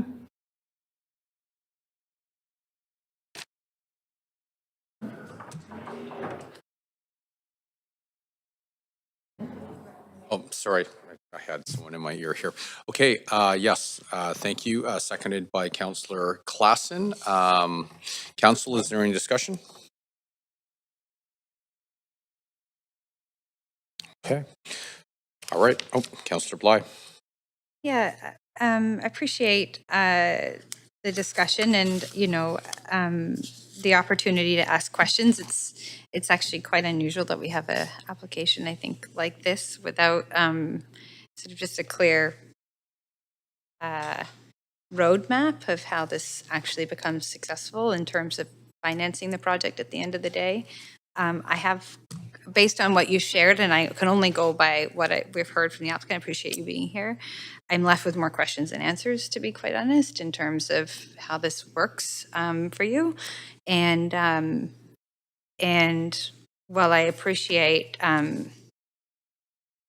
sort of how you've described the opportunity to provide below market housing, affordable housing, something just feels a little odd to me. Like, I'm not sure why the electrification of charging, which we oftentimes are looking for and rarely comes sort of fully planned out with a 74 space childcare in this instance. The information I've gotten, I don't feel leaves me with a tremendous amount of confidence that I've got the full picture here. I'm just saying, so not to cast any aspersions, and appreciate we've got processes in place, but these are quasi-judicial hearings for a reason. And while this is not a traditional public hearing, it still needs to sort of meet that threshold. And so I'm going to reserve my right to vote in accordance with what I have, and I don't feel like I have enough to really get a clear picture of how this goes from this stage all the way through to a successful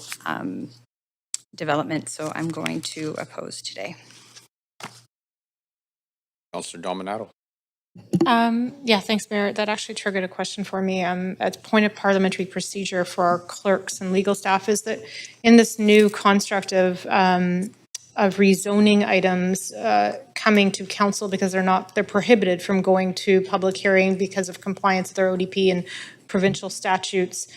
Are these quasi-judicial proceedings anymore, or are they treated differently now? Short answer is they're not a quasi-judicial setting. I think we did send some information along through council at one point to this effect, so it is still a council meeting, but we're not in the quasi-judicial public forum that you would have in a public hearing, so general council. No, that's helpful.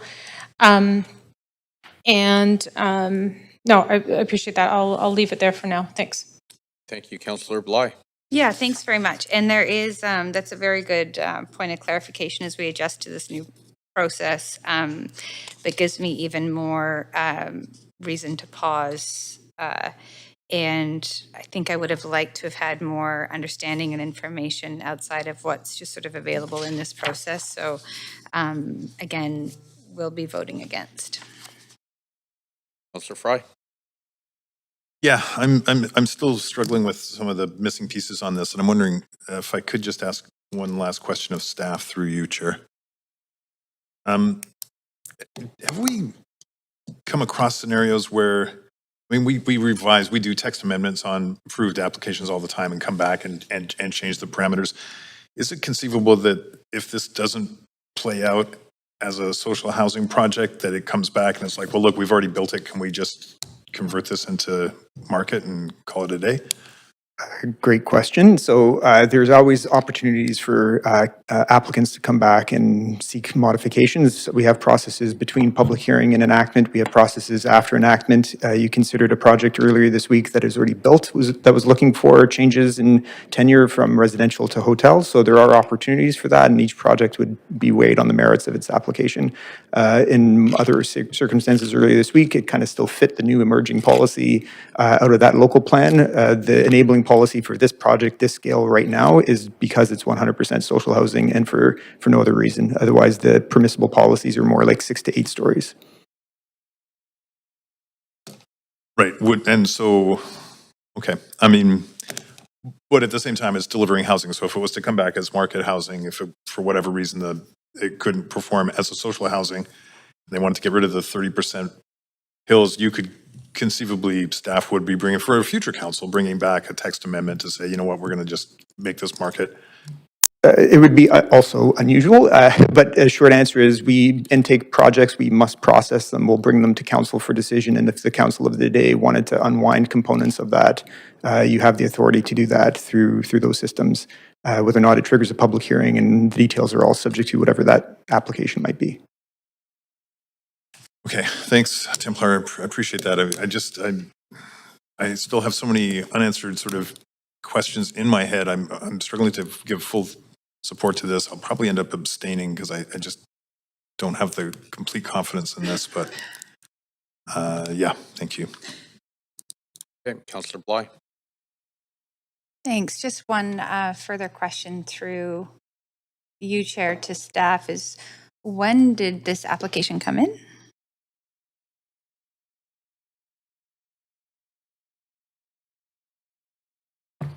Just going to check my notes here, Councillor, for the exact date.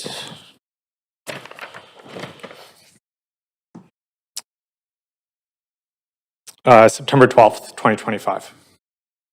Just relatively quickly that it's coming to public, or whatever this process is, to a council meeting, given the ODP. And your Orpheus was established in 2024? Is that right, applicant? I don't know if he's there. Yeah. Okay. Yep. Okay. One point of clarification. We have been working with staff since October 2024 on a social housing project on this site. That's when we submitted the formal letter of inquiry. As the architect or as the applicant?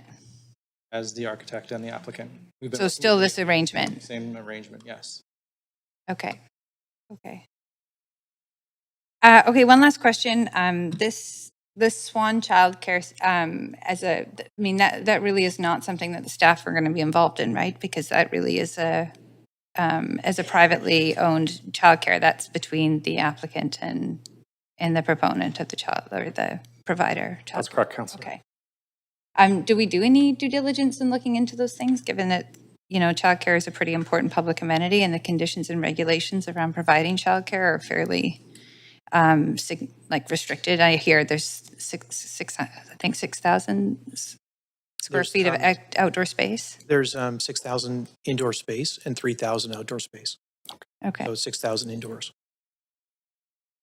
Okay. Yeah, I appreciate the question so far. There are checks and balances, of course, for staff to be following up on this. I just have to say, even just having the light touch of information, 74 space childcare, the Swan childcare, what I can find online looks like a pretty generic website with no locations other than an address that looks like in the basement of a house. So I really hope that staff can take that away and just put a pin in that as a point of comment from this council, from me as a councillor now, that I have quite a lot of reservations about what that looks like and the due diligence needs to be there, hopefully as this moves through the process. So again, I think at the end of the day, I just don't have enough information to vote in favor, but I may abstain. Thanks.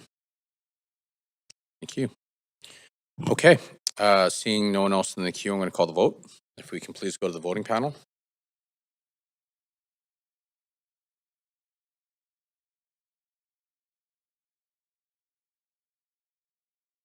And that passes with Councillors Bly, Fry, and or abstaining. Okay. Being that was our last rezoning, or this is our last rezoning meeting, I do want to thank everyone on council, all our team members, the applicants, everyone that's put in so much work together. Look, there's been an extraordinary volume of applications that have come through this chamber over the last 4 years. And these are pretty complex files that require a lot of collaboration with team members and the applicants. And it takes incredibly careful consideration, often late at night, as especially we've discovered that again over the past couple of weeks by all the decision makers being on council, but also everyone that shows up here, because everyone has to be ready to ask questions. And I know we do have a whole group of diverse views looking at projects differently. And, I actually think that makes us stronger. And, sometimes we go through, issues that, don't get across the line per se. And I know it's frustrating, but I think the process in general is pretty robust. And, when people feel disappointed, I actually think that's incredibly healthy, because that really shows how much people care. And with that together, we actually have collectively accomplished quite a bit. So in 2026 alone, council considered 127 rezonings, including over 30,000 homes, hotels, job spaces, and hundreds of millions of dollars worth of public benefits that will benefit Vancouverites. So everyone in this chamber, everyone who's put work into it, you should be really proud of yourselves. You've definitely made Vancouver a better place, and you've affected so many lives, people, future generations that will be able to live here, kids that will be able to grow up in neighborhoods across the city, people being able to find jobs close to home. The list goes on and on. And so on behalf of council, I want to thank everyone here. And I'd actually like to invite Josh up to say a few words because you've been leading the charge on this. So. Yeah, thank you, Mayor and Council. I really appreciate those words, and I would echo that appreciation back to Council. I know we present a lot of information, a lot of complex applications. It's a reflection of many hours of works. We've just been through an extraordinary period of volume, unprecedented in our history. We, as you described, approved and considered thousands of housing units. And that appreciation extends to not only my wonderful colleagues in PDS who've gone through a lot in the last 6 months, making sure that we can complete these applications for council's consideration. But it is an effort across the entire corporation as well. Many hands touch these applications across the city. And then, of course, I want to thank our applicants as well that work so closely with us and that build our city. So appreciate those words and appreciate the opportunity to share my gratitude as well. Thanks, Josh. Thanks, team. Well done. Okay, bylaws. Bylaw, so we're on bylaws now. Bylaw 24 and 26 through 29 have been withdrawn at the request of team members, and bylaw 31 was approved yesterday, immediately following unfinished business. We now have 32 bylaws left on the agenda for enactment. We will consider bylaws 1 through 23, 25, 30, 32 through 38. Before we begin the agenda item, are there any conflicts of interest to disclose? No. Okay. Council members who were absent for the public hearings related to the bylaws must confirm that they have reviewed the proceedings of the meetings, including the video clip, to be eligible to vote. Bylaw 2 was from the public hearing on September the 15th, 2020. Councillors Klassen, Maloney, Meisner, Montague, or Joe, and myself were not on council at the time of the public hearing. Councillor Klassen, have you reviewed the proceedings and will you be voting on the enactment? I have and I will. Councillor Maloney? Great. Councillor Meisner? Councillor Montague? I have and I will. Councillor Orr? Have not and I will not. Councillor Joe? Great, and I have not, and I will not. Bylaws 3 and 4 were from the public hearing on February the 5th, 2026. Councillors Bly, Fry, and Orr were absent for this item at the public hearing. Councillor Bly, have you reviewed the proceedings and will you be voting on the enactment? Great. Councillor Fry? Councillor Orr? Great. Bylaw 6 was from the public hearing on May the 30th, 2024. Councillors Maloney, Orr, and myself were absent for this item at the public hearing. Councillor Maloney, have you reviewed the proceedings and will you be voting on the enactment? Great. Councillor Orr? Have not and will not. I have not and I will not. Bylaws 7 and 8 were from the public hearing on February the 12th and 26th, 2026. Councillor Fry was absent for this item at the public hearing. Councillor Fry, have you reviewed the proceedings and will you be voting? Great. Bylaw 9 was from the public hearing on February the 17th and March the 4th, 2026. Councillors Kirby-Young and myself were absent for this item at the public hearing. Councillor Kirby-Young, have you reviewed the proceedings and will you be voting? Great. And I have not and I will not. Bylaw 10 was from the public hearing on February the 26th, 2026. Councillors Bly, Fry, Kirby-Young, Joe, and myself were absent for this item at public hearing. Councillor Bly, have you reviewed the proceedings and will you be voting? Great. Councillor Fry? Councillor Kirby-Young? Councillor Joe? Great. I have not and will not. As bylaw 4 is subject to the approval of bylaw 3, would someone like to move a motion to first adopt bylaw 3? Councillor Klassen, seconded by Councillor Dominato. Council, is there any discussion? Okay. All those in favor say yay. All those opposed say nay. Great. The motion carries unanimously. Would someone like to bring a motion to adopt the remaining bylaws? So that would be 1, 2, 4 through 23, 25, 30, 32 through 38. Moved by Councillor Dominato, seconded by Councillor Kirby-Young. Council, is there any discussion? All those in favor say yay. All those opposed say nay. Great, the motion carries unanimously. The list of approved bylaws can be found on the city's website. Administrative motions, closure and exchange of portions of road adjacent to 961 West 19th Avenue. Before we begin this agenda item, are there any conflicts of interest to disclose? Before we go there, Council, are there any questions to team members? Great. So Councillor Dominato moved. It's seconded by Councillor Klassen. Council, is there any discussion? Nope. All those in favor say yay. All those opposed say nay. Great. The motion carries unanimously. Item number 2, adoption of amended Heatherlands design guidelines. Before we begin, any conflicts to disclose? No. Council, are there any questions to team members? Would someone like to move the motion? Councillor Dominato, thank you. Seconded by Councillor Kirby-Young. Thank you. Council, is there any discussion? Okay, all those in favor say yay. All those opposed say nay. Great, the motion carries unanimously. Item number 3, updating development contributions, a new framework for financing growth 2027 through 2036. Before we begin, are there any conflicts to disclose? Council, are there any questions to team members? Would someone like to move a motion? Great, Councillor Dominato, seconded by Councillor Klassen. Council, is there any discussion? Okay, all those in favor say yay. All those opposed say nay. Great, the motion carries unanimously. Item number 4, villages plant. Oh, sorry, thank you. There you go. Okay, notice of council member motions. Are there any notice of council member motions for the upcoming standing committee meetings? A reminder to please state the title of the motion and the date of the standing committee meeting on which you intend to move the motion, and be sure to send the title and date of the standing committee meeting via email to the city clerk. Okay, Councillor, hold on a sec. Councillor Orr. Thanks. I have a number of motions, and they're all for the standing committee November 18th. A motion titled Housing with Supports, Improving Public Safety by Tackling Root Causes.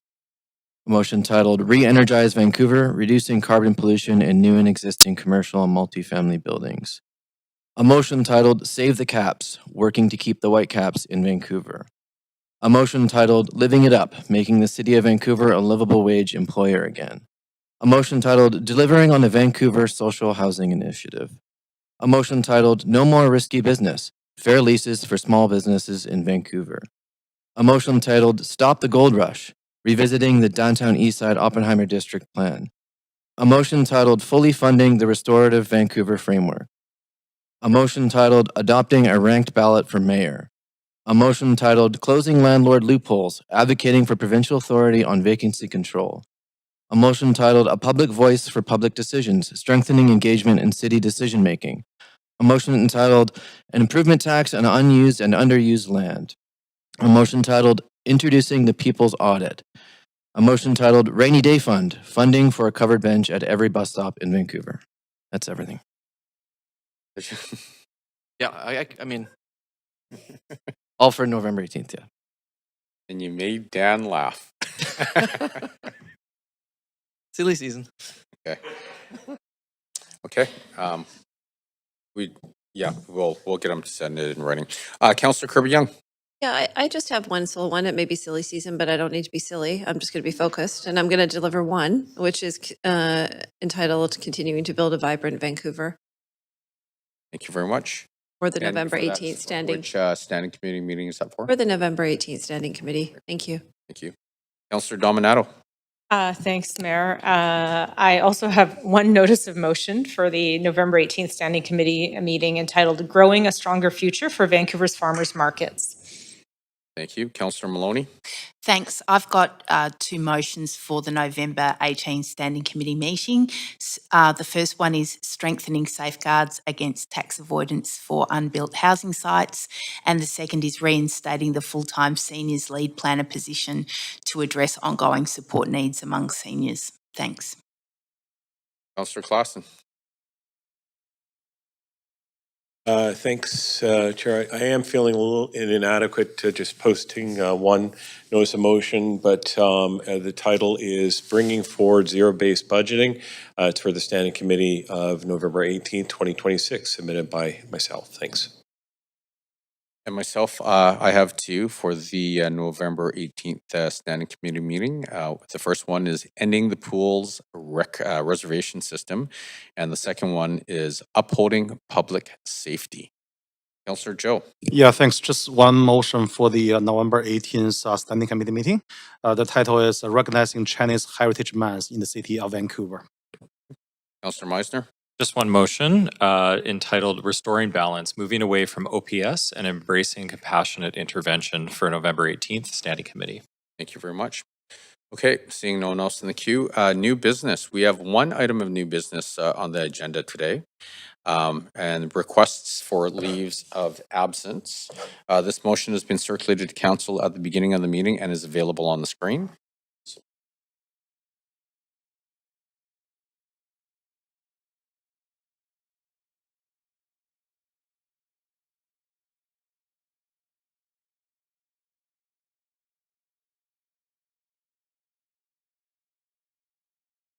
Yeah.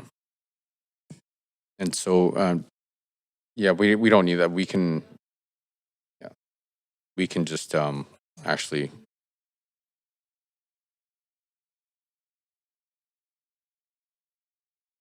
I don't think we need those anymore.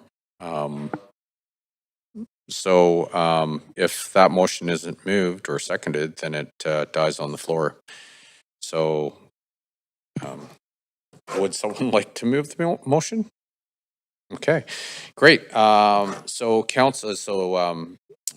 doesn't move, and so it's null and void. Council, are there any other items of new business?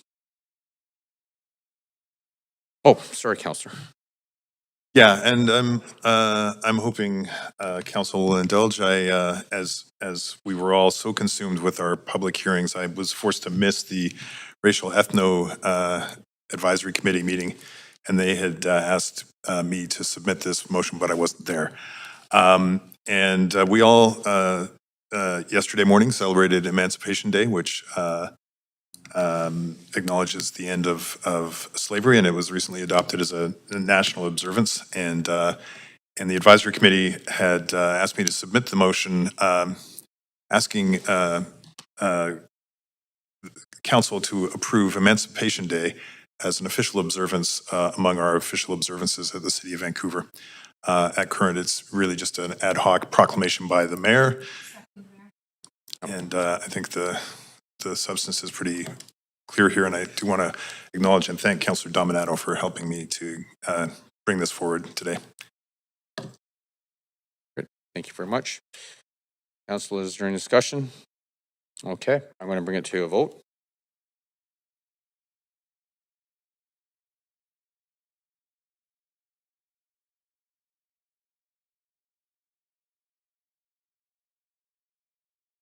Great, and that passes unanimously. Okay, thank you very much. Council, any other items of new business? Seeing no one in the queue? Councillor Dominato. Okay, is this new business or inquiries? Matters. Okay. Council, are there any inquiries or other matters? Councillor Dominato, please go ahead. Yes, Mayor, through you to the city manager or deputy city manager. I've had inquiries from residents about the closure of New Brighton Pool due to mechanical problems, and the questions that have been raised is how long will the pool be closed, and will it be reopened before the summer's end? And so I'm curious if staff have that information readily available, and if not, could they circulate a memo to council? Understanding Deputy City Manager, I don't have available, and we can certainly send it up. Okay, certainly would welcome that, and noting that there is public interest in this and wanting to understand whether they'll have access to the pool for the remainder of the summer or not.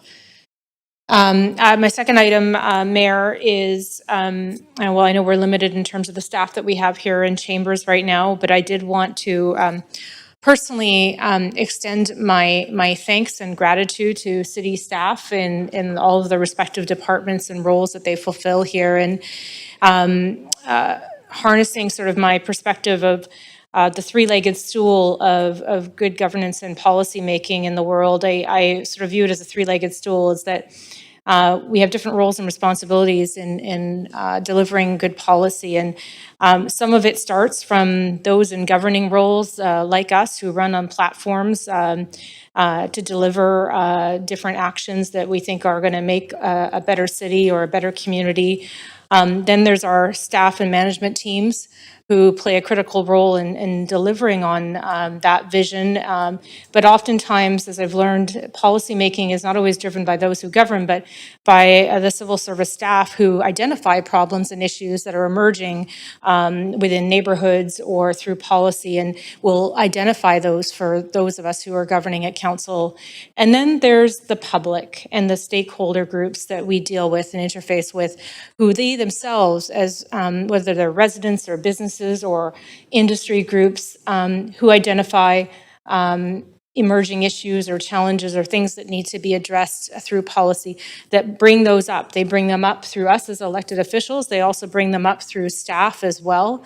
And in daylighting sort of that three-legged stool of policymaking, I wanted to showcase that it is an interconnected role of work of managing and governing in the best interests of citizens. And we do have different roles and responsibilities in doing that, but it's important work.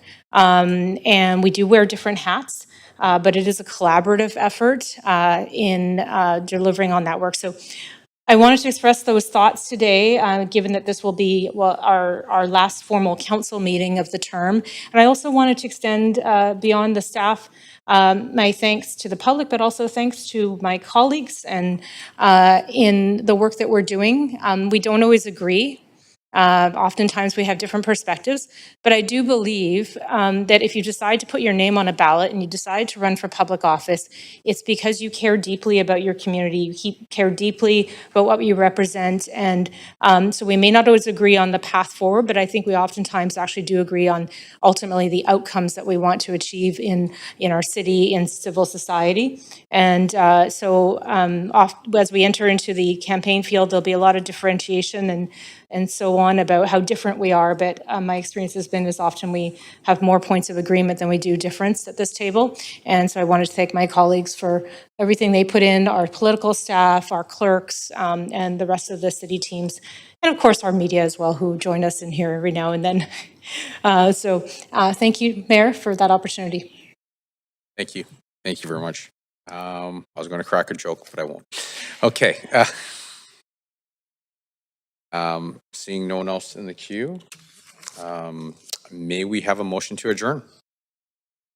Great. Was that Councillor Meisner? Thank you. Seconded by Councillor Claassen. All those in favor say yay. Yay. All those opposed say nay. Great. This meeting is adjourned. Thank you, everyone.